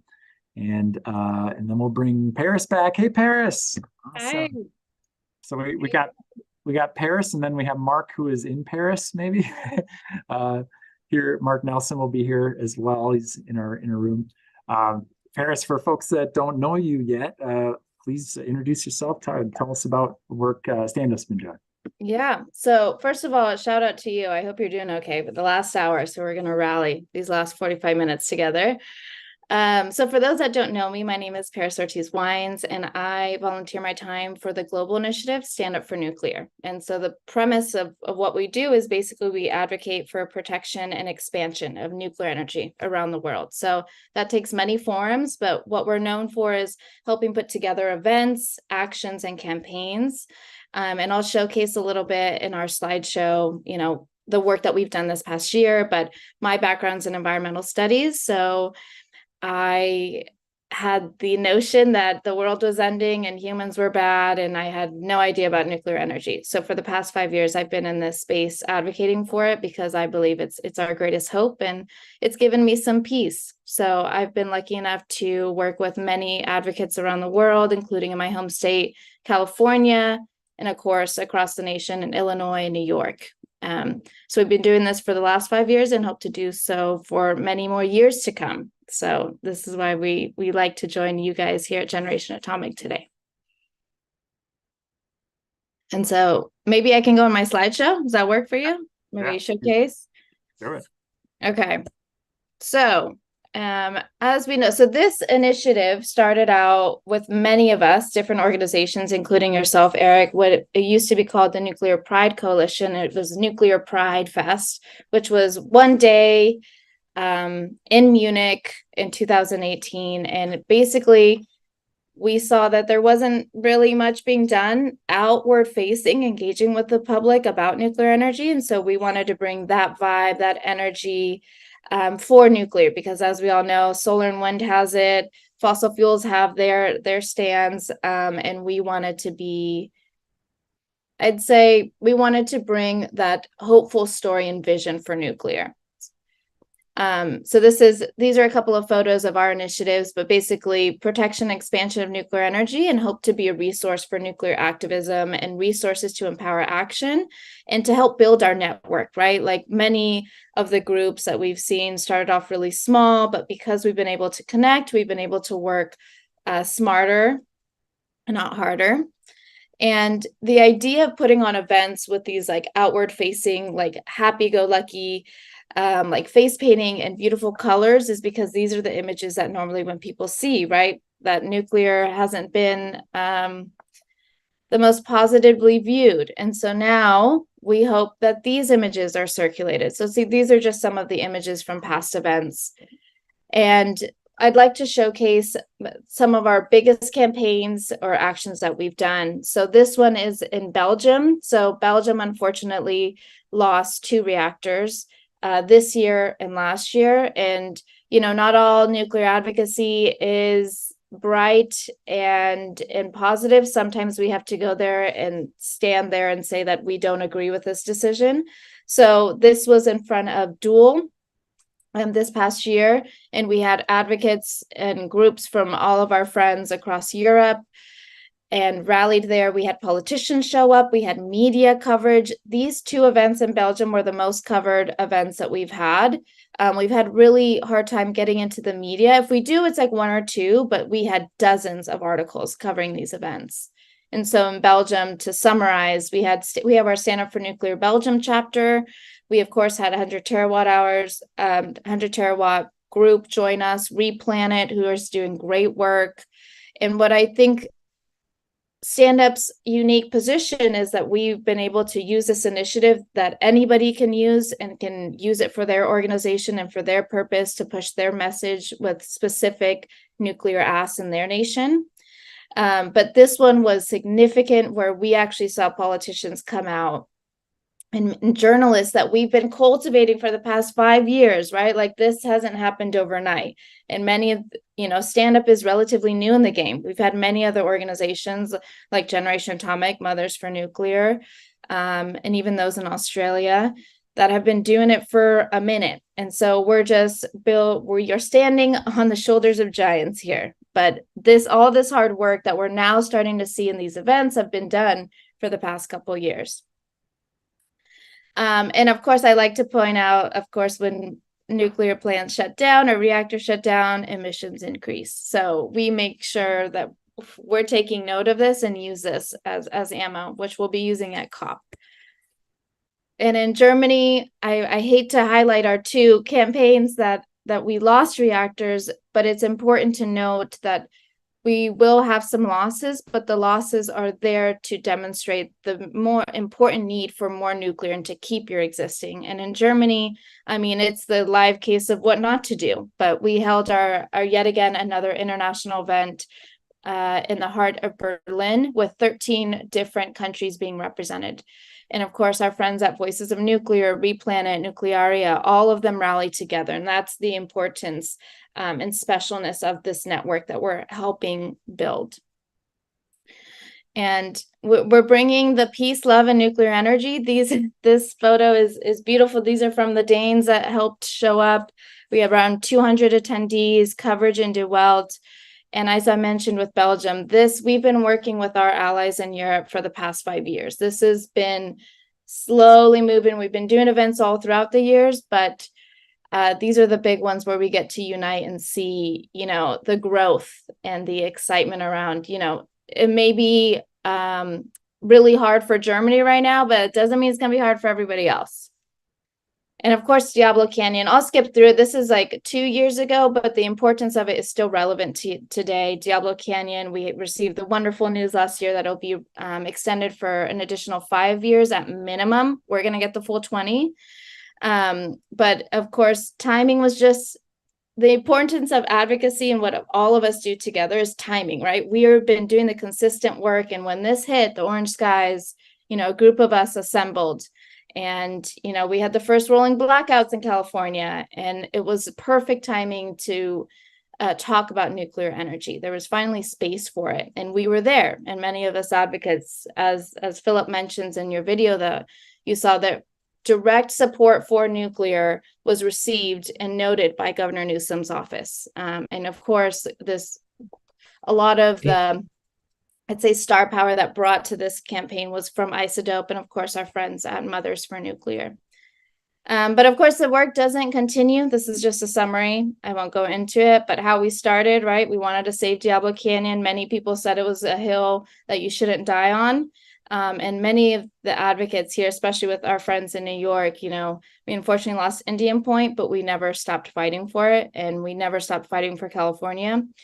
And the work continues. So our group here, our Stand Up for Nuclear chapter, continues to attend the Natural Resource Agency's hearing, the CEC, California Energy Commission, as well as the CPUC.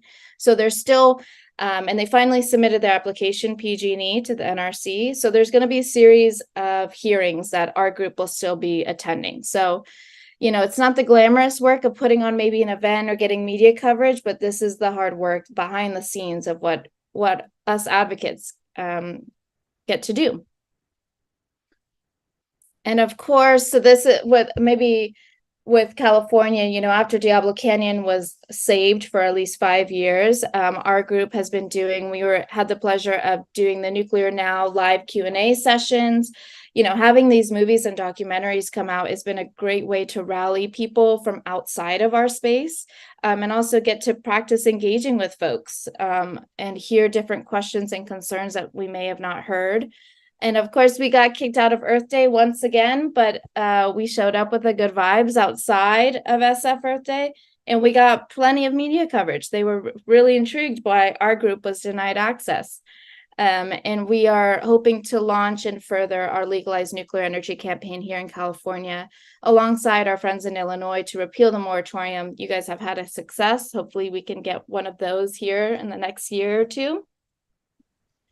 And another one we mentioned, Eric, you and I got to go to the North American YGN conference in Minnesota and get to talk to people that actually are in the industry. And at least from our side, that there's been maybe a disconnect between advocates and those actually working in the plants. So it was a great opportunity to chat with those folks and to, I'd say, demystify what advocacy actually looks like, right? There's a wide range that we can all do. I'll skim over, so I'm going to highlight just for the final piece, maybe 5 or 4 campaigns of international advocacy that we've been able to do. So in Kenya, we started the first Stand Up for Nuclear Education outreach program. And this one was, there's in many countries, there is a lack of STEM literacy, and especially around nuclear energy. So we were able to team up with our friends at KYGN and Mothers for Nuclear to work on an outreach program. They got to visit 8 schools, some all girls, all boys, and then mixed, and reaching around 700 students. And I think a key takeaway I'd like to highlight is that, teachers were the most skeptical. It wasn't even the students. And what we know through advocacy and through growing our network is that relationship building is the key to building that trust and having those successes and being able to do programs like this and have it be successful. And in Italy, when I mentioned, Stand Up for Nuclear is an initiative that anybody can join and under their organization. And Italy is our star. They do it every single year. It's their 5th year participating in the initiative, and they had 22 cities participate, 29 events. I mean, these are rock stars. So if you guys ever want an excuse to go to Italy and attend some pro-nuclear events, I highly recommend going out to them, and we connect you with them. It's all throughout the month of September, October, and even into November. And with the Danes, we're seeing, so the Danes, we met at one of our first Belgium events around 3 years ago. And so they're bringing this new energy of house party vibes for nuclear, and they've taken up that space and become the leading voices for nuclear energy in Denmark. And politicians and media people come to them now asking, what's the conversation like? What should we be looking for? What's the path that maybe we should look into? So they're bringing this other energy that we get to showcase and highlight and share with all the other groups that get to participate and Stand Up for Nuclear. And in the Philippines, I mean, what we've seen in the last 2 years, right? The global energy crisis has really highlighted the need for nuclear. And like I mentioned, timing is critical in us being consistent. Really, I think the Philippines sheds light. Mark Cuanco, who's bottom left right here, has been an advocate for nearly a decade or even more, pushing for nuclear energy in the Philippines, and it has finally been included in the national energy mix. And we can rightfully say that it is through his work and advocacy. His organization is the only pro-nuclear organization in the Philippines, and now conversation has started on whether they can actually start their nuclear plant that they had constructed. And then finally, we'll talk about the global stage, right? So many of us, or not many, some of us get the privilege and opportunity to go to COP. And I've had the privilege of going the past 3 years under the Nuclear for Climate banner with American Nuclear Society. And this really showcases that advocacy and for nuclear, especially at COP, is extremely important. It's the only pro-nuclear booth besides international I would say international established organization. This is the only grassroots one. And so we've had the pleasure of meeting with Jennifer Granholm, AOC, and John Kerry. There's high-level people walking in the blue zone, man. And us mere advocates who are talking about nuclear energy, I mean, we're sometimes the first person that has talked to somebody about nuclear ever. They maybe have never been spoken to about it. And so this past year with Matt Meyer from Generation Atomic as well, we did advocate training. So we got to really get into the details and the grittiness of like, how do you build your story? How do you talk about nuclear? How do you become an effective communicator? And I think that's some of the beautiful stuff that we get to do with advocates, because everybody, as we know, has a unique voice, and we need to keep growing this movement. So ways to get involved is, of course, follow us on social media. Instagram and Twitter are main ones. And on Twitter, we have lists of global advocates, U.S. nuclear advocates, nuclear industry. So you can take a look at those. We always like to showcase our partners and our friends abroad. And then if you're really trying to get bold and really go out there, is like join a climate march, maybe do a tabling event or do your own Stand Up for Nuclear event. So there's many ways to get involved. all these other previous organizations. I know them well. I've worked with them. So this event just showcases that our movement is growing and this network is working on things, and we each have our little, I'd say like issues that we're working on. Maybe it's with like labor, environmentalists, or policy or action. So there's plenty of things to do. So I encourage, if those watching, if you're not in the movement, join the movement. So get involved. Absolutely. Plenty of room and a massive need for more advocates. And yeah, I feel like there are a lot of people, especially within the industry, that are sort of waiting for permission to be advocates. You know, like it's the communications team, or that's government affairs. But I think everybody can and everybody should who knows this, what we do, about how important this resource is and how much potential it has. We need to get out there, and I love what you guys have been doing, and everything happening around the world. So great. Also great, Mr. Mark Nelson. And he is joining us. Are you joining us from Paris right now? You're en route. Is that right? You're a layover on your way? Man. No, I'm at the, hey, can you hear me? Yes. I'm at the World Nuclear Expo. It's the biggest trade show for the world nuclear industry. And it happens every 2 years, and it's in Paris. Oh, very good.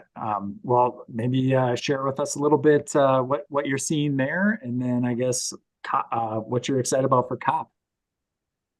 Yeah, well, it's an interesting event to be at. I kept meaning to tweet all day, and I haven't done it. But if I get around to it, say tonight after midnight, here's what I'd say. It's not very well known, but France had a 8 to 10 year period of elites being pretty strongly anti-nuclear. So after the fall of Nicolas Sarkozy, he left office. It's pretty much anti-nuclear elites, parties controlling nuclear-related ministries, nuclear industry. In 2017, when I got involved in this effort to save nuclear plants, I did a research trip to France, and we talked to a young EDF engineer. So that's the company that owns all of the French nuclear fleet. And she told me that she felt a little bit lonely as a young engineer at EDF who liked nuclear energy. And this is the company that owned and operated the biggest nuclear fleet in the world. So you see something was extremely wrong. In 2015, France passed a law that basically would have completely decimated the nuclear fleet if it had been followed. And it was that by 2025, France had to close essentially like half of its nuclear reactors. It was unfathomable destruction of its own nuclear fleet. And they were busy figuring out plans for closing down a bunch of their reactors. And there was essentially no civil society voices, just a few voices of nuclear, stand up for nuclear precursor efforts kind of starting. But what happened was there was a massive global energy crisis. And then everybody in the elites of France suddenly discovered their own nation's nuclear fleet. It was just wild. So what we're seeing now is the first proper World Nuclear Expo post this turnaround, post the pandemic, where just to give you a flavor, at one simultaneous moment earlier today, there was a presentation on the relaunch of the French nuclear program, where they talked about this important speech from Emmanuel Macron, President Macron, last year to refound French nuclear excellence.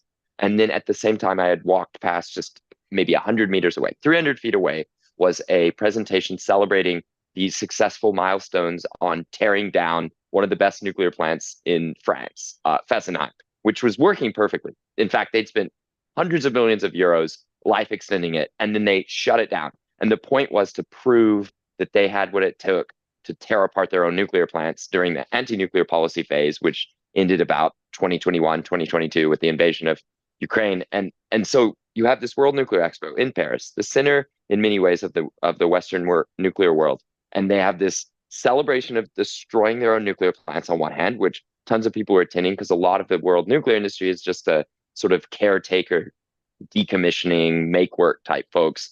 And then at the same time, they had this new world that we see being launched with movements like Generation Atomic or with Stand Up for Nuclear, and taking fire on the internet and public opinion all around the world that's pro-nuclear. and those two things were coexisting in the same hall.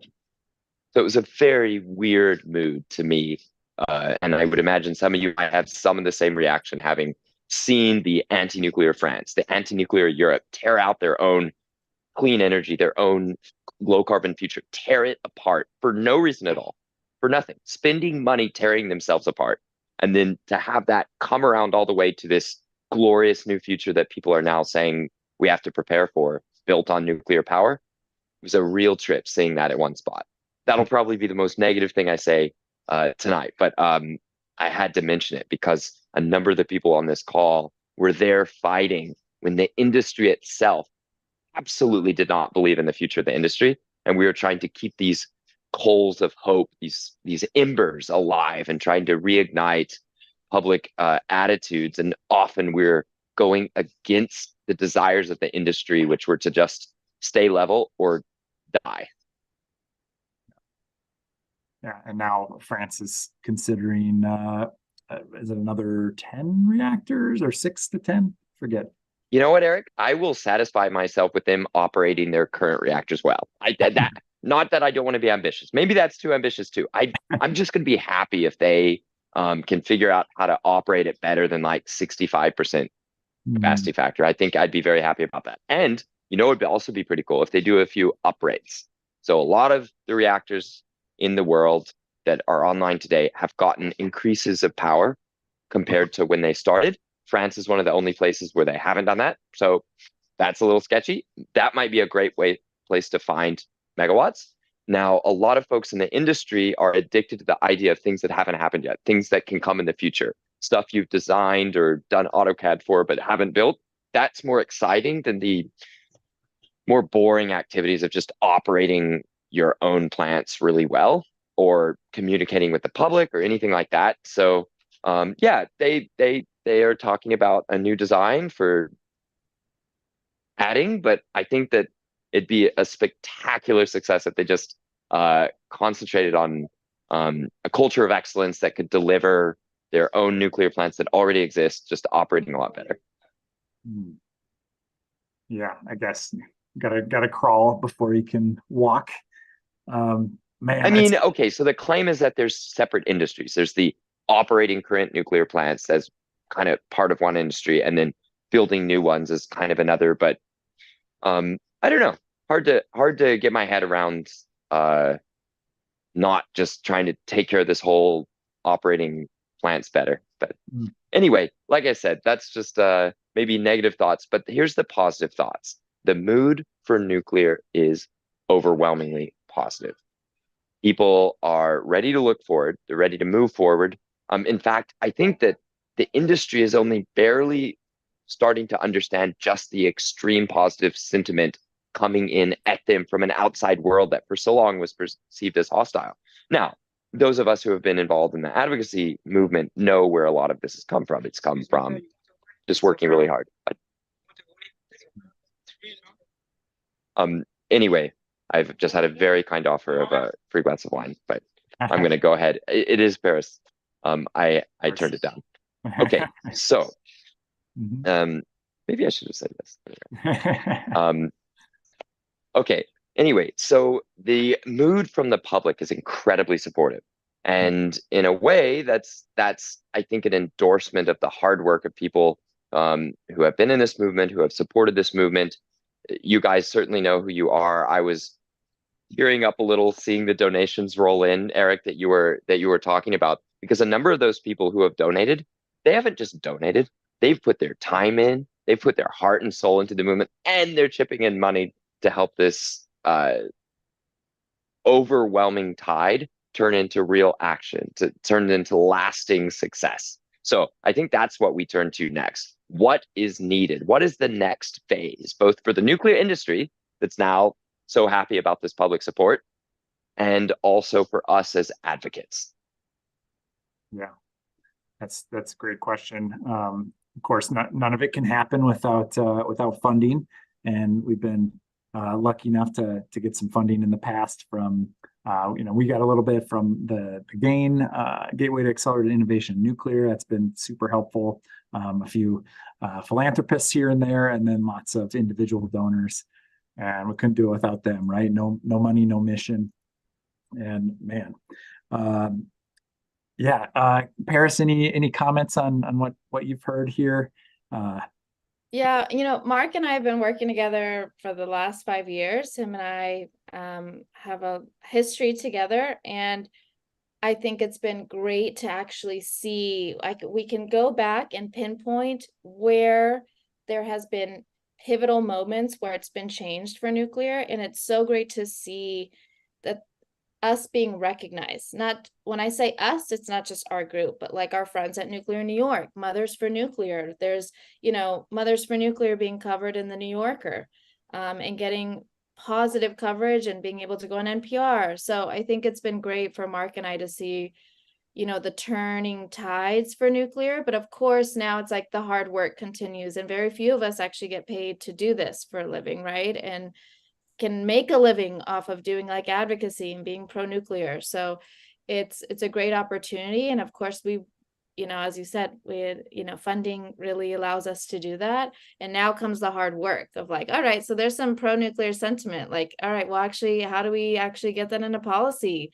Actually, how do we start building stuff? And then there comes in the financing question. And it's like, how do we actually build stuff on time? So I think it's been really cool to see. And I think Mark and I are especially excited for this year at COP, right? So that was your second part where, COP, there's always been Nuclear for Climate booth. When did it actually get a booth, Eric? Was it the last 3 years? It was the first time?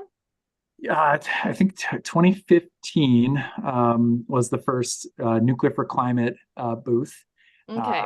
Yeah, and that's the year that we had the climate scientists give the press conference, and they were sort of viewed as almost like an oddity, like a freak show. It was like, what is this? Are you? And it did cause a big stir. But then, yeah, since then, there wasn't a whole lot of volunteers there supporting it. So it was kind of one high profile event. And since then, it's been building and building and building. Famously, we got kicked out of the climate march in Poland. And since then, we've been at every one. And I think this year is going to be another, largest deployment ever of nuclear advocates from around the world. Yeah, I think we're going to have nearly 80 to 90 delegates for Nuclear for Climate. And for those maybe that don't know how it works, it's over a 2-week span. You'll get there's advocates that will go the first week, some will go the second, there's some overlap. But nearly 70,000 people are going to be in attendance for this COP. And it's, of course, held in Dubai. And the UAE has a beautiful example of what can be done with nuclear. Of course, there's some factors that have lent themselves to making sure that it was on time, on budget. But yeah, we expect this COP to be the most pro-nuclear conference we've seen. And Mark and I have had the privilege of helping out with an additional green zone program where we get to actually bring an additional 50 advocates from the network that we've helped facilitate to be in the green zone. And the green zone, there's 2 zones, right? Blue and green. Blue is kind of like where you need an accredited badge. But the green zone this year seems like there's high level of interest and high amounts being charged for the booths there. So we're really excited to see what happens. And of course, being able to bring additional advocates that are not under the Nuclear for Climate banner or haven't met them yet.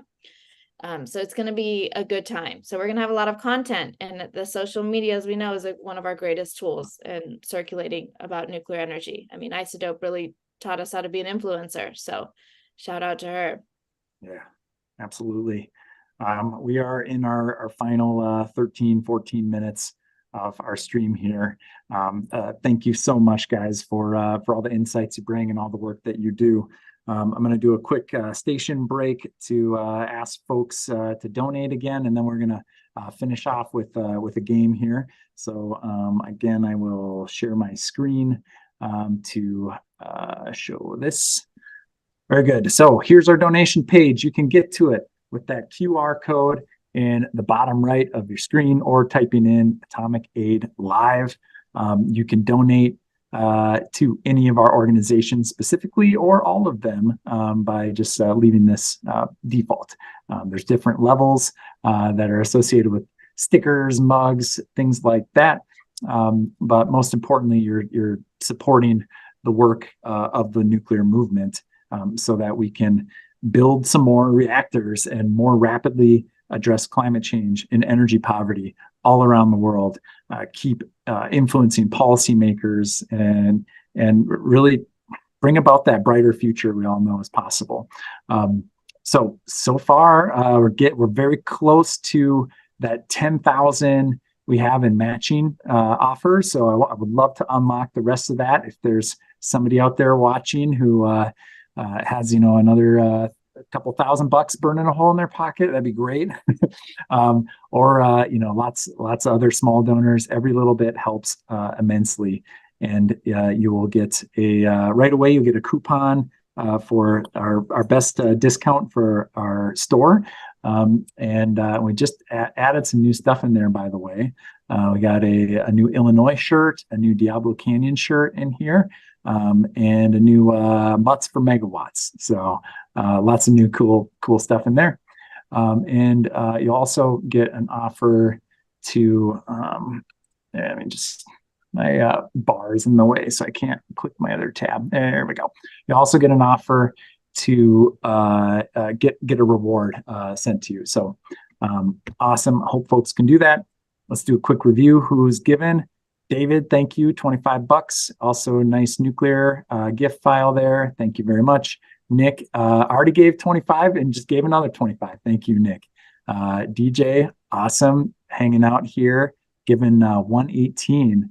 DJ, do you want to unmute and explain 118 as a number?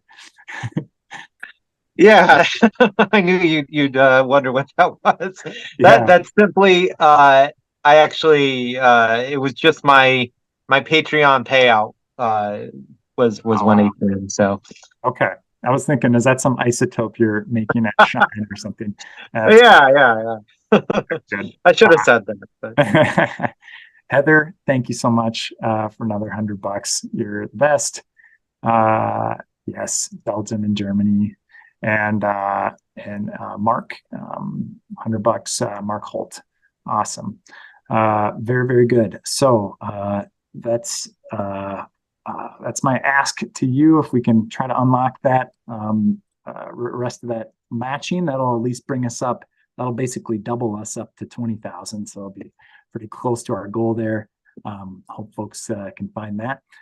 And finally, we will bring in DJ and we'll play our final game, Fission Frenzy. This one is nuclear headlines. Eric. Yes, sir. Eric, could I just say one quick thing? Sorry, I was going to say what our next phase of nuclear advocacy is emerging as far as I can tell it. All right. Yeah. Can you guys see me? Got me? All right. Philip will grab you in just a second here. Yeah, there we go. Great. Mm-hmm. So there was this beautiful era where all we had to do is get the word out about nuclear, and that was as much as we could hope for. That was the viral spread of the nuclear message. We have a new and in some ways trickier, maybe even a more difficult thing ahead of us. So one of the most famous or maybe infamous nuclear grumps out there, who I count as a friend, is Brett Rampal. He's famously a negative Nancy to a lot of us pro-nuclear people, but there's something there in his negativity. He's absolutely dedicated to this thing. How do we make nuclear actually get built? And then there's a need for a sort of a maturing moment in nuclear advocacy where we focus on this problem of, okay, once almost everybody knows about nuclear, once people are for nuclear, once nuclear counts as green, once anti-nuclear policies are banished, once nuclear discriminatory taxes or blocking of access to special subsidies, once those are gone, once lawmakers want to do nuclear, once investors want to do nuclear, what is next? And I think we as the nuclear advocacy community, and one of the reasons why I'm excited by seeing these donations, we have a difficult period ahead where when many people want nuclear, we're going to see stories of the first big nuclear disappointments of the pro-nuclear era, if that makes sense. And we're going to have tough choices that we have to make about what we support and what we not support, but how do we advocate for a nuclear that can get built? How do we advocate for nuclear in a way that brings in serious, talented people from around the world to get projects proposed, good projects proposed, and then executed? That's going to take a lot of discipline, a lot of learning, extra education of the nuclear advocacy community, and then sharing that education with the broader world. We need the most talented young people, middle-aged people, and old people either returning to nuclear or coming to nuclear for the first time. We've got to have an incredible influx of talent and sort of execution ability as our next phase. That's the feeling I really got from the Nuclear Expo, where we saw a launch of a number of new companies to make advanced reactor designs, which is, I suppose, kind of cool. But the problem we have now is that we need to figure out how to execute large nuclear projects, and those in the advocacy movement need to get up to speed and educated on what we can do to support those serious big efforts. So interesting days ahead. I think it's going to be a very exciting time. And I want to say this to all the nuclear advocates out of there. We're only beginning our journey. So much to learn, so much work left to do. And it'll be great to do that with you guys. So well said. Yeah, I couldn't agree more. Yeah, we're in that rubber meets the road phase, and we're going to need a lot of people on the advocacy side and actually, building the reactors as well. Amazing. Thank you so much. We'll now Paris, any final thoughts? And then we'll bring in DJ and get our last game going here. No, I'm ready to play the game. I echo what Mark said. Hard work is ahead of us, but it's exciting because I think we have momentum on our side. So let's play this game. Hell yeah. Awesome. And I just saw a comment. Thank you, John Alberg, for 250. Good stuff. Much love coming from Sweden. Appreciate it. Okay, so I have this game. So first we're going to play a game we played this morning. So I figure maybe nobody will know the answers. If you don't cheat. But we're going to play that because it was kind of fast. So we'll just do that one. And then there's one right after that we haven't played yet. So no cheating if you've been streaming, if you've been watching this for 5 hours. Okay, so how this game works, it's called vowel movement with a V, and we're going to give you a series of words with all the vowels removed, and you need to try to determine what that word is. Anybody got a guess for this one? Generation Atomic. There we go. Yeah, very good. Thank you, Gene. And if we're struggling getting the answer, I'll give you some hints. That's how it goes. So, all right, there's the first one. Nuclear energy. Close. Nuclear engineer. Oh, there it was. Who said that one? That was Kirsten. And we're supposed to say them out loud, right? Yes. Yeah. First person who says it gets the point. So now we got Kirsten at 1, Gene at 1. Well done, Kirsten. Awesome. All right, nuclear engineer. Got it. Okay, next one. Boiling water reactor.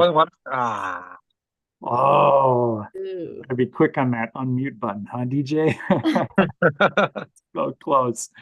All right, I gotta give it to Gene. Okay, 2-1. All right, so boiling water reactor. Okay, round 3. Here we go. Oh, Inflation Reduction Act. Oh my God, how did you get that so fast? I struggled with that one. Nicely done. Nicely done. Okay, so we're at 1-1 and 2. Okay, next we got this one. I don't know. Tricky. I'll give the first hint. I have all these hints. I haven't had to use any yet. So this is described as a principle.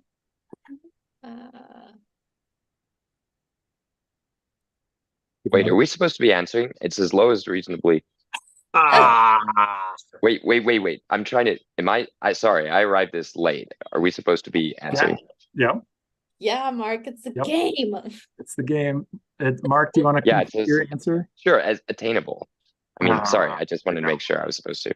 You got it. You got it. All right. Very, very nice. As low as reasonably attainable. Well done, everyone. Okay, so now we got, looks like 1-1-1 for Kirsten, Paris, Mark, 2 for Gene. DJ not on the board yet, but that's okay. This one, we got nuclear headlines. 3 historical news items will be displayed. 2 of them occurred in the same year. 1 occurred in a different year. And we need the answers for the which one occurred in the different year, basically. All right. So round 1, I guess I'll call on folks one at a time, and then for this one, and then we'll reveal the answer. Okay. So round 1, number 1. NRC approves Vogtle 3 and 4 construction and operating licenses. Number 2, the first radioisotope thermoelectric generator lands on Mars. Number 3, California enacts a moratorium on construction of nuclear power plants. Okay, think about that. And Kirsten, we'll start with you this time. Which one do you think happened in a different year? Yes. So I actually have no idea, but give us your best guess. I'm gonna go with the second one. Okay, very good. And Paris? Number 3. Number 3, moratorium. Okay, very good. And DJ? Number 3. Number 3, okay. And Gene? I'm going to go with number 1. Number 1, very good. And Mark, your thoughts? What was the different? Yeah, it's number 3. Oh man, I'm excited for this one. Matt's going to be so happy. Okay, the answer for this one in the point is for number 1, Vogtle 3 and 4. Yes. And I had the advantage of working at Jet Propulsion Lab. So, yes, this one, Matt almost got when he was, my brother wrote these and he almost got me on this. And I was like, wait a second, didn't one of the Viking like crash into, and I was very proud of myself for remembering that. It's very tricky, but excellent. So number 1 was the correct answer. Was Gene the only one who guessed that? Okay. Yep. Nice work, Gene. That brings you up to 3. It's gonna be tough to come back, but still a chance. Round 2 helps Rowley Partonen hand out 3,000 copies of his book, The Climate Gamble, at COP. Number 2, Japan restarts its first reactors post-Fukushima.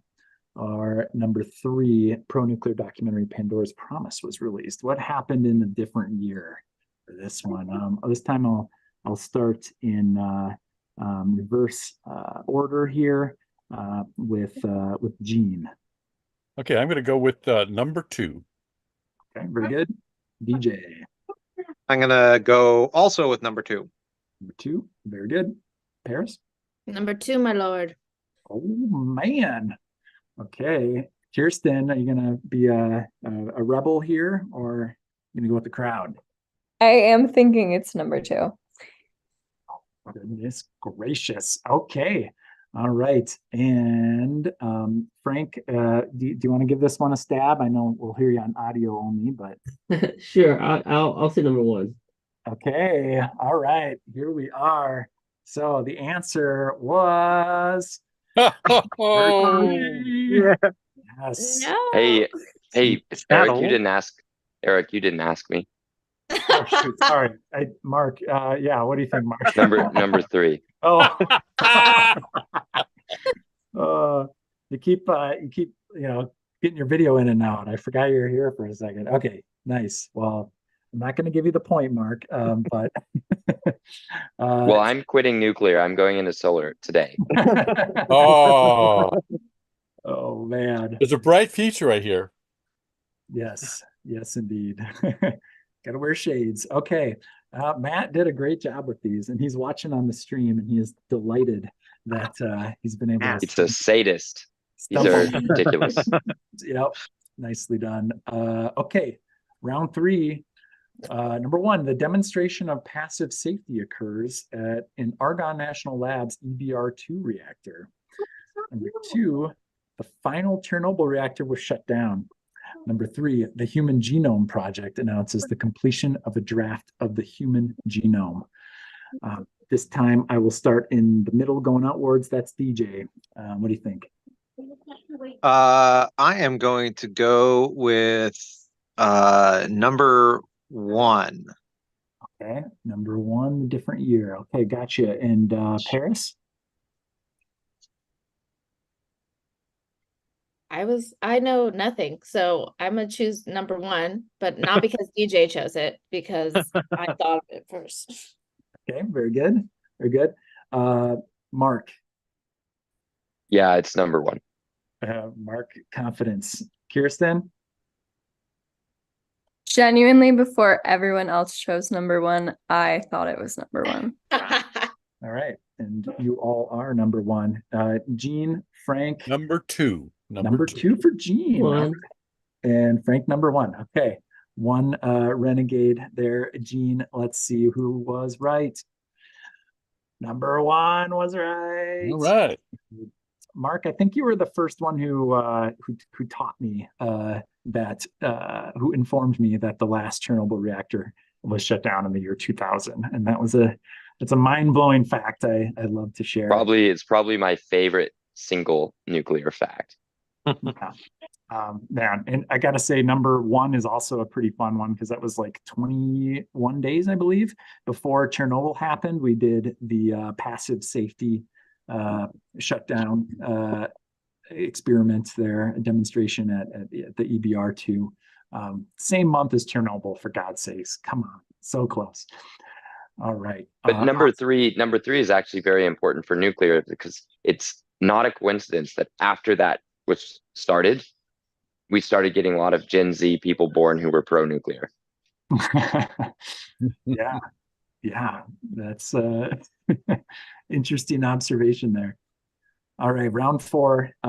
Wait, quick score check. I think everybody's at 2 except DJ's at 1, maybe. Is that right, DJ?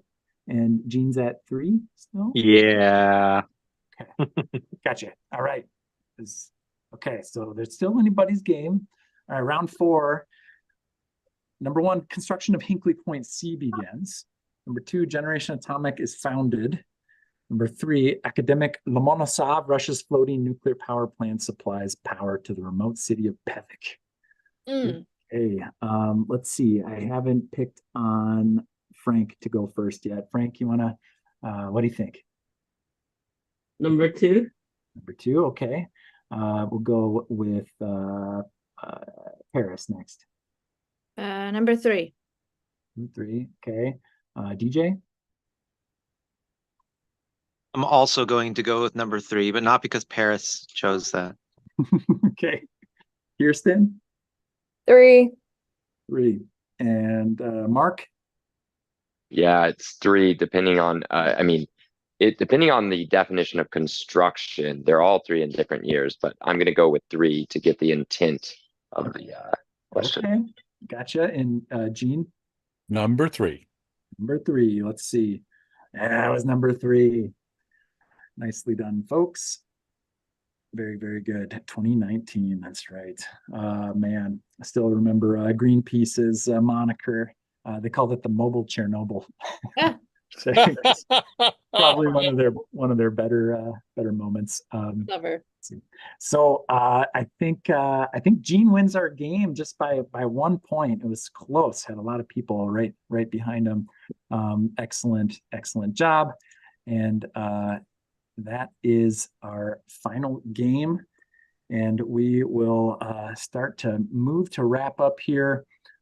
Really appreciative of all the folks who tuned in. I think we ranged throughout the day from around I think the peak I saw was about 65 people watching the stream. Awesome.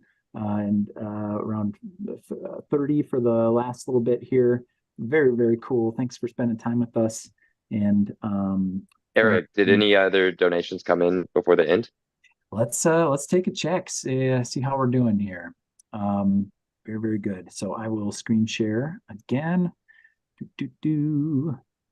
And again, a big kudos to Philip, who's running everything behind the scenes here, doing such a great job. Thank you, Philip. Okay, all right, let's take a look here. Holy cow, we did see about $1,000 jump since the last time we checked in. Very good. Thank you, folks. And in here, we got hi from Kernful, Christian there, making $250. It's pronounced Charnful. Charnful. Swedish is hard. Thank you, Charnful. Oh man, Ben Neff, awesome, $250. Thank you for supporting.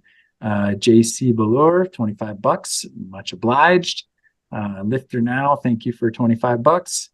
And we got the Nuclear Negative Nancy, just because I love you all, not because I'm being positive or nice. All right. I'm pretty sure I know who that is. I'll take it. Yeah. Yeah, it sounds like Brett Rampal to me. Oh man, it would be that would make sense. Awesome. Great. Well, we will be this stream will be able to be watched for the foreseeable future, and we'll be cutting up some of these into shorter clips. We'll have those matching funds still available for I need to check, but at least if donations come in through the rest of the day, they'll certainly come in for that.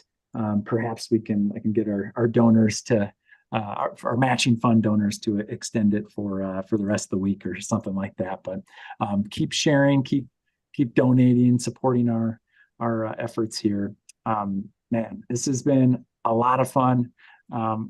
Thank you, big thank you to all of our guests and all our partners. Thank you, Stand Up for Nuclear, for this hour here. And man, I think we'll take any final thoughts from anyone in our Zoom room, and I'm going to play our thank you video one last time that our staff made, and then we'll wrap it up there. Any final thoughts from any fine folks? Yeah, shout out to you, Eric. Thank you for putting this on and helping us showcase the movement in our orgs. And I hope you get some good rest after this. You've been going hard for the last 6 hours. I hope you get no rest. I hope you get your ass to Dubai and we convert the world. Thanks, Mark. Thank you, Paris. Awesome. Looking forward to seeing you guys in a week here. Very good. And yeah, thanks to everybody who watched again. You guys are amazing. Thank you to all the donors. And yeah, keep out there, stay rad, stay advocating, and let's save the world. And Philip, thank you again. And you can play that video whenever you like. Hi, my name is Kirsten. I'm Philip. Hi, my name is Mary Closer, and I'm Generation Atomic's Digital Marketing Director. I'm Matthew Meyer. Hi, my name is Jeff, and I am on the policy team. My name is Madison Schroeder. I am the policy coordinator for Generation Atomic. My work is to make sure that our enthusiastic volunteers and dedicated staff have the resources they need to meet our mission. My role involves cultivating a global network of passionate nuclear energy advocates, amplifying our collective impact worldwide. I make loads of educational content about energy. Fighting for nuclear power is important to me because it is completely necessary in solving the climate crisis. One of the biggest problems that nuclear power faces today is public perception. The average person out there is simply not familiar with nuclear energy. And it's easy for us to forget that, as many of us in our sphere are thinking about it every day. Our mission is to energize and empower today's generations to advocate for a nuclear future. And one of the ways that we make a difference is through our fellowship program. Our work isn't just about educating the public about clean energy. It's also about training the next generation of change makers. They have gone on to organize for nuclear energy on college campuses, pursue energy-focused graduate programs, and even work for the Department of Energy. This year alone, our government team has researched and tracked over 70 bills as they move through U.S. legislatures. We've worked hard to educate different policymakers, engage with stakeholders. We communicate to younger generations through social media to empower them to speak up about climate change and clean energy solutions. Leading hundreds to engage in various platforms like TEDx Talks, university webinars, government hearings, and media appearances. The reversal of the decision to prematurely shut down the Diablo Canyon plant was only possible because California policymakers could point at increasing public support for nuclear energy as a clean energy source. Donors are a huge part of Generation Atomic, and you guys are the reason why we can do all this advocacy work. This education and professional development is made possible by donations from people like you. Your contribution will help us educate policymakers and the public about the many benefits that nuclear power provides. Please consider supporting our work today so we can continue this important work in the future. So we can continue our mission of fighting for existing and future nuclear energy. So we can do advocacy work on behalf of you. Our efforts are making a difference. So proudly hit that donation button and give today. Thank you so much for your donation.